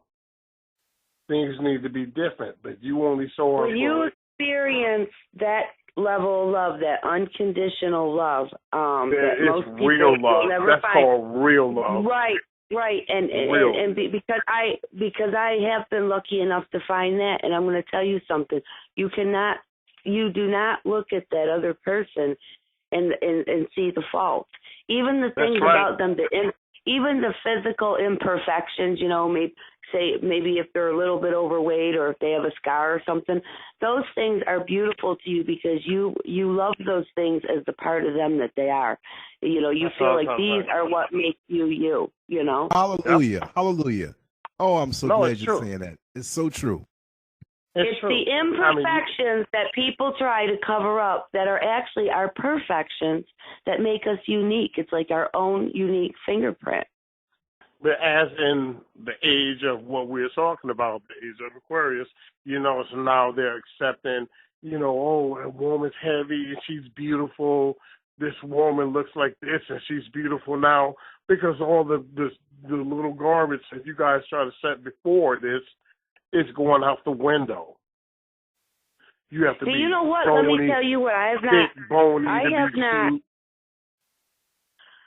have not worn makeup in almost 4 years. I don't wear makeup. I don't do nothing to my hair. I just wash it and let it go.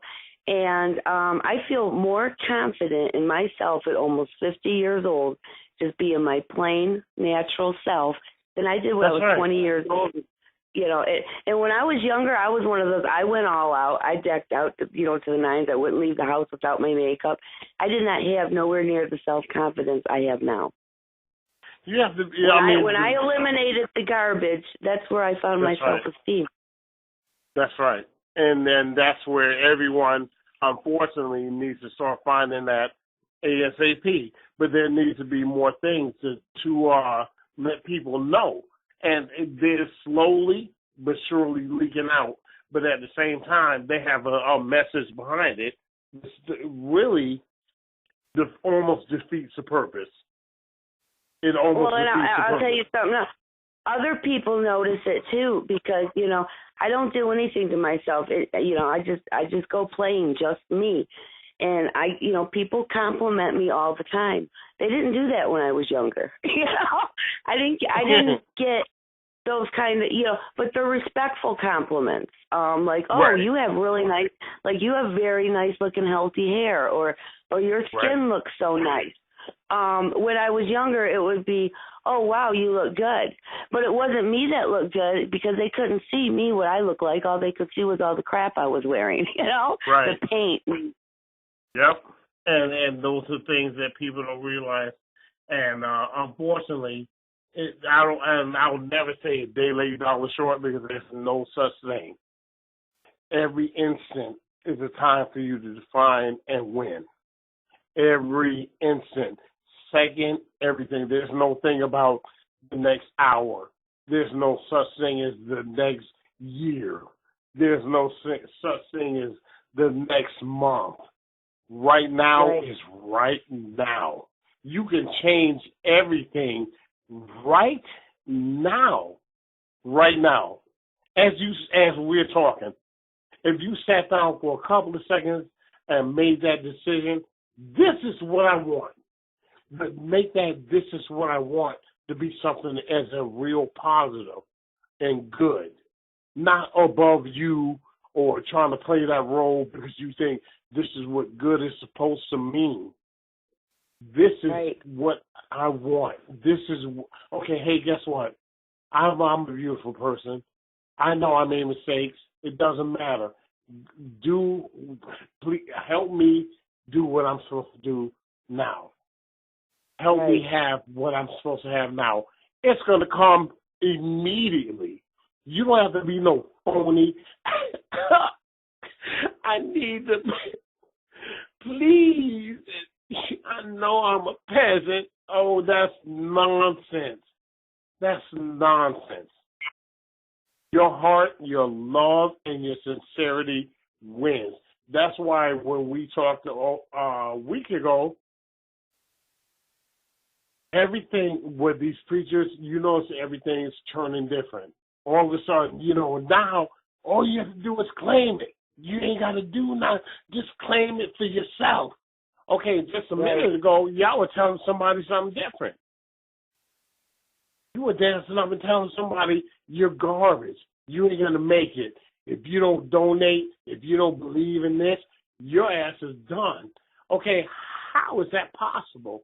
And last week, like I told you, I don't care what no one says. Okay, there are people that don't know anything about any of this. They're in the woods, Amazon, you name it. You're telling me they're doomed? They're doomed because they don't know what you're talking about? That's the biggest, dumbest, and it's almost an insult to anything. How is that possible? Oh, man, if you don't know about the Lord, you going to hell. Oh, is that correct? So you're telling me someone that's in the jungles of the Philippines that don't know anything about any of this, they're doomed because you guys didn't come down there and rescue them. Is that real? No. That's not, no, seriously. All that kind of stuff is stupid. People got to get better than that, and you got to know better. But as long as everyone's tricked on the stupidity, how far can you go? But you have to win. Win, and the best deal is to do, give money to this and other.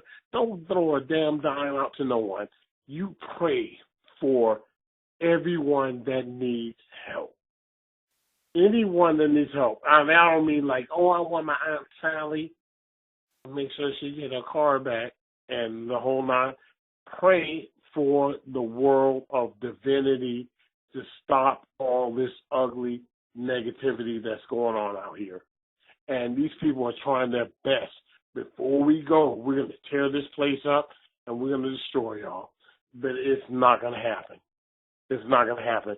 Just like I said, I also spoke about, the world doesn't need help. The world doesn't need help. We got to save the planet. What are you saving the planet from? The earth, wind, fire, everybody does his job. The animals do their job.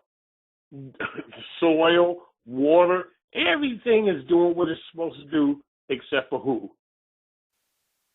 Except for the people. Right. There you go. And it's not like the people, it's called those other people. It's the few select that are trying to poison the water, poison the food. Well, that's like, okay, here's a good example with that. You ever see these stories about these people who bought a McDonald's hamburger 30 years ago and they've kept it and it still 30 years later looks just like it did the day they bought it? Wow, that's not good. So I mean, there's people that bought them 12 years ago. You can look online. There's they even have them in museums.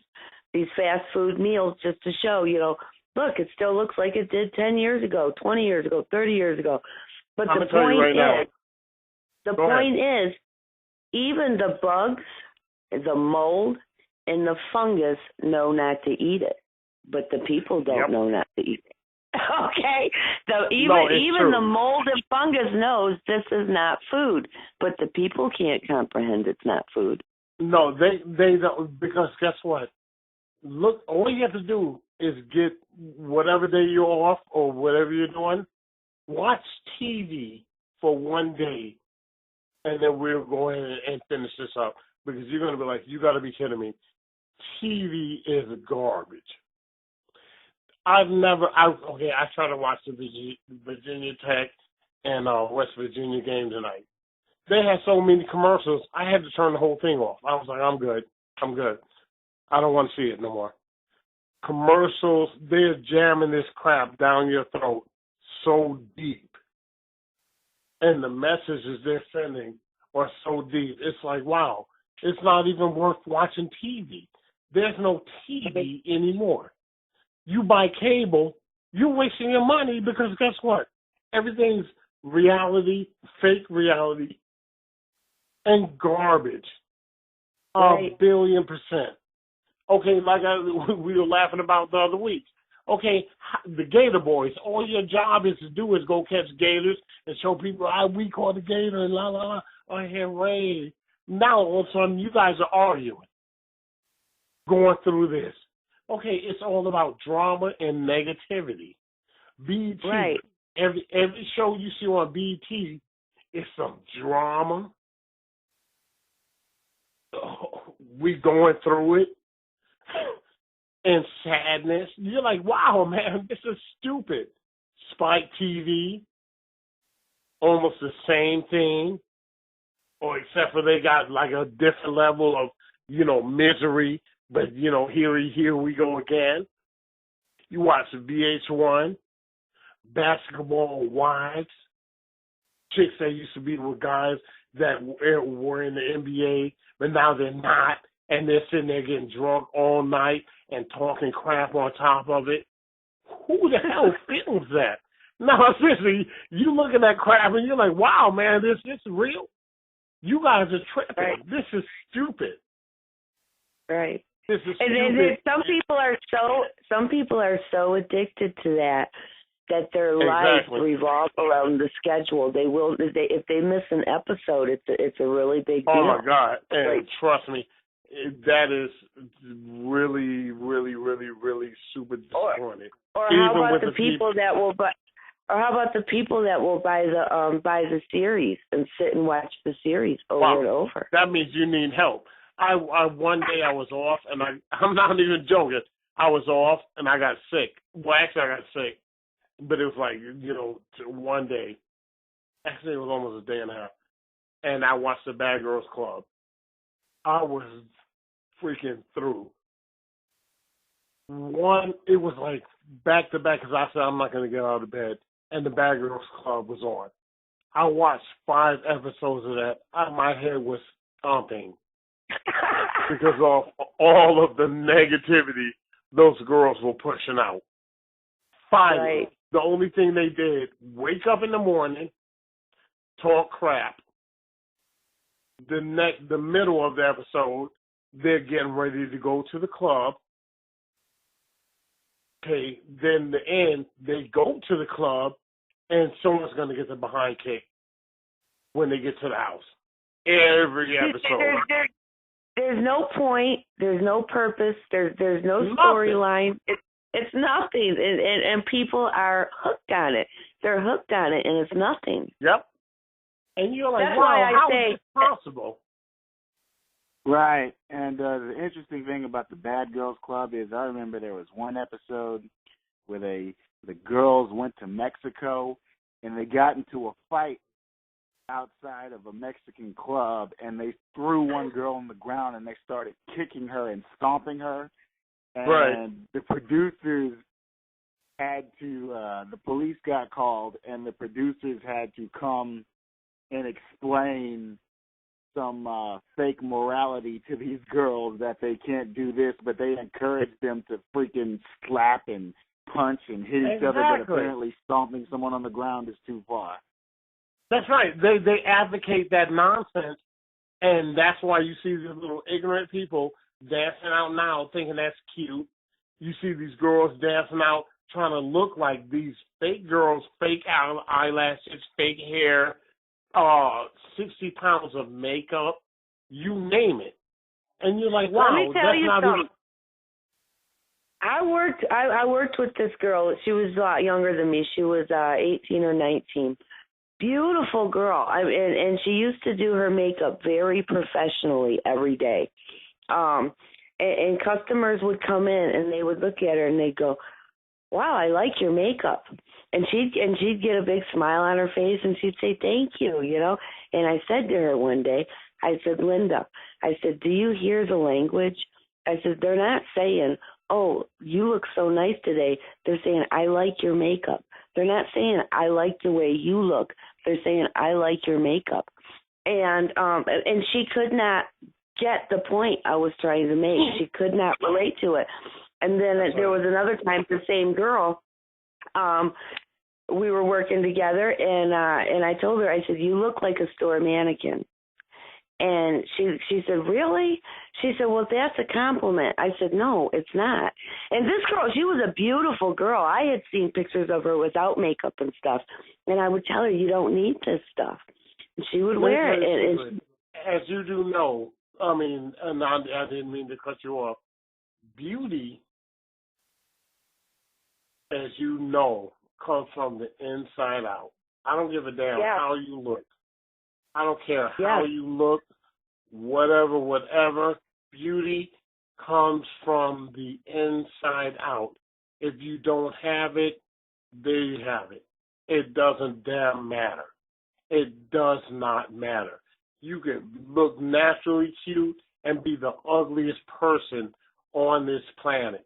You could be the dopest guy, and he look like this, and girls like, and all that nonsense. It does not matter. If you are ugly or if you're that poison on inside, it doesn't matter, man. That's you. And it's always going to surface, especially when you get in relationships and you wind up hurting people or acting crazy. You can't do that. One thing I also told my cousin that you can't fix people that are ugly. You can, but it's not your job to do it. It's not your job to do it. You can't waste your little energy and all your beauty trying to turn someone that's totally ugly into something that you want them to be. But you know what? I don't believe anybody's naturally ugly unless they've made that's not true. Ugly. No. I'm saying unless they've done something to make themselves ugly. Nope. There's certain people. It's very far few in between, but I guarantee you there are people that are ugly. Very far. It's a low percentage, but when you meet that person, you're going to like, holy smoke. It's about them. They don't give a damn. Whatever you got. Now I'll tell you what. I have met people like that. I was married to somebody who, the first time I ever looked at him, I thought, oh my God, he's got to be the ugliest person I have ever seen. and I was a lot younger. This was when I was in my early 20s, and he actually chased me and pursued me, and I ran from him because I just thought he was ugly. He was a creep. And when I finally did end up somehow having the opportunity to get to know him, he wasn't ugly anymore, and I ended up marrying him. But that was back when I was superficial. I was on that superficial level where it was all about the appearance, and I wasn't even trying to see what was in the inside. I was just looking at the outside, thinking this guy's ugly, and I've changed in that aspect. Now it's like when I see people that are fake, synthetic, I'll tell you what is really ugly to me: these fake nails. These long, fake plastic nails. Yeah, all that garbage, yeah. Okay. People go spend so much money and they sit in these salons. for what, an hour a week, spend all this money getting this plastic crap on their fingernails, and it looks horrible. Yep. I like to just, I can appreciate to just see the natural beauty and a natural, healthy hand that somebody just naturally takes care of. You know, That's to me, the synthetic stuff, yeah, I'm here. To me, it's the synthetic stuff that's a turn off. I rather appreciate somebody for who they naturally are. But guess what? Okay, as like I said, you can watch TV. What do they advocate? That's synthetic. I haven't watched it in so long. No, you're doing the right thing. The only thing I have no interest. It hurts me. Because you're absolutely correct. The only thing I say about watching TV would be is to catch up on, like, the news is garbage, but you want to always stay current and see whatever is going on, and then you could slice that piece off and see, okay, that's nonsense versus this is what's going on. That's the only best thing about TV. Otherwise, there's nothing in TV and there's nothing for you for TV. There's nothing. But see, with this technology that they're using in the TV, I can't tolerate to even do that. It's not just about, I don't like it, there's nothing that interests me, which is true, but that's only part of the picture. I mean, the main thing is, I can't, on a neurological level, I can't tolerate those frequencies of this weaponized HD technology. That's right. I'm just too sensitive for it. Yep, and you're not joking, and that's the bad news about, the thing that makes me laugh when people are like, oh man, TV this, that, and other. You remember, why did you change from analog, and why is it mandatory for you to change from analog to this? And why did they hand out free boxes? Why'd the government give everybody? The free shit is never free. That's right. That's 100% That's like true. DTE, who is the monopolizing electric company here where I live near Detroit. They came to my door a few years ago, and they said, hi, we're here to come in and make your whole house. They were going through the whole neighborhood. They said, we're here to make your house energy efficient. We're going to change all your bulbs and change this and change that, and it's free. It's not going to cost you anything. And they had all their stuff with them. And I said, I don't need it. I don't want it. And they said, well, this is free. They said these are extra efficiency lighting, and they have a 12-year shelf life. And I looked at it and I said, hold on, wait a minute. And this was before I actually knew what the artificial lighting does. And I looked at him and I said, hold on. I said, you're going to tell me that you, as a monopolizing energy corporation, you're going to come in here and you're going to put all new lighting in my house that has a 12-year shelf life, meaning that I'm probably never going to have to spend $1 to replace any of it in my lifetime, and it's free? And they were like, yes, ma'am. I said, no, thank you. The free shit is never free. I don't want it. There you go. No, you did the right thing. And then, it was later. I was so sick then I didn't know the difference what the lighting was doing to me anyways. But, now that I'm this far into my healing, I know what it does. Oh, that's beautiful. That's right. The thing also, too, as when you go to sleep, and there's there are people that are scared, like, I don't want all the lights off. If you have any flicker of light on, that damages your eyes, right? Yeah, I didn't know it damages the eyes, but I do know it confuses the body's biological process. It damages your eyes. That's why, and your eyes function because if say if you go to sleep and you have the TV on only, that literally damages your eyes. And not to mention if you have the sound up, that psychologically puts you in a different realm to where you are not where you're supposed to be.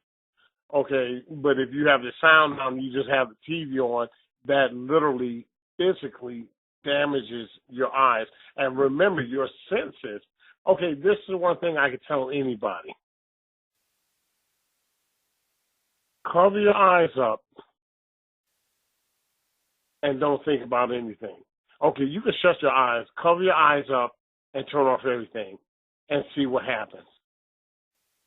See where your thoughts go. You're gonna have so much information going through. It's almost unbelievable. And this is where I spoke about again, which is true. It's not the thing of, and they say about, yoga and all other stuff, which is cool to it, whatever. Master your thoughts. Don't think about this. That becomes a struggle. That becomes a struggle. Tell anyone right now. That stuff is not necessary. There you go. It's not. It's not necessary, and it's actually, it's kind of like what me and Lance were talking about earlier, this new age thing, that I call a big distraction from reality. Right. It's all associated with the dark occult, all the symbolism and all this stuff, the mastering your thoughts. It is not necessary to dabble in the dark occult to find your higher consciousness. And it's not necessary. No, your thing is, this is one thing I spoke about before. When you in your little mama's tummy, how are you breathing? Right. How are you breathing? It's all fluid. You're in there. How are you breathing? You did not. You did not. If you're there was a movie. What is it called? The Abyss. Remember when they had the guy, and he had to go deep under to find out the extraterrestrials that were under there, but he had to fill his helmet up with fluid, and then first he started choking and acting crazy, and then all of a sudden he was able to breathe and go through the whole thing. I didn't see it.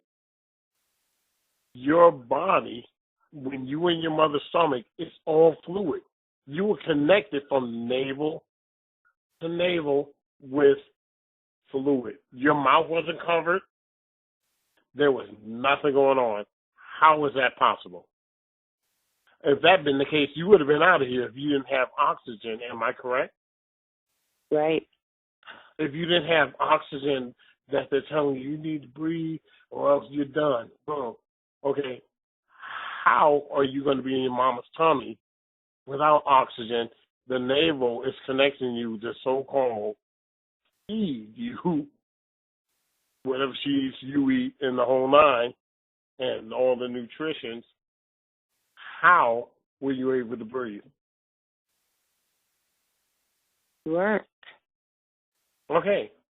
So that tells you something in itself.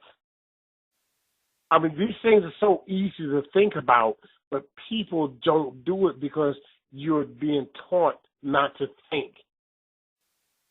You're being taught to be taught what we need you to tell. What we want to tell you, that's it.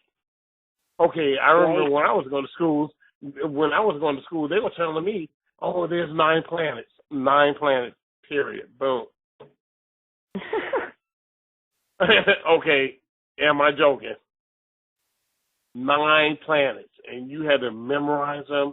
You got it wrong. You got a little F or C because you missed 1 or 2, and the whole 9. 9 planets. Okay, 1, how do you know there's 9 planets? How do you know that's possible? Okay, we dung in the earth and this, that, and the other. How do you know these things? Who told you? Like I said, dogs, dog only sees in black and white. Who the hell told you that? Did a dog tell you that? He said, the only thing I can see is in black and white. Okay, when the dog is chasing you in the nighttime, it looks like he's good to go. He's literally running you down. Okay, so all that kind of stupid stuff, who told you that? This stuff is made up. Dinosaur stuff. Okay, you've never seen an aerial picture of a full fossil of no Brontosaurus. Tyrannosaurus, all the goodies. You never saw it. You saw a little bird picture, and they said, "Oh, that's a little so and so." Okay, if it's been that long, those bones are gone. But you never saw no aerial picture of that. You never saw a picture. That even in the museums, they'll tell you we shave these bones down so they can fit. Okay, why would you have to shave a bone down that's already connected to him or her? Impossible. Right. Like I said, I watched a show, and it was like one of those little shows of like cold case. They couldn't identify a woman that was killed 20 years ago. They didn't know if it was a woman or a man. The person that stepped forward and said, that was me and this is her, that's how they solved the case. Okay, so how the hell are you solving the case 200,000 and 300,000 years ago?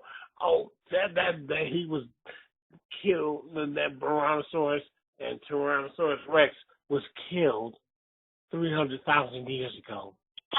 Okay. Right. No, seriously, it's almost you're like, wow, who came up with that stupid crap? And right. in school, if you didn't learn it, oh, he was a carnivore. How the hell do you know? And you couldn't even project this little bit of crap. That's impossible. It's impossible. You guys are talking, but you're not actually telling the damn truth. Who even knew there was a dinosaur? Where's anywhere that you see in hieroglyphics or anything else that you've seen a dinosaur? In any culture. Chinese, none, black, white. Okay, there you go. This You conference haven't has reached seen its a maximum damn... duration and will end in 1 minute. Oh, no, I heard something I didn't want to hear. Yeah, Lance. does it have to end? Yeah, it sounds like this. Lance. Okay, someone disappeared. But Lance said he was going to step out in the soil. It continues to record after the 4-hour mark. It's just that, I don't know. It's something about his equipment, really. Okay. But it's not going to cut us off, right? No, I hope not. I really hope not, because, the bottom line is... the person who's done this many times before, it hasn't. Okay. No, because it's just, these are easy things to think about. I mean, who said that? And just see, our intellect has been chemically shut off with fluoride and aluminum and everything else. Yeah, all that stuff is bad news, and those things have been taught. Those things have been implemented from beyond the 60s. Okay, and unfortunately, people didn't know it until now. It's not until now because they knew it back then, but they just kept it going. Okay, cancer. Oh man, cancer. Okay, cancer. You guys have been sending the same campaigns, messages, all the goodies when I was born to now, and you still haven't defeated cancer. That's the biggest, dumbest. They're still running circles around the park for pink ribbons, and they still haven't cured it. Okay, come on. Okay, what is running and doing anything going to do for anybody? That cure has already been done, and it's already been here. It's been here a long time ago. If we didn't create it in the first place, there wouldn't be nothing to cure. I was born in the 70s, and that commercial has been going on since my sisters have been going in the 60s. Okay, so you're telling me even way before then, this has still been going on, and you guys still haven't found anything? It's marketing. It's marketing, and it's stupid. You guys are hurting people. And it's synthetically created. It's all the synthetic, artificial shit. And if we hadn't created the synthetic disease called cancer in the first place, we wouldn't need a cure. Yeah, because all the garbage they're jamming up in people's mouth and having you taking fake medicines and eating this, that, and the other. Those things don't actually function with the body. The body doesn't. Okay, meat is not for your body. Oh yeah, we're supposed to eat meat. The caveman and all. Okay, hey, that sounds so. Hey, that's the dumbest crap ever. But back to what you were saying earlier, how do they know the caveman ate meat? Who told them that? I mean, who told you? Okay, those kind of things. I mean, it's almost funny to me. And when you mention it, everyone's staring. Or they say, "Oh man, see, they go that so and so." It's not that so and so. Think. Right. Where the hell did that come from? The whole nine. Well, it boils down to this. This is how simple it is. Life sustains life. Death does not sustain life. There you go. Death does not sustain life. So, if you eat dead flesh, yeah, so if you're eating dead flesh, how is that supposed to sustain life? It doesn't. Life sustains life. There you go. And then no matter which way anyone cuts it, that's the bottom line. Okay, you go on the 70. And it's so simple. When you just say it like that, it's so simple. Yeah, but the bad thing is, as much as you could, even if you just said it calmly in front of one or two people, guess what? They're gonna drop back and start doing the same thing they've been doing anyway. Oh yeah. Okay. Oh yeah. Like I said, if you prove, which all these companies have proven, that their food is garbage, or they're putting this and that, people will still eat it and drink it. And you're like, are you guys kidding right now? Are you kidding? Yes, you know what they do? I get it every day of my life. They look at you, they shrug their shoulders, and they go, yeah, I know, but what can you do? Well, not do it. And that's why. That's that bunk. It's so stupid to even hear someone say that. That's soul loss. That is soul loss. No, because you might as well go ahead and put that barrel in your mouth and say, good night, everyone. Boom. End that. Right. End it. There's no reason for you to continue to exist. It's over. Oh, man, yeah, but you got to go out some way. Who the hell says that? Right. Who the hell you know what? That? If I had a nickel for every time I've heard that, I'd be a wealthy woman. I have heard because people look at me. I've had people look at me and tell and sit here and tell me that the lifestyle that I live every day, and I love living. Okay, I've had people look at me and tell me that's not practical for today's times. What do you mean? Evidently, it is practical because I live it every day. And then they'll say things like, well, we all got to die sometimes. Okay, yeah, sure we do, but why should we suffer and have a low quality of life in the meantime? I'm going to tell you a secret. No, I could give you this one, and I'm going to give it to you right from my mouth. There is a door of death that you do not have to enter. I promise you that.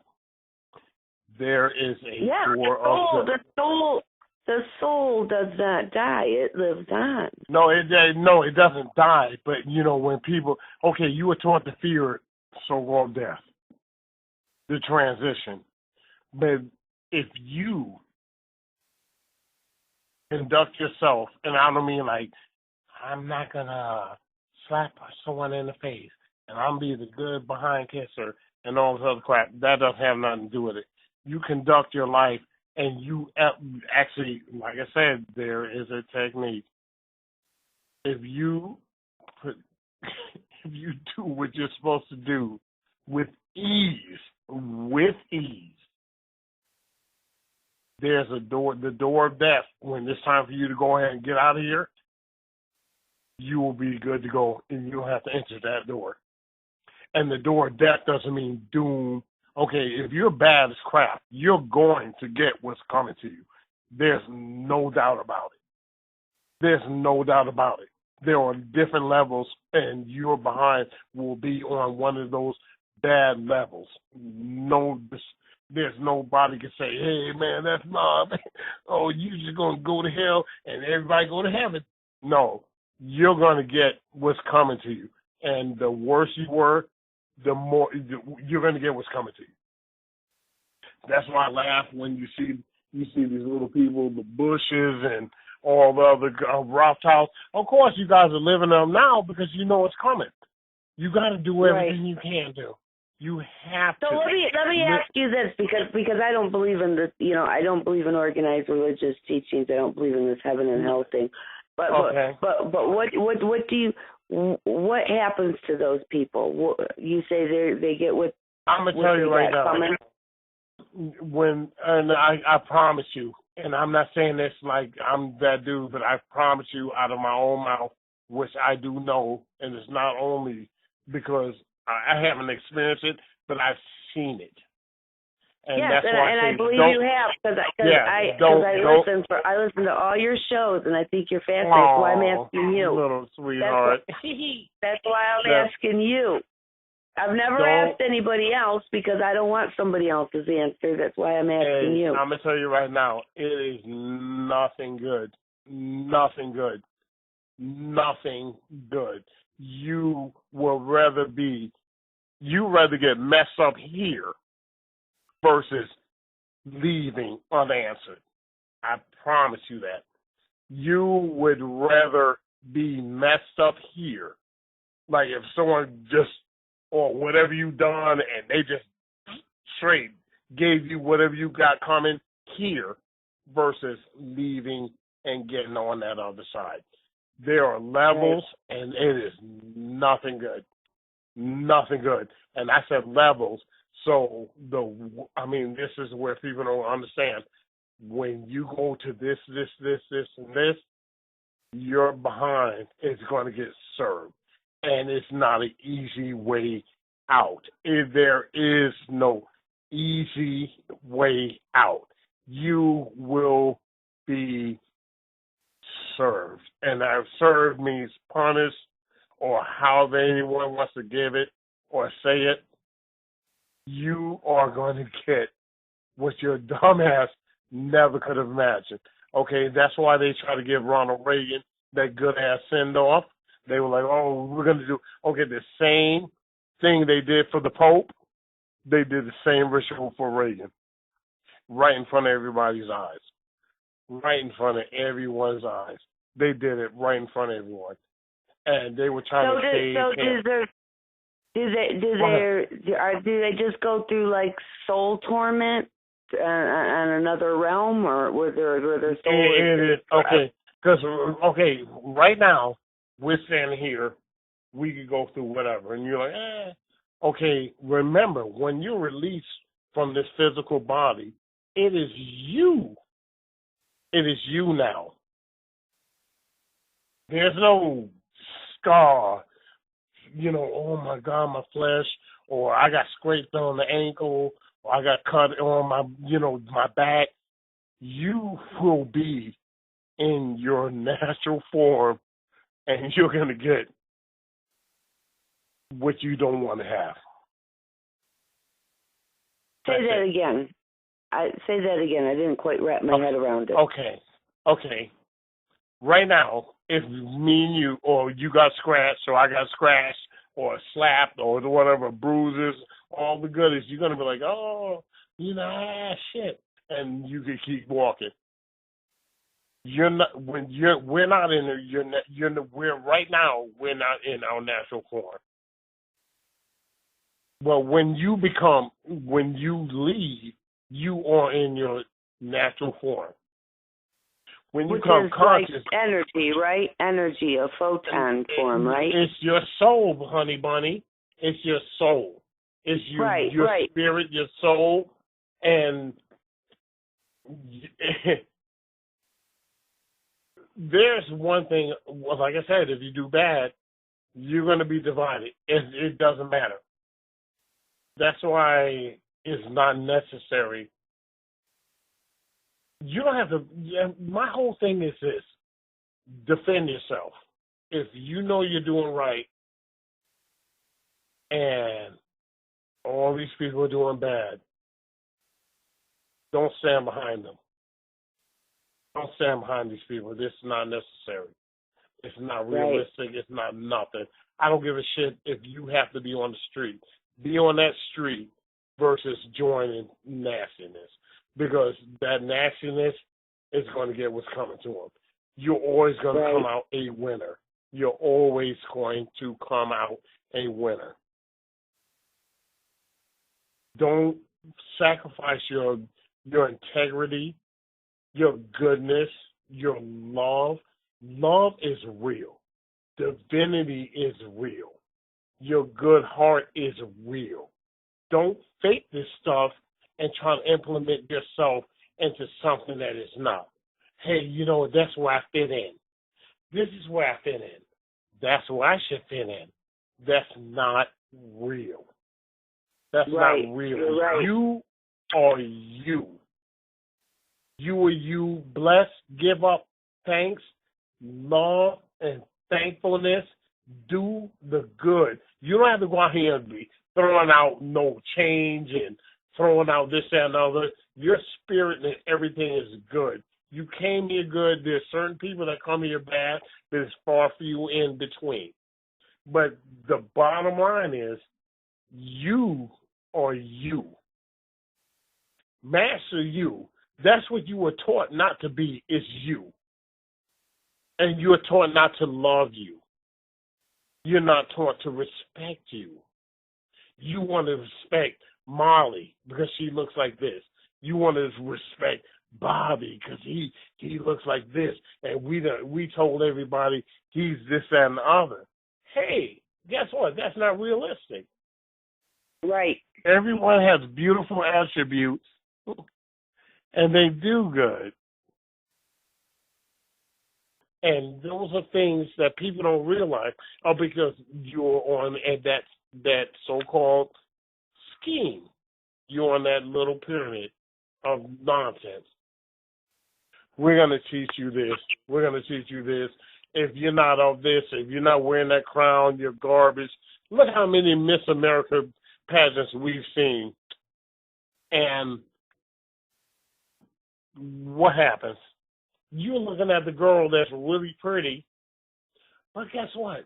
She lost because it's superficial. All that stuff's stupid. I love love. I love goodness. I love good people. And you can sense and feel good people. All you have to do is drop that nonsense. I don't judge anyone. I don't have to judge you. I don't even care about judging you. Okay, you don't have to put up some kind of little image in front of you. Those things don't matter to me. Hey, be you, guy, or be you, girl. Who cares? Don't cost yourself something that's not worth anything. Everybody be you. Love is love. Love and divinity is exactly what it is. Damn a skin color and all that other crap. People don't, this and the other, and I hate a nigger, or I hate this and the other. Why would you hate somebody that hasn't done shit to you? Ever. Never. Okay, guaranteed. There you go. And this is why I told you, as we've been talking, everyone has been taught this nonsense. Just like your little ABCs and 1, 2, 3s, you've been taught all this nonsense. Right. You're taught. You're not living off of you. You're living off of what someone taught you. You're not living off of you. If you lived off of you, your judgment would be so high right now, there wouldn't be nothing of nothing. Hooray. Like I said, even when people they're like, oh, okay, the plants and certain things that people eat, oh, that's poisonous. That's not poisonous. This is this. This is that. Do you actually think someone ate that and said, I'm dead? And they're like, oh, do not eat that. That is poison. No. When you're in harmony, things tell you. These plants tell you. Every day we get outside, the universe and all these little things are telling you, the energies from the plants, dirt, everything, they're talking to you, but you don't know because you're not in harmony. You're not in harmony with it. Actually, do yourself a prayer. Go outside tomorrow, and wherever you just clear it out and just start praying, and see if the wind kicks up. See if you don't feel like. I do this every day. I'm in Michigan, so I get these manufactured 8-month-long winters with no sun. So every day in the summer, I am taking advantage. I am out there with my bare skin in the bare earth, right directly on the grass, under the life force energy of the sun, when they allow us to have it, that is. And I'm out, and it's almost more important to me than than eating food that day. I want to absorb that Earth's ionic magnetic field, and I want that life force energy. You know what you want to do is absorb your divinity. You're not absorbing nothing from here, there, or nowhere.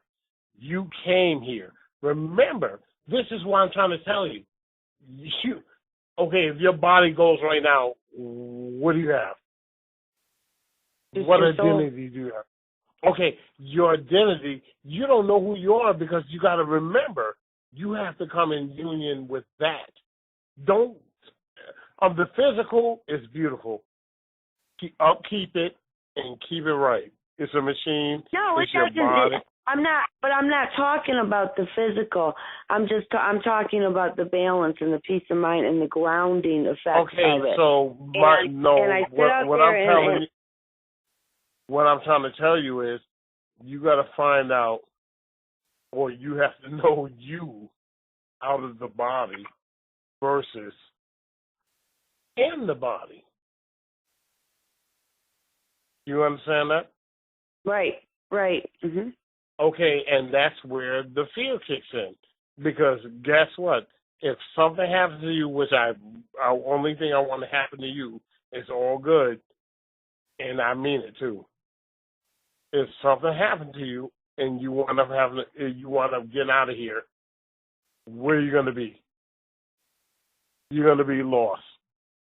Because if you have identity with you, it's almost confusing.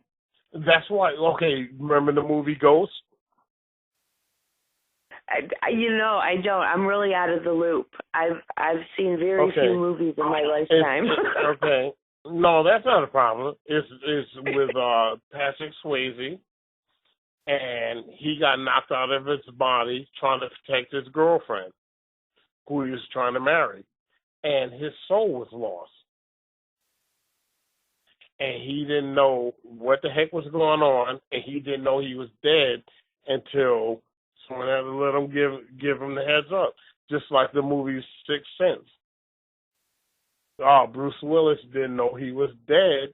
I've actually lived that. I've actually lived that experience in real life. My name is Lisa Renee. That's my real name, my birth name, and I've actually just started on a soul level being Lisa Renee just recently within this past year. But it was a slow process of 2 years and 7 months that led up to it.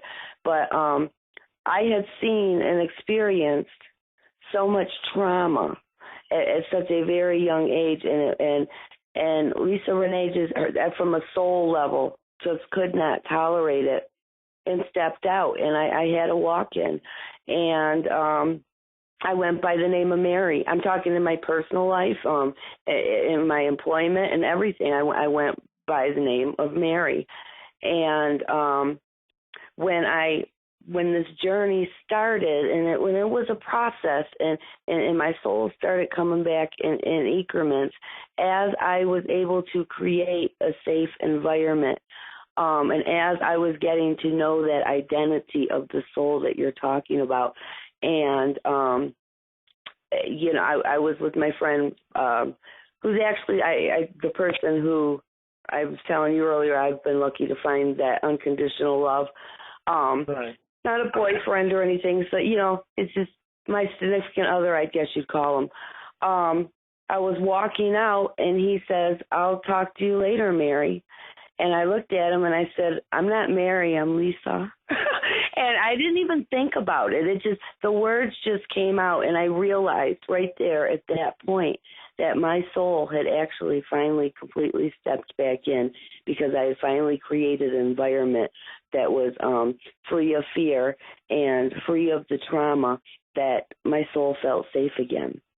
And I'm almost 50 years old. I mean, this took almost my whole entire adult life to get to that point. Well, so I know what you're talking about. And when that happens, there's no fear of death. Yeah, and I've had to face death square in the face several times. I'm sorry? Me too. And okay. Trust me. I was supposed to have been out of here like probably 3 times. And yes, that's same with me. Made good and well. I wasn't going anywhere. I got banged up, but I did not lose. Any chance. I have finally come to a point where I something just, a light bulb went off in my head, and I said, you know what? There's nothing anybody can do to me that ain't already been done except kill me, and they've failed at that. So there's really nothing to fear. It is what it is. But the only thing I don't like, well, it's not don't like, but if as people were born right now, if you're not taught fear, you would win. But you're right. I mean, from everything up, you were taught fear to bring you down. Right. You were taught to be under everything. You're nothing. We're nothing, just as I spoke with Lance. How do you go to church and they tell you, and saying that you're coming up to 50, how many churches have you popped into, and not you physically, but you've heard that they tell you, you're nothing. God's the only thing. If you're not this, you're that. If you're not this, if you don't believe in this, you're nothing. Okay, how would that be possible? And God, you're supposed to be a child of God. You're telling me God made nothing of everything? That doesn't make sense. If you're a child of God, that means you're going to grow up to be a God. You're going to be able to be good.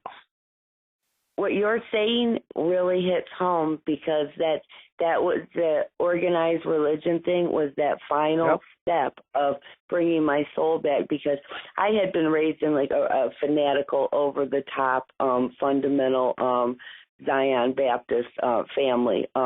It was all fake. It was all artificial. We got beat at home and then went to church and played the Christian role 3 times a week. Right. And so I was so turned off by that when I became a young adult, I became a Muslim.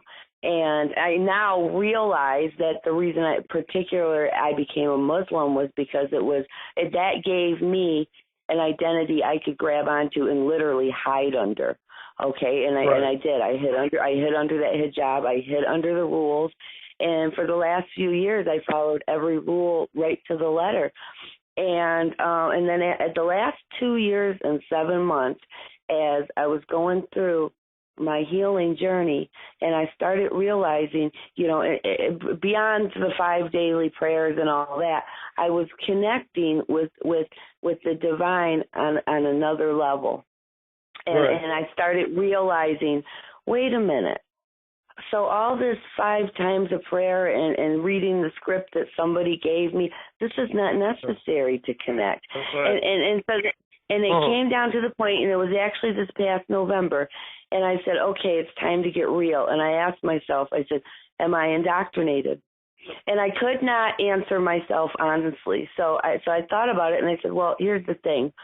All these organized institutions They're all based on a set of fear-based rules. And if fear vibrates to the lowest frequency there is, that opens the door to death, disease, disaster, I said, how can this be good? Who is it good for? It's not me. Oh, it must be the man with the silly hat who wrote the rules. And and let me tell you, when I told you I felt that a soul exchange where my soul came back when I said, this is not Mary, it's Lisa, that was when I took the scarf off my head. I had seen the guy I love, and I said, and I told him, I said, I'm removing my scarf. I'm not doing this anymore. And he said, you have to do what you have to do. Do it for yourself. And I did. I took that scarf off, and it was like instantly myself came back to me. That was like the last part of the whole thing. Do you know what I'm saying? Yeah. That was the big eye opener, and I can't tell you how amazing it felt. Well, you know what it felt. I love it. Yeah, that's right. And I love the fact that you win. You win. Feel good. Everybody needs to start realizing this. This stuff is real. It's not just the religion. It's all these organized systems. It's the educational system, the legal system, the court system. That's right. All of it falls behind each other. All of it falls behind each other. That's why you keep yourself out of it. But like I told you in the beginning, your ancestors save you. Hello? Lisa? Yeah, I'm listening. Okay, I didn't know. I thought that was in because remember we heard that message not too long ago. Your ancestors save you. You pray and you ask ancestors, your real ancestors of goodness, to help you. And they will help you all the time. You develop yourself spiritually. Breathe is your breathing techniques. Okay, when you breathe, you don't say, am I breathing? Or this and the other. You don't do a drop of it. You don't do a drop of it. It's automatic. It's automatic. You go to sleep, you breathe, you wake up, and you're like, okay. Nobody thinks about that. Okay, control your breathing. Control it. And there's one thing I'm going to give you a heads up on. It's not controlling like bullying, because I hope you on that level of knowing better than anyone, if you have to force or struggle for anything, that's not real. Exactly. And that's where all this new age and occult stuff comes in, where master your emotions and yes, I know what you mean about the force thing. Yeah. If you have to force it, it's not realistic. Okay, your emotions, like I said, that falls into, they're telling you, you got to do this and another. You don't. Sit back. Yes, if you give your soul the right things, if you just treat it right, these things will come naturally. But remember, you're not separated from you. That's the problem that all this fake religious and all the other nonsense comes into. They pretend you're separated from everything. You're not separated from you. How are you separated from you? You're not. You're taught to be tricked to be not with you. We don't want you to be with you, because if you find out who you, now we have a problem. You're not separate. Who am I? Who am I? Not what am I? Who am I? Who am I? But don't be scared of you. Don't fear you. Don't fear your goodness, your sadness. Don't fear nothing. And that's not emotion-wise. Don't fear you. You are you. Everyone is everyone. Don't fear a drop of this. Don't fear you. Don't fear you. Don't fear a thought. Don't fear a drop. Don't make this stuff into you. There's real you behind you. Don't make up anything. You don't have to disguise anything. You know all the secrets. Like I told you, if you shut your eyes right now, no one knows what the hell is going on behind you. You are you. True. You are you. Okay, and those are the battles. It's not even a battle. That's what this is where you're coming from. You're coming from your divinity, but as you go through life and you have Earth, Wind, and Fire. Do me a favor if you haven't heard the song. I think it's The Way of the World, and Earth, Wind, and Fire singing, That's the Way of the World. Listen to that song and you will hear it. And they tell you when you come here, but then all of a sudden the world makes your heart cold.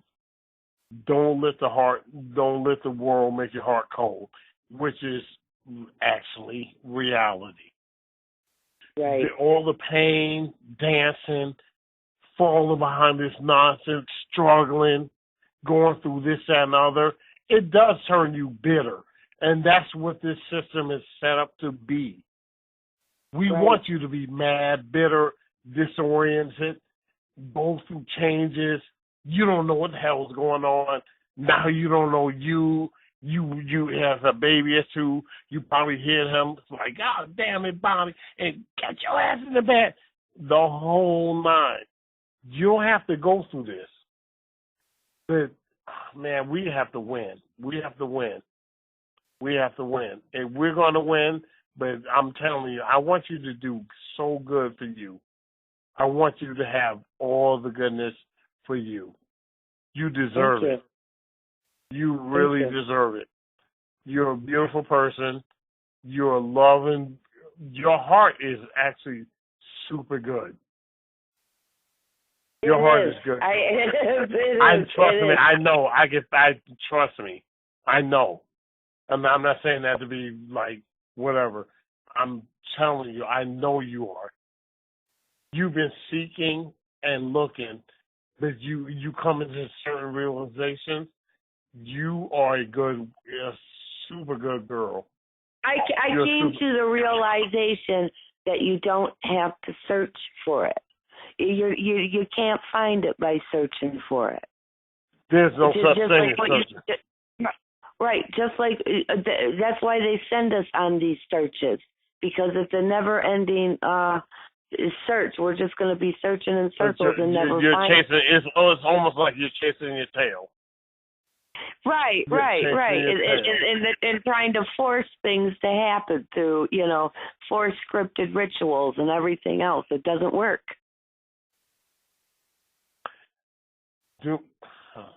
I'm going to help you. I'm going to help you. One thing I want you to do. Okay. What's that? You're in a relationship right now? I'm not in an active relationship. It's a relationship from a soul level, which I'm quite sure you understand what I'm saying when I say that. It's not a boyfriend-girlfriend active dating relationship. Okay, here's one for you. And as you do know, I told you, don't poison yourself with nonsense. Okay, there's almost sometimes where you have to make a sacrifice. Okay, I know I want affection. I want love in my life. I want this. If it does not meet where you need to be, my desires are my desires. Okay, what I need is what I need. Those are two different things.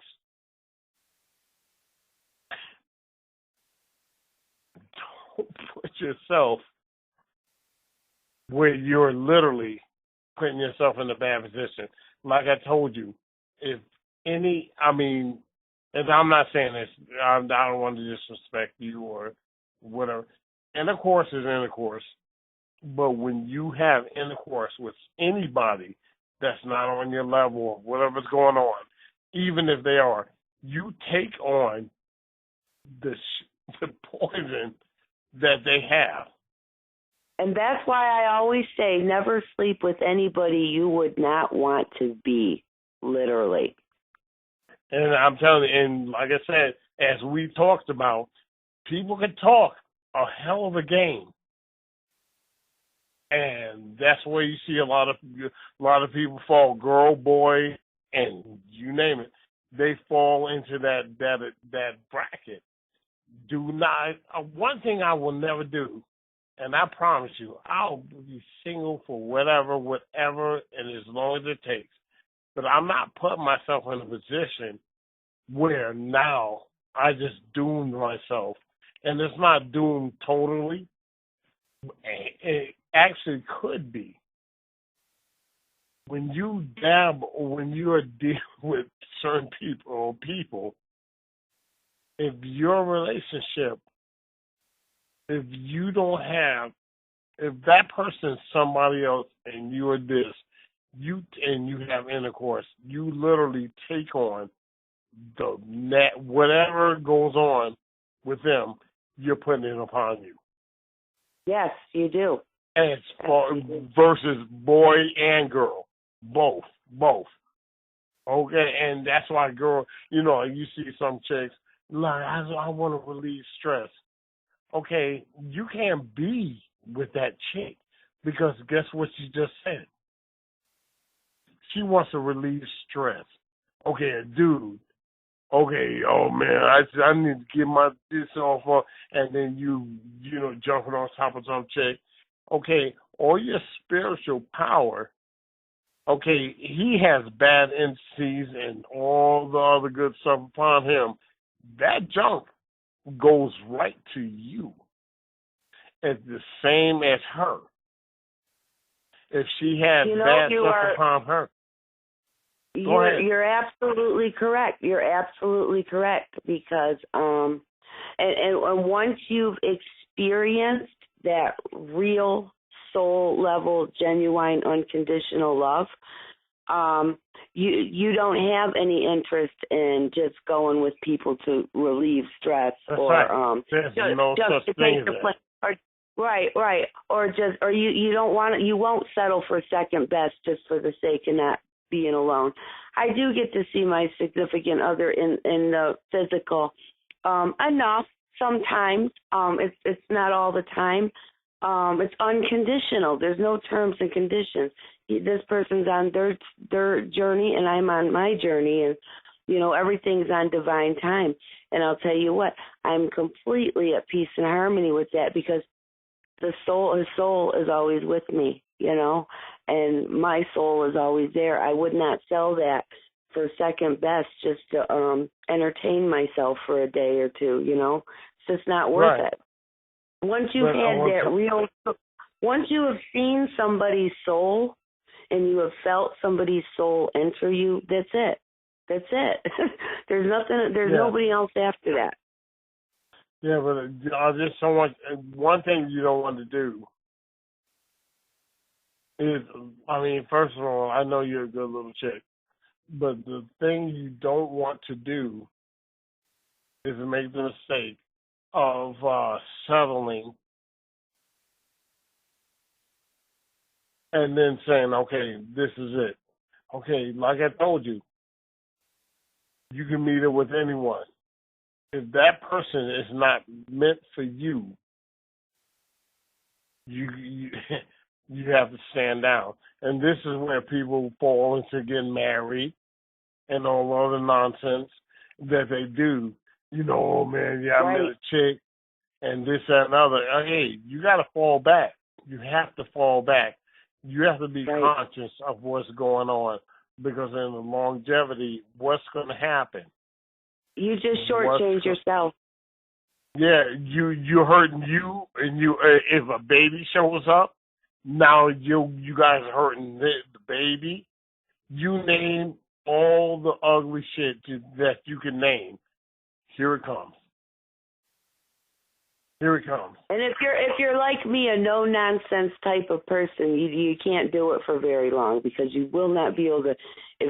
I could not tolerate somebody who I'm just settling for second best for very long. Eventually, they're going to irritate me so bad that I'm not going to be happy. It's just not worth it. And I've established a point in my life where I like myself enough to where I'm content to be by myself when I need to be. I don't want you to be, first of all, that I understand that, and I don't want you to be. Where do you live? Where do I live? I'm in Michigan, near Detroit area. Okay. Do they have any, or do you live like Michigan, like in the city, or do you live on the outskirts of Michigan? I'm in the suburbs, about 30 miles north of Detroit, and I moved here from Detroit. I was in the city. I was right in the ghetto for 11 years, and you know what? Right. I'm getting ready to go back there, because I can't deal with these snooty people out here in the burbs, and everybody's programmed, and they're in a hurry to get nowhere important fast. All right. And if you get in front of them, they're running you over. No. Huh? This is me and you. Do you have soil, dirt? Do you have anything? Do you have land? There's anything around you? Yeah, I do. I don't mean street dirt. No, I have a yard. I have a yard with grass and I got a special tree, my special tree out there that I have a relationship with. Yeah. Okay. What day, or do you work or do you not work? What do you do? I don't work. Like I said, I was chronically ill for 5 years, and okay. No, you're not never really worked after that. But I am an ordained healing minister. Okay, what I want you to do, I want you to get a bottle of water. Now, I want you to get that bottle of water. But I want you when you're settled and feeling good. But I want this to happen between Wednesday, Thursday, and Friday. But I need you to let me know when you're going to do it. Okay. I want you to take that bottle of water. I want you to build a mound of dirt, like a little mound of dirt. You understand that? Yeah. Okay. I want you to say a little mountain. Just scoop it up, make you a little mountain, a little mountain of dirt. You don't have to have it sky high or nothing. And I want you to poke your finger in the middle of that dirt. I want you to be you. Do you understand me? Yes. I want you to be you. I don't give a shit what the hell goes on or whatever. I want you to be you, and I want you to be you. And you slowly pour that water on that mount and tap it. And I want you to say all the things that you need. I want you to confess and say whatever you need to confess or whatever. I want you to tap that and pour slowly that water on that dirt and ask for help. Ask for whatever you need in a good way. There's no greed. There's no stupidity. There's no selfishness or nothing else that will come out of that. I want you to give you that chance. And then me and you are going to talk again. Yes, get my number from Lance. No problem. I promise you. Get my number from will. Lance, and I'm here every evening. I got a rule. All my chores and everything. I need you. My thing is, and I'm gonna tell you your day. Thursday's your day. Oh, okay. But it's got to be in the evening. No, it's gonna be. Don't do it. Do it before the sun goes down. With the dirt. I thought you meant when you were going to call. Oh, with the dirt. No. Okay, I'm here with you. We're together. I want you to do that, but Thursday I want you to do that way before the sun goes down. Don't do it a cock-a-doodle-doo in the morning, but I want you to do that. Yes, I will. I want you to do that. I want you to get the cleanest water you can get. Don't get Dasani and all that bull crap. Get you a nice, clean bottle of water. And I want you to relax first, way before you do it. And I want you to do what I just told you. I am. I will do that Thursday. That's your day. And I want you to do that. I mean, I didn't say dump it. I didn't say it crazy. I said pour around that mount and tap it. And you better do the right thing. You understand me? Yes.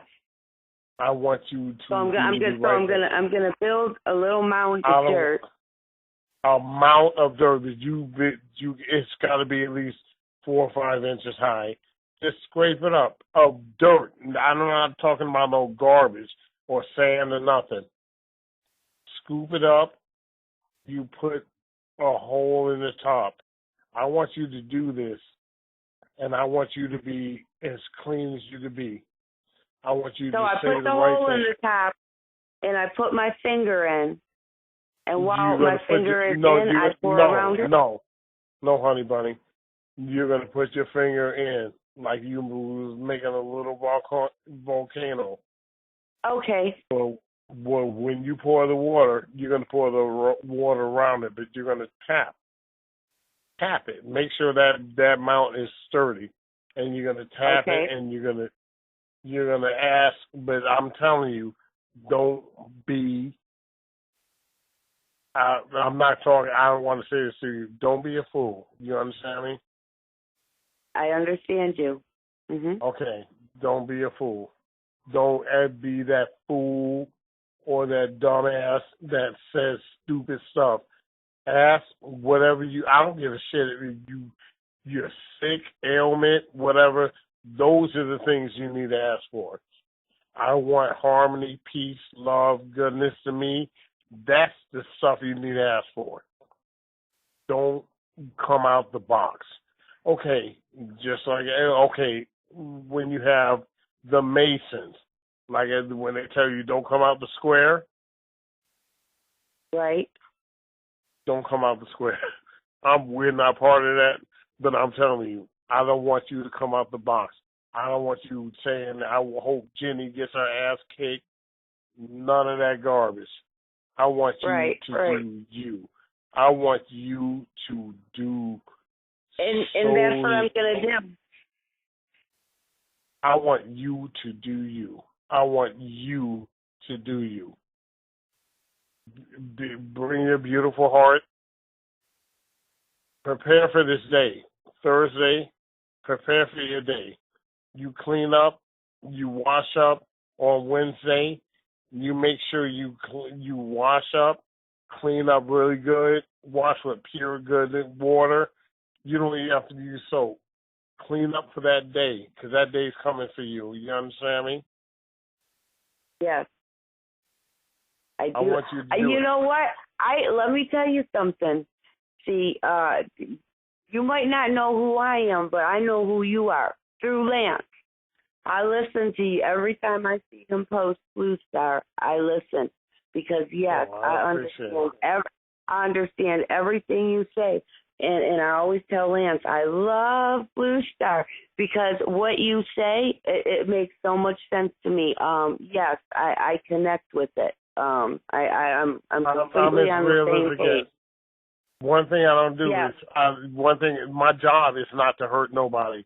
I want all of us to win. See, I know you are. I feel it. I sense it. The first time I ever heard one of your discussions with Lance, I said, I was just in the first few minutes of listening, and I said, wow.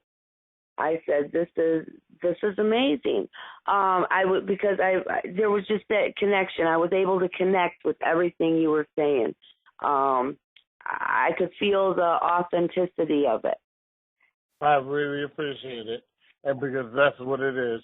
The one thing about me, and I can promise you, and I tell you for you, one thing I do, I don't want to say I regret it, but I'm sort of disappointed, is me folding to try to mesh with the masses. You understand? That's that's one of the things that, to me, and I hate to talk, I don't want to say it out, but I really, really, really am. Like, I should have just stuck to my guns. I should have stuck to my guns. That way, things would have gone the way I needed to go. Me trying to blend in and, not. I went through that too, and I, and I've caused myself almost 4 decades of turmoil and hardship as a result. And I now, at the place I'm standing in now, I can look back and I can kind of see where that all started for me. And something you said earlier, I really related to, because I figured out at a very early age, before I could even put it into words and explain it, that I can see and feel and sense things that other people can't. And I realized that I cannot talk about this with these people because they can't see and feel the same things I can. And, my parents, who I'm estranged from my family, have been most of my life since I was a teenager, but my parents knew it. And I grew up being told I was evil.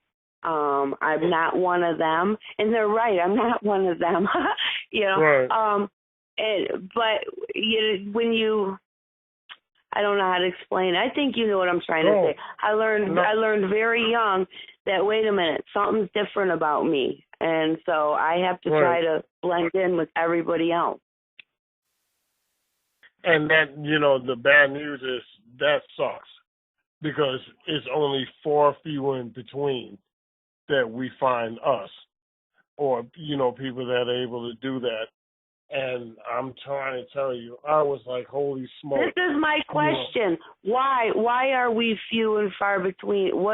What makes us different? Why us? I mean, I don't want to say special. No,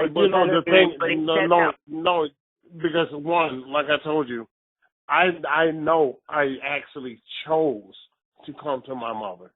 I chose her. Is that kind of like, are you like the soul contract thing?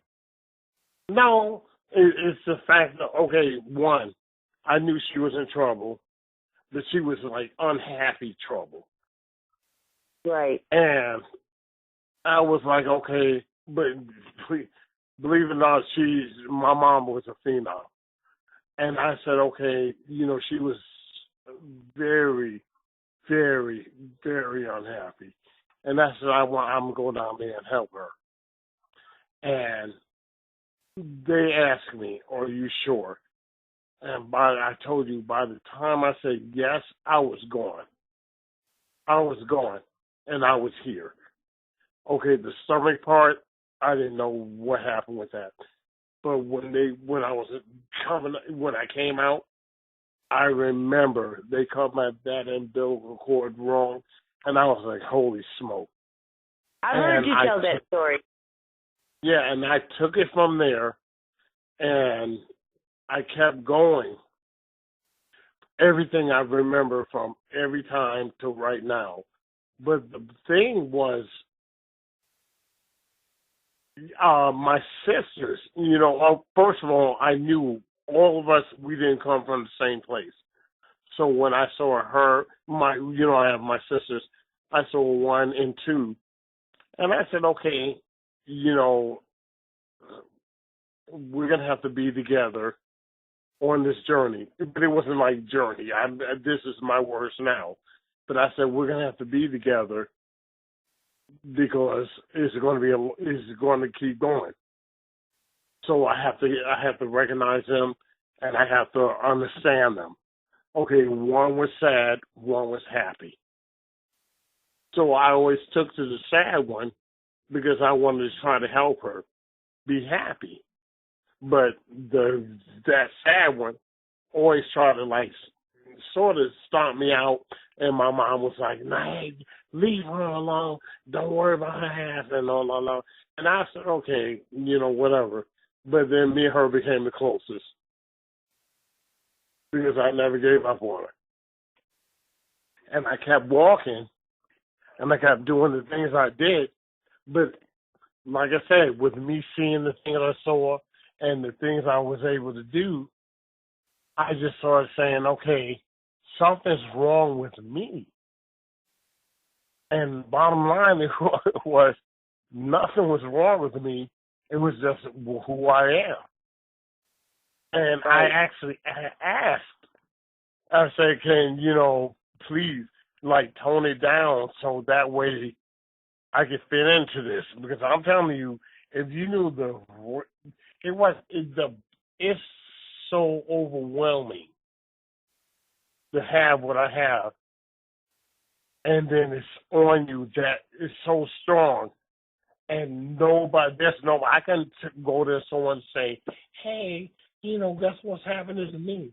Or nothing. My mom started recognizing it to where she and I got super close. That's where the thing came in. But at the same time, I never gave her all the information because I knew I wasn't supposed to tell her all the information. Right. You know what I mean? Right. So that's where things started slipping in. I would tell her this, that, and the other, and she's like, okay, I know he's not lying because there's no way no one would know that.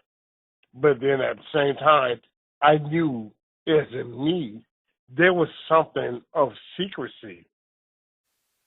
It was like there's something you cannot tell them. And I kept my mouth shut. And keeping that bottled up, what happens to you? It's almost like it's all you. Right. It's like it's all you. And you're like, wow. So, I should draw and, make cartoons and this, that, and the other. But I can never tell someone straight out, hey, guess what? Or this, that, and the other. One thing with Lance is he actually gave me a good little window of, I could say certain things.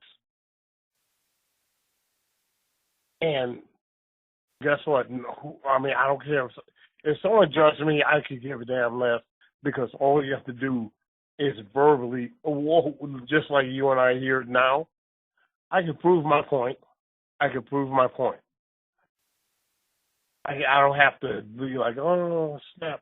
Because when you have this on you, it's like your soul is like, say something, do something, say something, do something. And if you're not in the right field to say or do something, it makes you unhappy. Right. And so me being this, and then Lance and I, we locked up. It's like, wow. And he kept forcing me, man, I need you to be on this show. And I was like, yeah. And then I never would do it. And then turn around, we just locked up again. And he said, look, and then he called me, and he said, the countdown is now. And I told him, I said, I'm scared because I don't know what to say. I want to say what I want to say, but, what can I do? And he said, just start talking. He said, start talking. I'll start it off. but let's start talking, and you go right into it. And I just did, and I literally felt good because it's like, wow, I'm able to say stuff that nobody would know. I ran into people from Africa that literally one of them never said nothing, but we hung together for like almost 7 years. But the other one is super popular, and people buy his books and everything. He even told me, he said, I've never met anyone like you in my entire life. And I was like, okay, that's validation again. And he told me, I need you to come to Africa with me so I could be able to help you to do. And then I never dealt with it. I never jumped in and said, okay, here I go. And I think that's actually what happened with me. And I had never done any kind of speaking, and not even in front of a class. I would not speak in front of people. I always had that fear of what do I say, and I'm going to sound stupid. And I got a phone call in April from another show that said, we've been seeing you around on Facebook, some of your stories and that, and we want to invite you as a guest to share. And I was like, no, I can't do that. I don't talk in public. And the woman, and the amazing thing was, okay, to back up about an hour before that, I was driving to the chiropractor, and I was in excruciating pain. My neck was out. And as I was driving, I spoke to the divine, and I said, okay, here it is. I like that. I submit. I said, I've submitted. I've submitted to your service. I'm here. Use me for whatever my purpose is. I said, I don't know what my purpose is. I said, I don't have any resources. I don't know where you want me to go. You're going to have to open the door for me, wherever you want me to go with this. And I got home about an hour later, and I had a message on Facebook from this show, and she says, and I was like, no, I can't do this. And she says, can I call you? I said, yeah, you can call. We can talk on the phone, but I'm not doing any show or speaking in front of anybody. She called me, and we talked for about 2 hours, and she told me, she said, you don't have a choice. She said, this is your calling. And those words just hit me like a ton of bricks. And I said, wait a minute, this is what I just asked for. And I did end up going to do it. And I told one of my stories on their show. And the way I felt afterwards, it was just, it opened up a whole new feeling for me. And then Lance was the second one I had done anything with. But yes, I know what you mean. Just because, me too, I've walked around my whole life and I've bottled it up. My parents always said, you're evil. You're bringing demons here. You're not one of us. Something's wrong with you. And I couldn't relate to that. I knew I was a good person. I knew my heart was pure. I knew I wasn't evil. And I couldn't understand why. Why do they think this? But I also knew I could see and feel and understand things that other people couldn't. And I had to shut that off. I had to shut it off, and I had to keep my mouth shut about it. And that, to me, and if anybody that could reach to tell them, hey, 86 said, don't shut that off.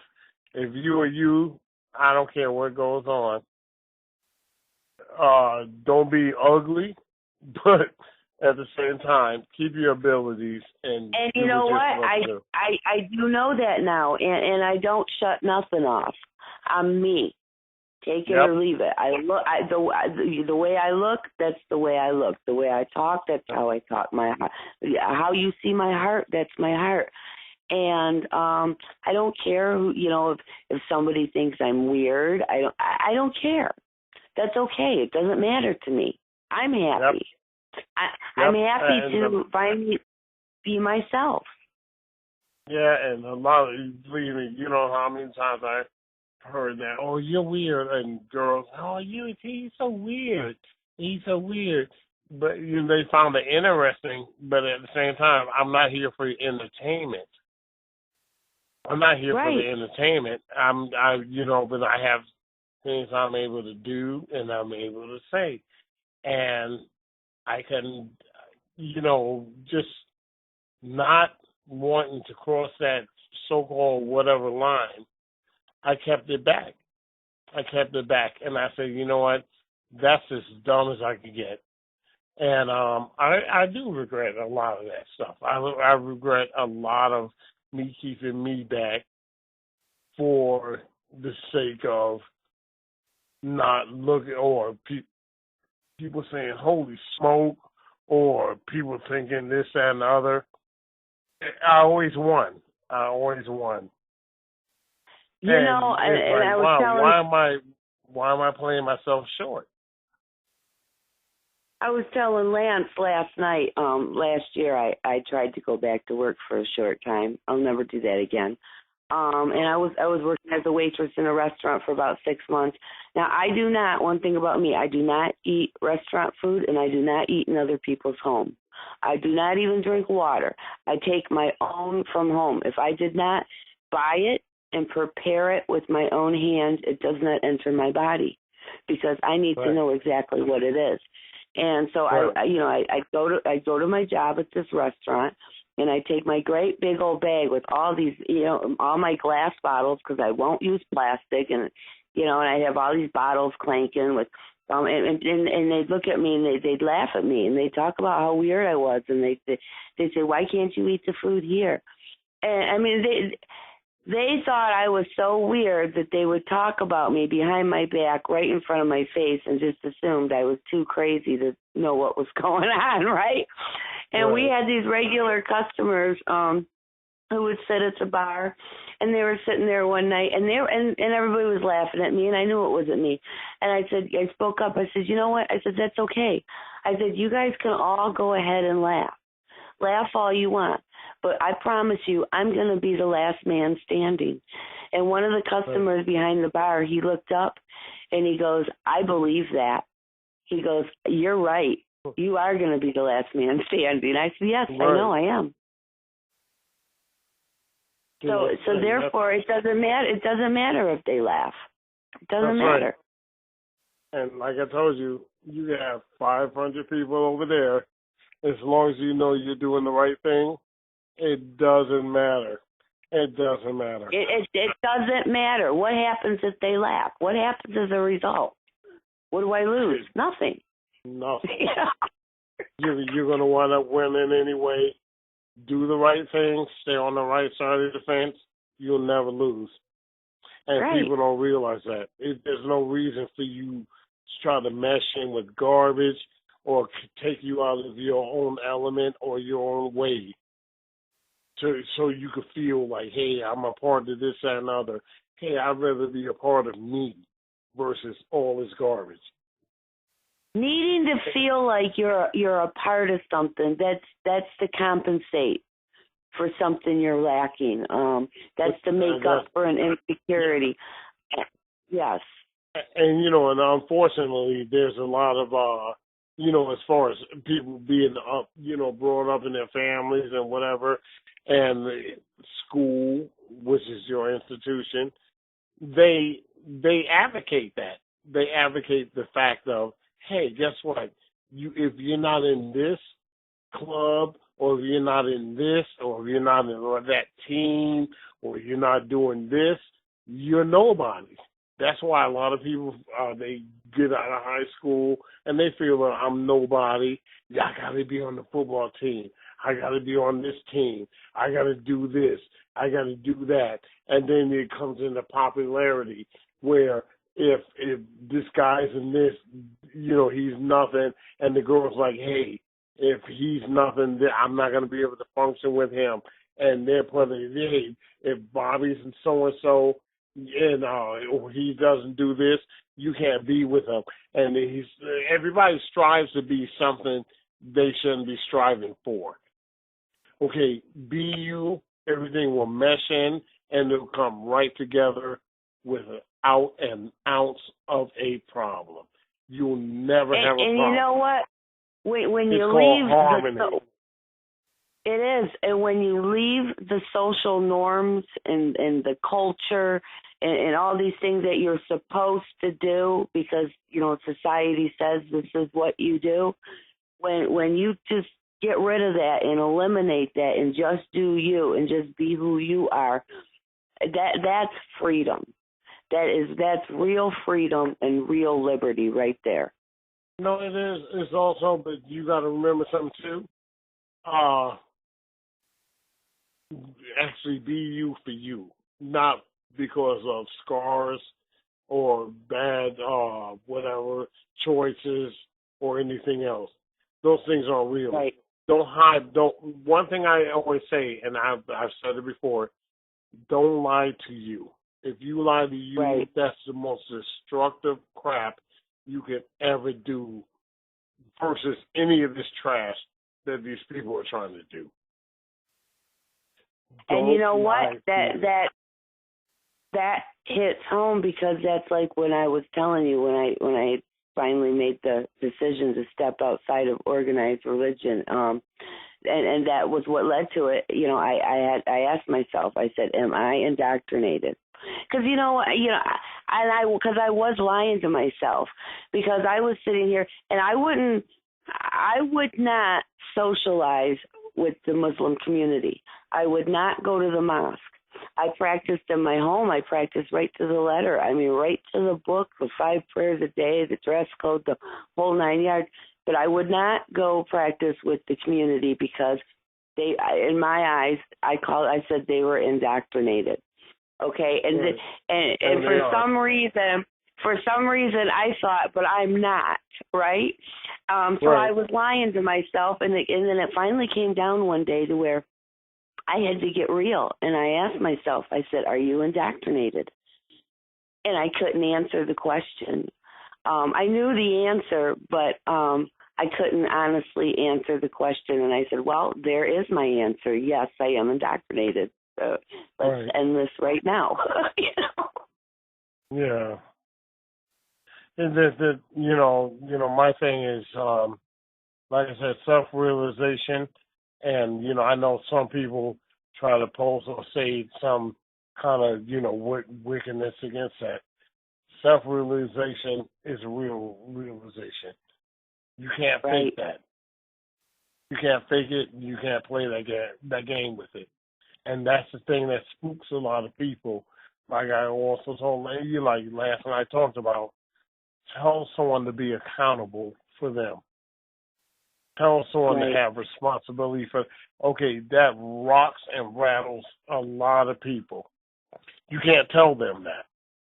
If you tell someone, hey, focus, that spooks a lot of people because they don't know what focus means.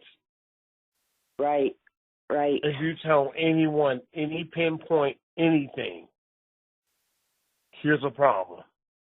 Take responsibility. What I want you to do is this, and they will rock because guess what? That's fear to them. I can't. There's no way I'm gonna be able to do that. Concentrate. You tell someone to concentrate and see how they look.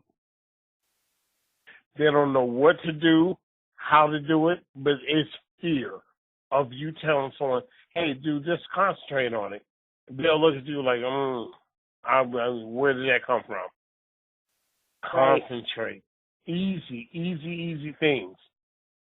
Easy things that you do daily, but versus what the word really means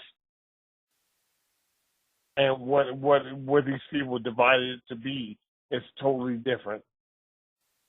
Right. If you were focused so much on doing this or doing something stupid, you're concentrating on that. Right. But if someone told you, hey, concentrate on this apple, first of all, a lot of people, for what? What I need to do that for, or anything different. People, this is called a show.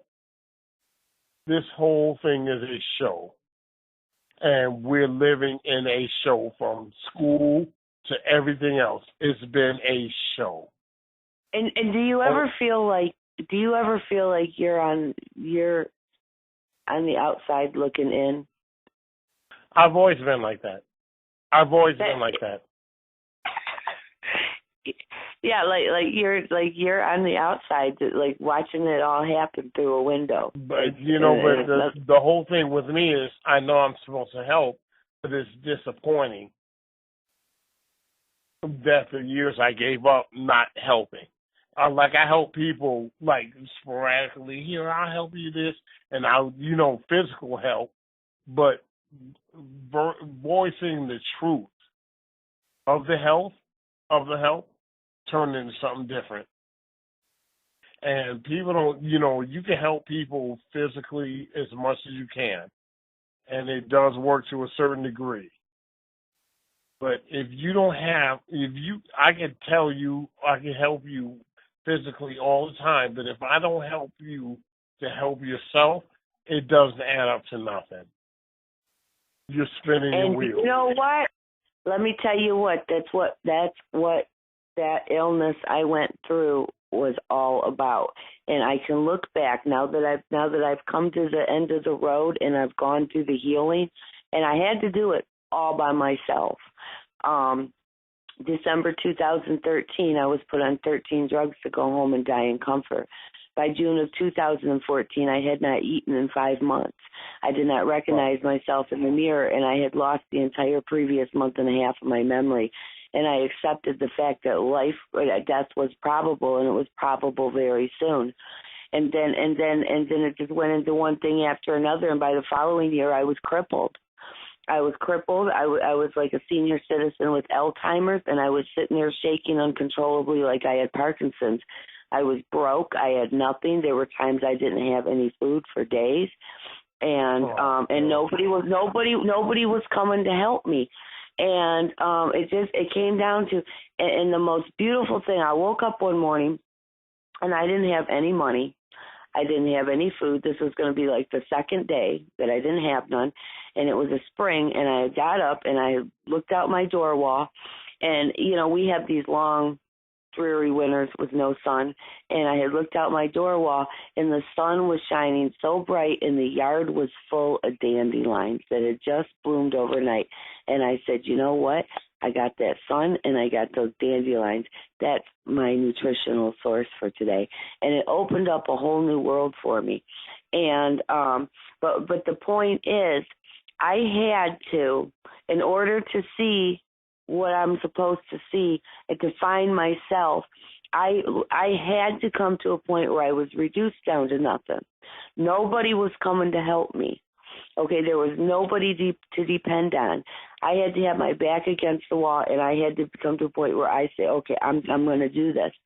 And I'm going to tell you, I had just given up, and I had actually called my teenage daughter at the time, and I said, come get my car. You might as well come get my car and just take it, because I'm not going to be going nowhere. I'm just going to sit here and wait till it's over, right? So one thing had led to another. So something sparked in my mind, and a light bulb went off, and I said, wait a minute, nobody's coming to help me.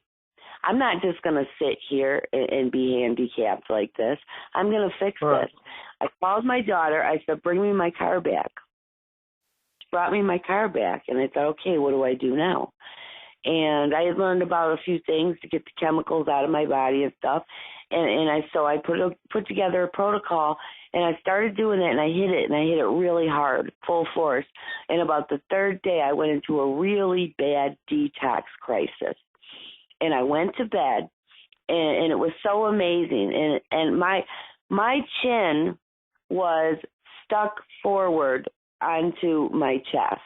Okay, I had been frozen completely forward, and most of my left side paralyzed, where my limbs and my neck and stuff had not been stretched and held straight in so long. And so I started getting sick from this detox factor, and I laid in the bed, and as I was laying there, all of a sudden my arms started stretching out, and it felt so amazing. My legs these limbs that I previously could not open up and stretch myself, they started stretching. It felt like about an hour, but the whole thing went on about 12 hours. And at some point during that process, about 6 a.m., I had got up to go to the bathroom. And as I passed myself in the mirror, I realized I'm holding my head up. And when I saw that, I realized the significance of what was taking place. And I said, wow, something's happening here. And I went back into the bed. And as I was laying there and I was being stretched and massaged, and it was so amazing. And then my spleen started pulsing. And then the pulsing ran down my left leg. And then it was like, it went from there. It was like somebody was at the foot of my bed, just tickling the bottoms of my feet. And the significance just hit me, and I laid there and I laughed because it was tickling, and I cried tears of joy at the same time. This went on for about 12 hours. However, the whole thing it felt like maybe an hour. And I said, okay, my limbs that I could not previously move, I can move them now. But because I had been stuck that way for so long, I had lost muscle and I had lost strength. And but that opened the door for me to get into physical therapy. So I got into physical therapy like 3 times a week for 2 months, and the chiropractor almost daily, and several other things. I mean, I went all out. I didn't let anything limit me. And within a few months, over time, I reversed the brain damage. But that's what it all started with. It started with that amazing healing experience that took place. And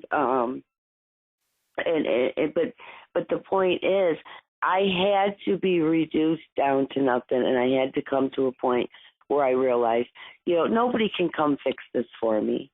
I have to fix this. And not just physically fix this, but this has to be fixed from a body, mind, and soul, a holistic level. And once I wrapped my head around that and I accepted it and was willing to invest the effort, then these amazing healing episodes started taking place. And there were more to follow after that. I've before I've gone to bed, I've asked the divine, I said, I don't know how I'm going to get through this night, and I got to go to work tomorrow. And just soothe me, soothe my neurological system. And then I've laid down and gone to bed, and I wouldn't sleep the whole night. I just lay there, and my body would be going through chiropractic adjustments. Right. And I'd get up the next morning, although I had not even been to sleep, but I'd get up to go to work and everything, and I would feel so good. I wouldn't be tired. It was just amazing. It's beyond amazing, but that's real. It is real. It is real.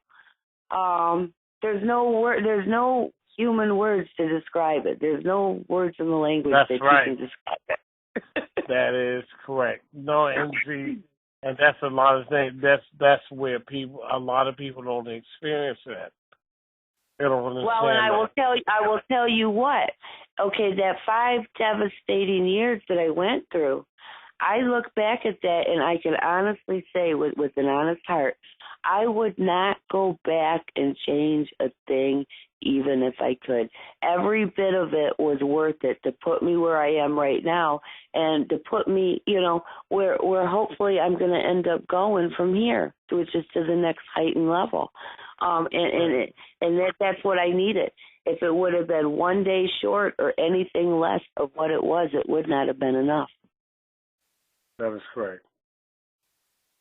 Oh. And I feel incredibly blessed that I got to experience that. Wow. Now that's 188,000% understood. Me, I understand it because, like I said, I came here. But the defense that has been put upon me, like protection, bullet dodging, and I don't mean like physical bullets, and the whole nine. I really respect and appreciate that. That's why I said people don't realize divinity is real. And Let me tell you what happened. Let me tell you what happened to me on my 24th birthday. It was September 22nd, 1994. I was kidnapped. I've been kidnapped like 5 times. Wow. I was kidnapped. Yes. And I was kidnapped, and I was in this car being held hostage, and he was driving me up north. And it was pretty clear that I was probably going to be killed. At this point, I had been stripped naked, and I had nothing on except pantyhose around my ankles. And he had a gun. And I tried to jump out of the car. And he caught me by my ponytail and my hair. And he pulled off. By now it was about 2:30 a.m. and everything was closed. So we pulled in a bar parking lot that had like a back alleyway, and it was all gravel. And he held on to me by that ponytail, and my body was out of the car because I tried to jump out. And he just started doing donuts and fishtailing all over that parking lot, while my body drug and flipped back and forth on that gravel, and it tore layers and layers of the flesh of 75% of my body right off. And I wouldn't give up. And he got frustrated, and I watched him put the car in park. It was one of those old gears where it was on the steering wheel. I watched him put it in park, and he said, in his exact words, "Or fuck it, bitch, I'm just going to kill you now." He got out, he laid me on the ground and was straddled over me, strangling me. And I finally said, well, this is it. I can't fight this anymore. And my vision was blurry. My head fell to the side, and I knew that was it. I was gone. Like my life was flashing before my very eyes. And then all of a sudden I had a blurred image, because I don't know if you've ever been strangled before, but when you're strangled to that extent, you lose your vision and everything's just like spinning. And I saw this blurred, spinning vision of him chasing his rolling car in the parking lot. And right away, my brain clicked. He's not on me, strangling me anymore. This is my chance. Something had made that car he put in park, that I watched him put in park, the car started to roll away. And at my last minute, he had to let go of my throat to get up and go chase his car and stop his car that was rolling away. And I was able to get up in that state. I mean, I was mutilated, and I was able to get up and start running up and down the side street behind this bar, banging on doors and screaming. And by now he had caught his car, and he's driving up and down the street. He's trying to catch me again. And I'm going from house to house because nobody's opening these doors. And then after about the third or fourth time I saw him pass by, then here came the fire department, the ambulance, all the cop cars. And they took me to the hospital. I spent the next 6 weeks flat on my back, naked, because I had no flesh, and all I could do was lay on top of a sheet, and I had to be flipped over about every 10 minutes so the sheet wouldn't dry on me. And then for 6 weeks I was like that, and I recovered without a single scar to prove it. I do not have a scar on my body from that. Wow. Did they catch that guy? No, I assume they didn't, because I was never contacted. It was in the newspaper. It was in the Oakland Press. It was in the Oakland Press, like the next day. But as far as I know, nobody had ever caught him. But I have my whole life. I have many incidents like that, where something has always been there protecting me. I never understood, what is it about me?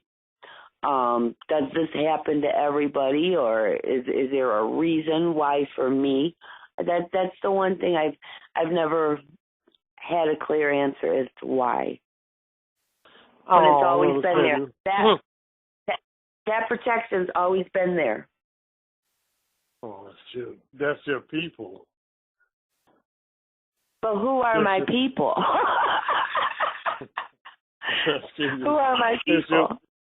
It's your ancestors. Okay. It's your ancestors. You know, one thing I do respect and love for you is you always say divinity. Okay, because that's what it is. Divinity is divinity. And no one can never fake That's the only term I know to put it, you know. I'm gonna tell you right now. I don't like the word God.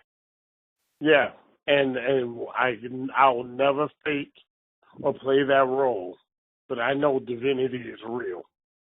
No one can ever shake me out of that one. I mean, there's people that try their best, and I don't mean not only physically, spiritually. I know real divinity. And real divinity. And the first time I listened to you, the first time that I had listened to you, you had said that, and you had said it exactly like you just did just now. And when you said that, see, I had already, you know, I had already figured that out for myself, and I already knew that, but it seemed like nobody else was on that same page with me. I couldn't find it. You know, it seemed like, and then when you said that, and I just knew from the energy you put off. I could feel it from your spirit. And when you said that, I was just like, yes, that confirms it. I'm right. You know. No, I appreciate it. Because I told last time I talked, like I said, my mom knew I wasn't joking, but real divinity, it's real. No one can never fake me out of any drop of that. I experienced that. It is something that you can never explain. And there's no thing like they have in the book, this anger and all this other stuff. No, real divinity is pure love. It is so divine that you cannot put it into words. And I'll never make up nothing of anything of that. Real divinity is real. And the divine has always looked out for me, which I appreciate, even in instances. Like if I really, really, really needed help, here it comes. Here it comes. And it's never been a letdown. It's not by being taught or anything else. Going through that 5 years of that sickness and then the long hard healing process and having to do it by myself, if I had to sit down and do the math and give you a logical human explanation of how I made it all work and how I didn't go homeless, okay, there is none, because there was definitely, I mean, I've gone a day, 2 days without anything to eat, but me too. Nothing ever went beyond a point where I couldn't tolerate it. It's always like there was always a lifeline thrown out there to me. That's right. And still, and I'm not and I'm not in that chronic situation now. But still, that's just the way my life keeps going. If a bill comes in, an unexpected bill that's got to be paid, and it's like, well, I don't have it. It's going to come to me. It comes within a day or two. Something happens. Right. Something's always got my back, and I had to learn to trust it. That is correct. Oh, I love that so much. I love it. It took a while for me to adjust to it, to be able to trust it. There you go. Because, with all the teachings and the bullcrap, people don't realize you have to have faith in your own divinity and the goodness that comes with you and your family. Like I said, your ancestors step in They step in. And a lot of people don't realize. First of all, I would never tell no one that except for on this show, which that's the only time I said something, is on the show. Your ancestors step in, there's real divinity, and your ancestors they jump up and help you. They'll never lie to you. I don't give a crap what people, oh yeah, this, that, and other. Your ancestors will never lie to you. That's a guarantee. But what is it that makes the ancestors your ancestors are you. But what is it that makes them pick but what is it that makes them pick a particular person to it's not about a particular person. Okay, everyone's I don't want to say you're trying to evolve, but your ancestors are your ancestors. And I don't, maybe that word is used like when people say, oh, he's a chef. Oh, chef, you see someone in a cook coat, and they're like, oh, that's a chef. Hey, chef, this, that, and other. And, so there's a sous chef. No, that dude's a kitchen manager. That guy's a chef. This guy is an assistant kitchen manager. This guy is a sous chef. Those things are thrown around very loosely. So your ancestors are your people. They are your people who look out for you. Your bloodline, your actual people. They're not some old, whatever's and all this other stuff. They're your people. Your people will not lie to you. Your people. In some other kind of stuff, and you try to dabble in it, they'll misguide you here and there, or and that's why people cry, why did this happen to me? I thought that, and all that crap. No, your ancestors will not lie to you, whether it be good or bad, but they won't lie to you. If they tell you, hey, don't go to the damn fairground tonight, don't bring your ass to the fairground tonight. If they say this, that, and the other, hey, there it is. Boom. You say, I need help, and you find the ancestors that want to work with you, they will work with you. But you do not. I mean, no matter what's in it. But here's the thing. I didn't understand. I didn't understand none of this. I'm talking going back to the beginning when I was young. I didn't understand none of this. Yeah, because remember, you have family members that have been here way before you. Yeah, but what I don't quite understand is why aren't they helping my mother? Why aren't they helping my father? Their lives are turmoil. It's a mess. They're sick and miserable and unhappy. You got to remember something. Okay, first of all, are they you? No. I'm not saying that to be like, like defining you, like, hey, you guys are different. Okay, maybe they don't believe or they don't follow the same path as you. Maybe they don't, they're just saying, hey, look, this, that, and the other. Asking for help. Help will come. If you're good. Seriously. One thing, I don't even have to play that role. And, whoever doesn't believe in it, I don't care. Help will come. You ask for help, and you ask for help. But see, that's the thing. I didn't ask. I didn't ask for none of it. I didn't go looking for it. Didn't even understand what it was. But as these things kept happening, these outrageous stories, like what I just told you, repeatedly happening through my life, it was very evident that something was there, always protecting me. I didn't ask for it, and like I said, it even came to that point where I had to go through that devastating 5 years of that sickness to bring me to a point to where I would ask for it and learn to trust it. Right. That's just what I don't understand. Why did they pick me to invest 40 years of that effort in? Because I was dumb as a box of rocks. No. I mean, when I had shut myself off very young because, like I said, I realizing not everybody sees and feels the same things I do, and I can't talk about this. I basically shut it off. And those are, I'm laughing, but those are probably some of the things that saved you. Divinity knows what's going on, and being good is being good. God and the true divinity looks out for it looks out for everyone.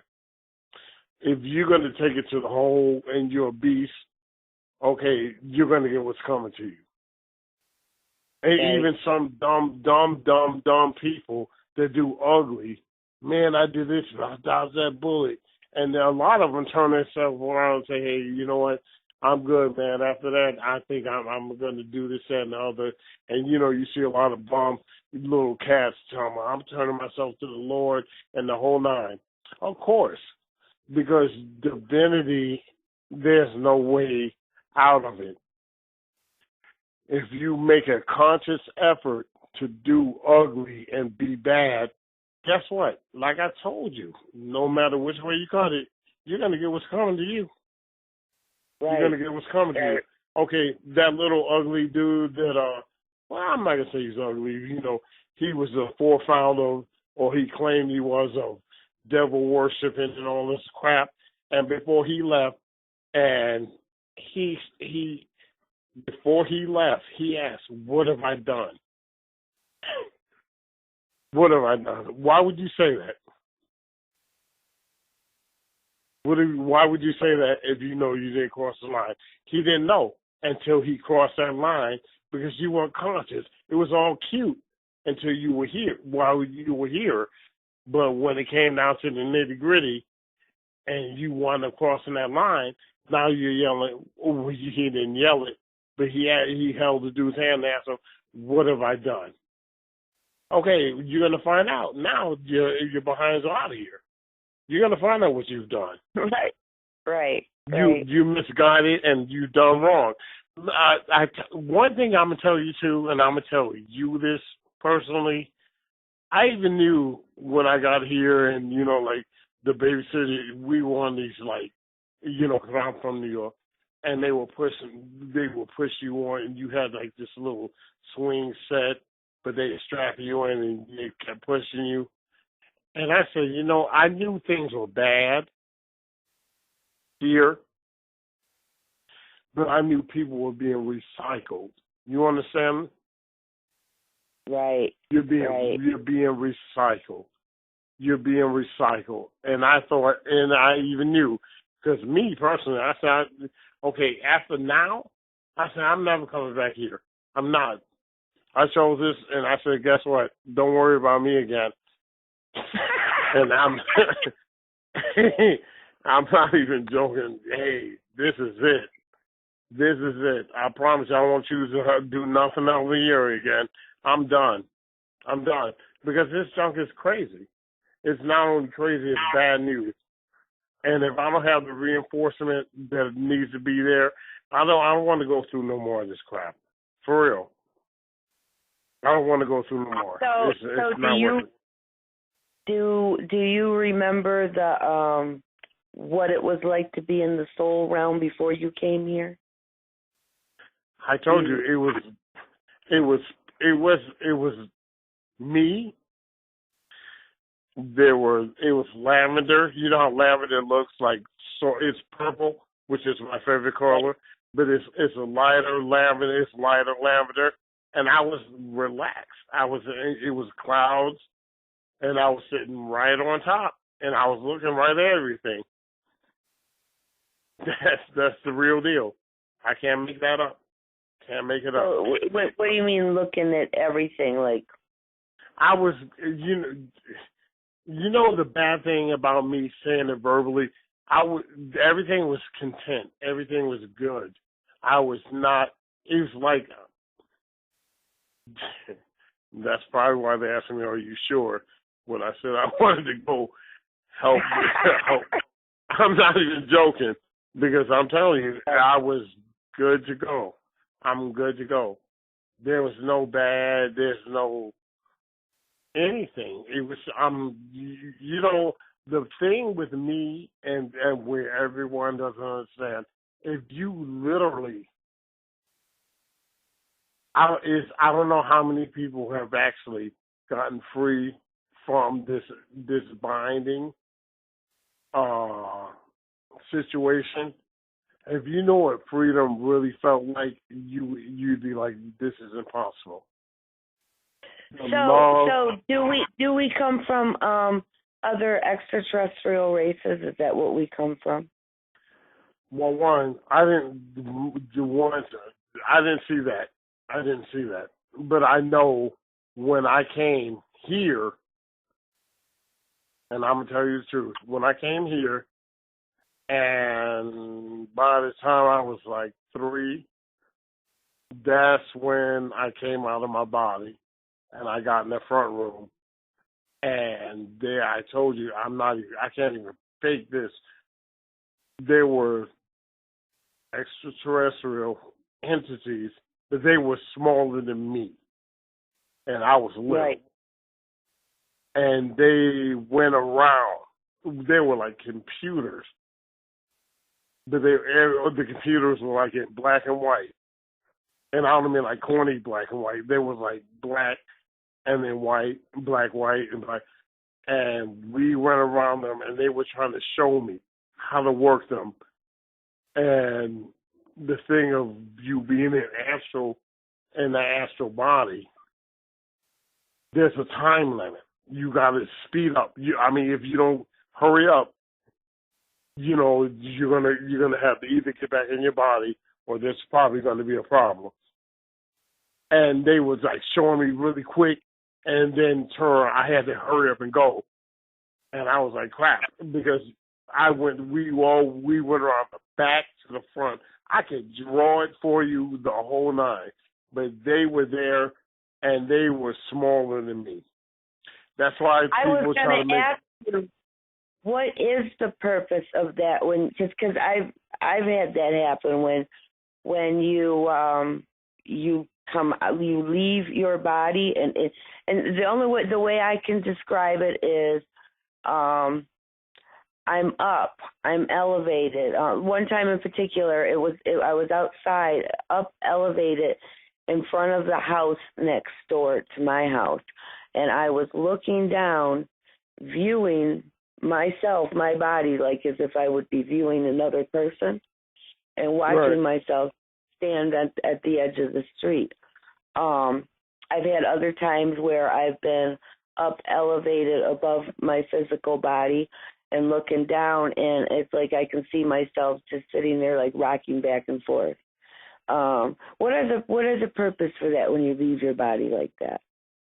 Okay, my thing is, when you leave your body for real, you feel the connection, but like I said, there's always a time limit. Like, there's only a certain amount of time you could be out without returning.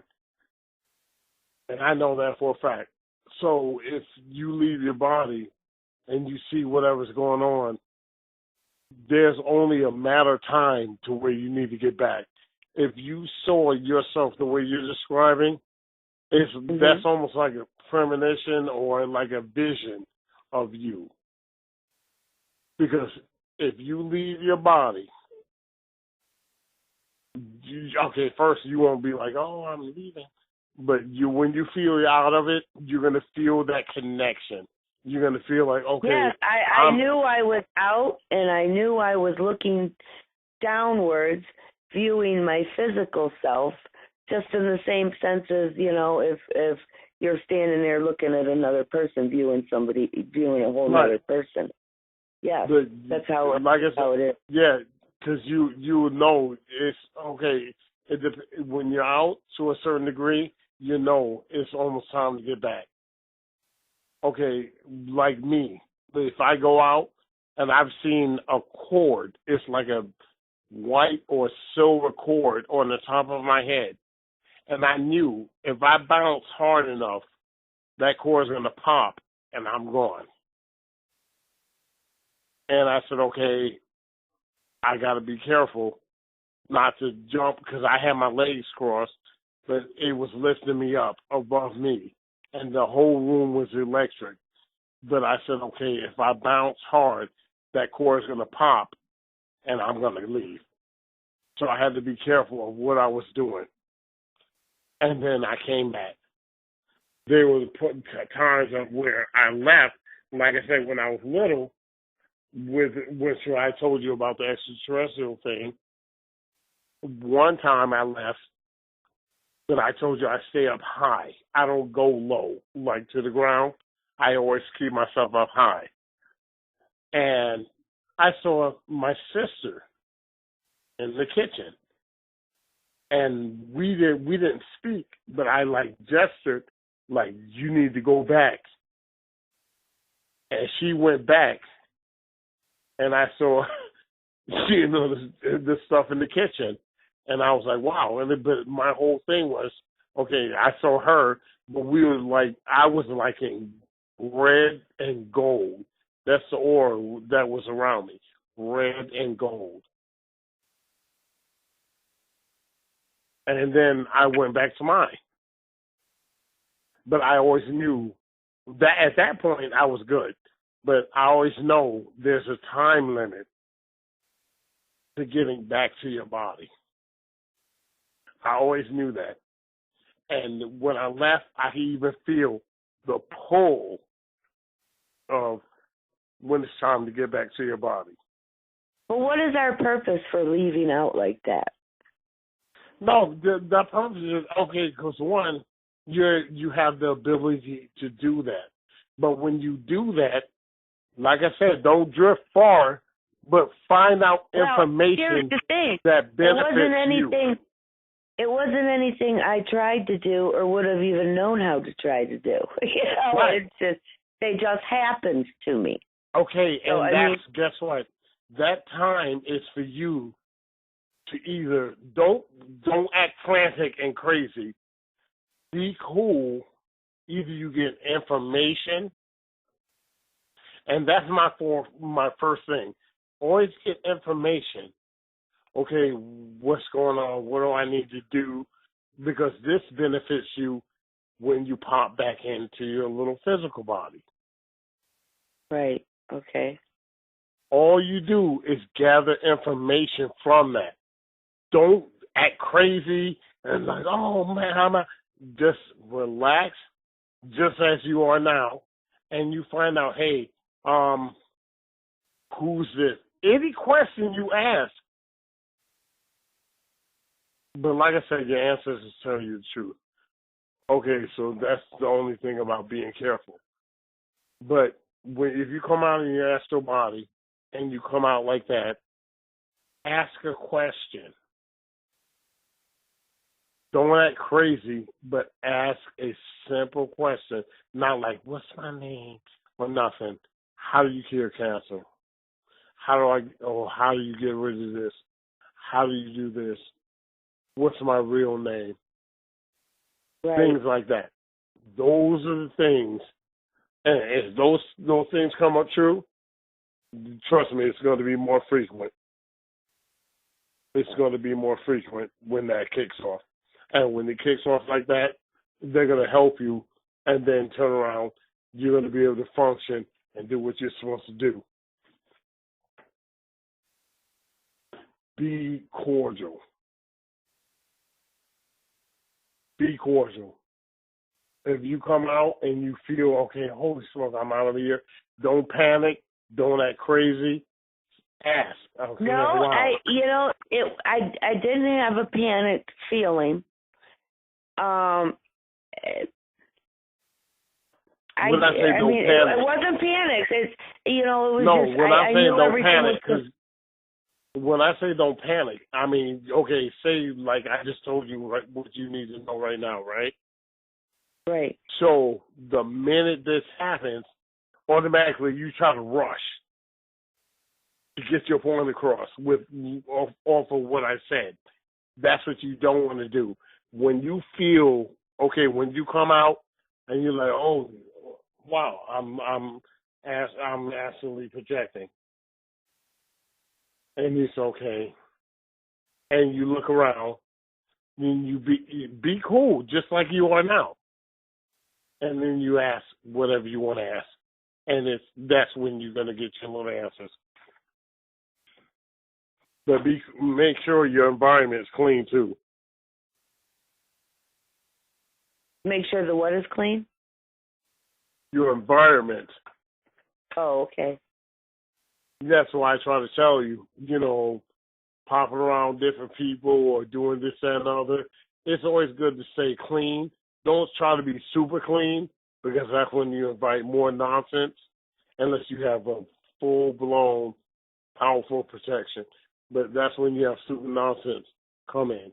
So, dabbling, or if you dealt with someone in the physical, like sexual way, don't try to, I don't say don't try to mess with it, but at the same time, you got to be cool, because if you do, you may see something of them versus you. You understand? Right.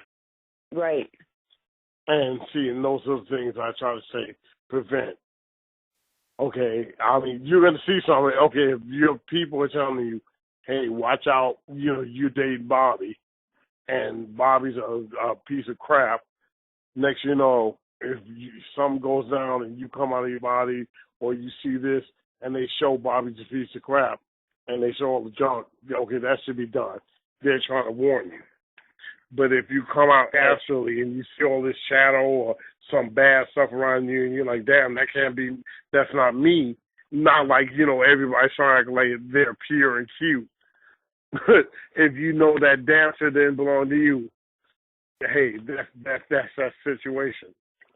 People don't realize when you have sex with someone, you're literally joining souls. When you join souls like that, whatever so-and-so has, it's coming to you. Right. It's coming to you. And the best thing, and that's why, it's good to be smart and watch what the heck you're doing, because all that nonsense is bringing upon you, and next thing you have a real life problem. And the best thing, like I told you, the only way to get rid of that, first you got to clean off. But the better thing is also you disconnect from that person. No more you and them. No more. You can't. Right. That's how stuff stays connected. I'm not going to do this and that. If you ever dealt with someone, and when you dealt with them, all of a sudden you got a crap load of bad luck, and you're like, how in the hell is this happening to me? Okay, that's not from you. That is from them. Or when you pick up somebody's headache or their anxiety. Yep, that is from them. Now, let me tell you what happened to me a few days ago. I've had 3 birds this week. My special tree out here, I have about 8 bird feeders in it now. And that's what I do. These birds, they come sing for me all day long. I love them. And I've had 3 birds this week that I have just found right outside my door wall on my patio there, just dead. Like they haven't been injured, no trauma or nothing, just dead, like they're just dropping. And my second one that I had found 2 days ago, he wasn't quite dead yet. He was like hanging on to the edge of his life. And I know he was in pain because he was trying to bury his head in his wing. And I was able to scoop him up and get him in a box. And I put him in my car, and I was taking him to the place where I buy my bird feed. It's like farmers and stuff that come in and out of there. I said, they probably have, give them water and, the little tube and all that stuff, which I don't have to nurse a bird. Right. As I was driving with this little tiny bird in this box in my car, I could feel that bird's anxiety and fear. My stomach was nervous and when you get that anxiety and you get that like just that shaky tremor feeling, that's how I was. But I was able to distinguish that wasn't from me, that's how much pain and fear that bird was in. It was so strong that I was picking it up. Right. And then I knew, and before I got the bird to the bird feed store, he had passed away in the box. And I had the box taped shut with a slit in it for air, but and it was in the back seat, so I couldn't see it, but I could feel the minute that the bird's life was over and it passed away, because I was no longer feeling that jitteriness. And when I took the box in there and I opened it up, sure enough, he was dead. Oh, man. Yes, I literally could feel it, could feel his anxiousness. Poor little baby. What was that? I said that poor little baby, but that's what I'm talking about. And while all this was happening, and it was only like maybe about a half hour time frame, while this was happening and I was driving and my stomach was all nervous and I was like all jittery, but it wasn't me. I was very well aware that I was picking up his emotions, and because I understood the level of the trauma he was feeling, I was crying because I was so sad that he was feeling that. Right. And then it was just gone. It went away, and I said, I don't think he's alive anymore. And when I opened the box, he wasn't.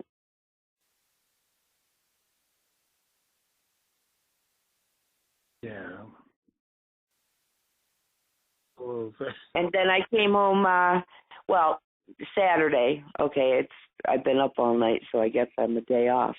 But when I came home Saturday and I went to go feed the birds to fill their bird feeders, when I pulled out the cooler with all the bird seed in it, there was another bird laying there.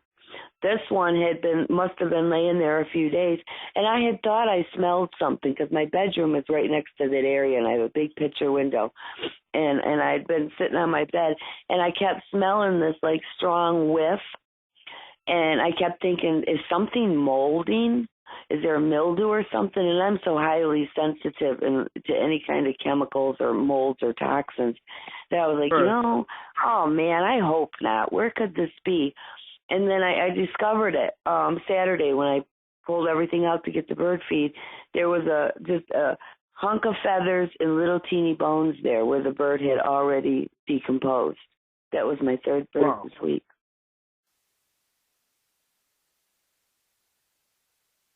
My third one. Something's happening to them. They're just dropping. Something's what kind of birds are there? They're just, I think they're called finch. They're just those, little backyard birds. But I have, and my tree's not very big, but I've got about 8 bird feeders in there now. And I've developed such a relationship with these birds that I know their schedule. I know when the seeds are supposed to be in there and stuff. And if I'm late, they let me know. Okay. And they just bring so much joy to my life. But I mean, I might have 100, 200 birds in that tree at certain times, at their certain feeding times, that they do certain things, and they sing so loud. I mean, they're really loud. And ever since that stupid eclipse, something has changed. Something has changed after that eclipse. And they're not, for about 3 days, I had maybe 10 birds at a time in the tree, and they wouldn't sing. They didn't make any noise or nothing. They just pick at seeds here and there and then leave. Today, I noticed a few more started coming back, and they started to sing a little bit, but not that much. Something's different since that eclipse. No, I believe in that because I try to get with Lance, and I told him, I said, that's not realistic. That eclipse is not realistic. And that's something that he'll probably want to talk about on this show. But I knew that wasn't, that's not a natural thing. I think they were doing something else with the artificial sun simulator. That is correct. And they didn't want us to look at it. Or they didn't want us to see it. So what they did was they passed out rose-colored glasses to everybody and said, here, put these rose-colored glasses on and look right up. That is correct. I'm trying to tell you that. I said to myself, I said, you know what? It's common sense. When there's an eclipse, you don't hear nothing but crickets. The crickets will come out because they, for some reason, think it's night, I think. But the birds go in, the squirrels, the chipmunks, all the little rodents, they go in, and it gets quiet. And I said, you know, I'm gonna listen to the rest of Mother Nature because, you know, they always seem to be a lot more intelligent than us humans anyways. And I'm going to stay my ass inside and try to protect my magnetic field because something's whenever something's happening going on with our life force energy, which is the sun, that's not for our entertainment. That's correct. You got to respect that. And so I concentrated the whole time in my home on keeping myself grounded and keeping my energy field as protected as I could. But I knew something wasn't right about it. I just knew it. And it felt different. I can't explain the feeling. Like the atmosphere felt different, if that makes sense. And it still does. I mean, it was more intense during that day and during that time it was happening, but it's never really quite gone back to normal in the 2 weeks since. You are absolutely correct. That is absolutely correct. Oh, you know what? Nobody else notices it. Every time I run this by somebody, they just look at me like, okay. Right now to play that role, it feels dead. It feels dead. Even when that fake eclipse came through, you could feel there was something wrong, and it feels like a deadening of something. You know what it feels like? The stillness before the storm. Yep.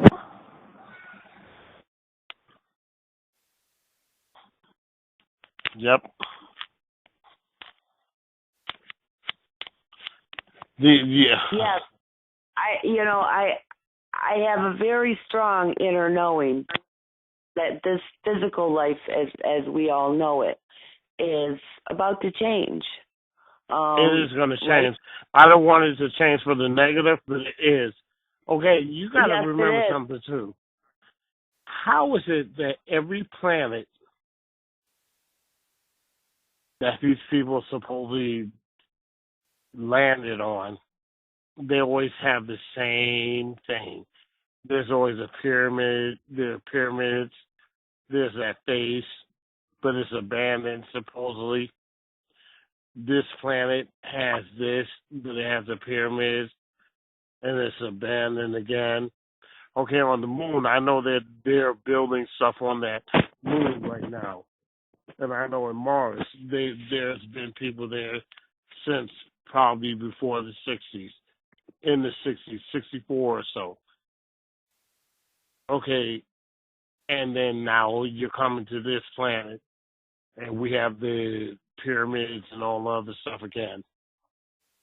Okay, there's something going on where someone's leaping from one planet to another. Okay, the moon is new. The moon is new. It was brought here, and you don't, like I said, you never see behind the moon. You only see that front of the moon. Okay, the equator, some of the dents in the moon, or a bunch of the dents in the moon, they're always the same. But now, all these years, like even if you looked at the moon now, which is becoming daylight, you see different dark holes in the moon.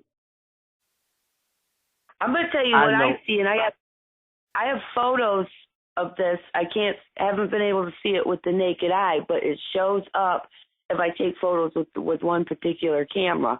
And when I'm out there, it's sitting under the sun, the artificial sun, and Right. and I'm taking pictures of the sky and that, because I was taking pictures of something else one day, and then when I could see the photo, I could see all these things in the sky that would show up in the photo that I couldn't see with the naked eye, and it kind of Right. started this fascination of just taking all these pictures, and I've got pictures of different days at different times, and it's like there's the sun, which doesn't look like the real sun, okay? And then, Right. like, off over next to it is what looks like a planet. And so when I enlarge that, okay, when I enlarge it as large as I can get it, I can see, like, an energy ring around it, like a pinkish aura ring around it. That would look kind of like what they've always shown us Saturn looks like. That's what it looks like. Wow. Now, is I that know some kind of technology, or is that a planet? No, it's right, because like I even told, wait, before the eclipse kicked off, and I told Lance, and I actually told someone before Lance, I said I lay down, and I fell. Like I said, if I go to sleep and I wake up, and then I just say, I'm going to catch, a little bit, and lo and behold, it was like I came out on a beach house. It was like all water. And there was the moon. And I looked, and when I looked again, I said, oh, there's another moon. And I went and told the people in the house, I said, yo, everyone come out and look at this. Lo and behold, more planets started showing up. But they were super big, but they were close to the world. And one of them, and I'm going to tell you So could the other people see them, or just only you saw them? No, it was me. It's me.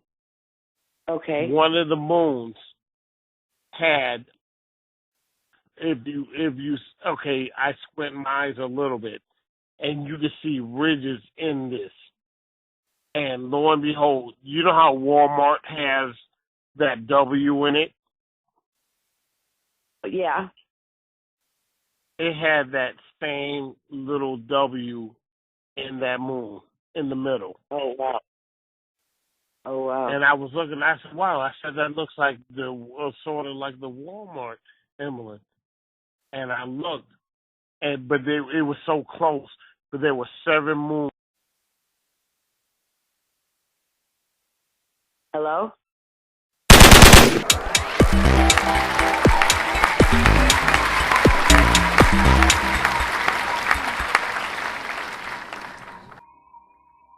Make sure to check out the boldest blog at lancescurv.com and follow Scurv on Twitter, Facebook, and YouTube under Lance Scurv.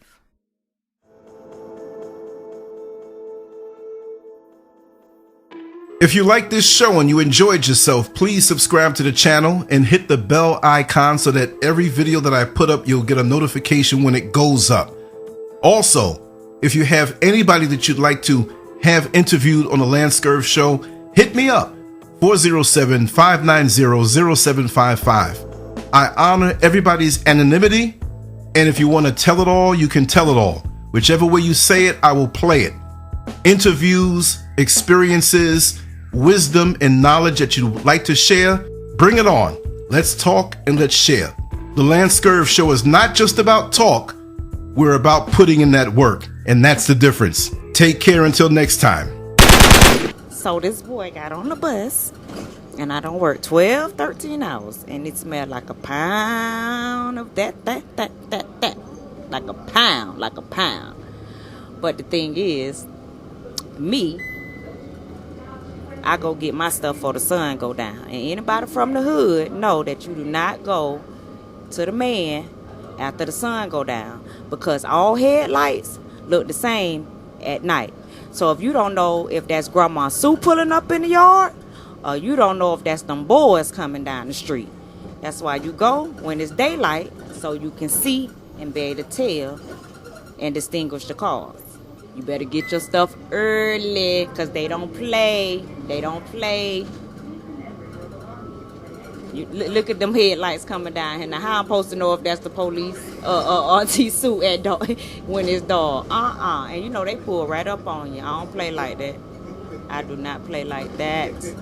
See, you won't know they the police till they get up on you. Now you got to go to jail. You can't smoke.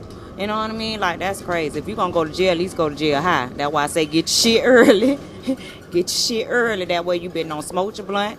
By the time they come around the corner, that way if you do got to go down, you high when you go down. You know what I mean? Because you can't be going to jail sober. And now they don't took your weed, you're sober. Now you got to get your shit early before the sun go down. If you know like I know.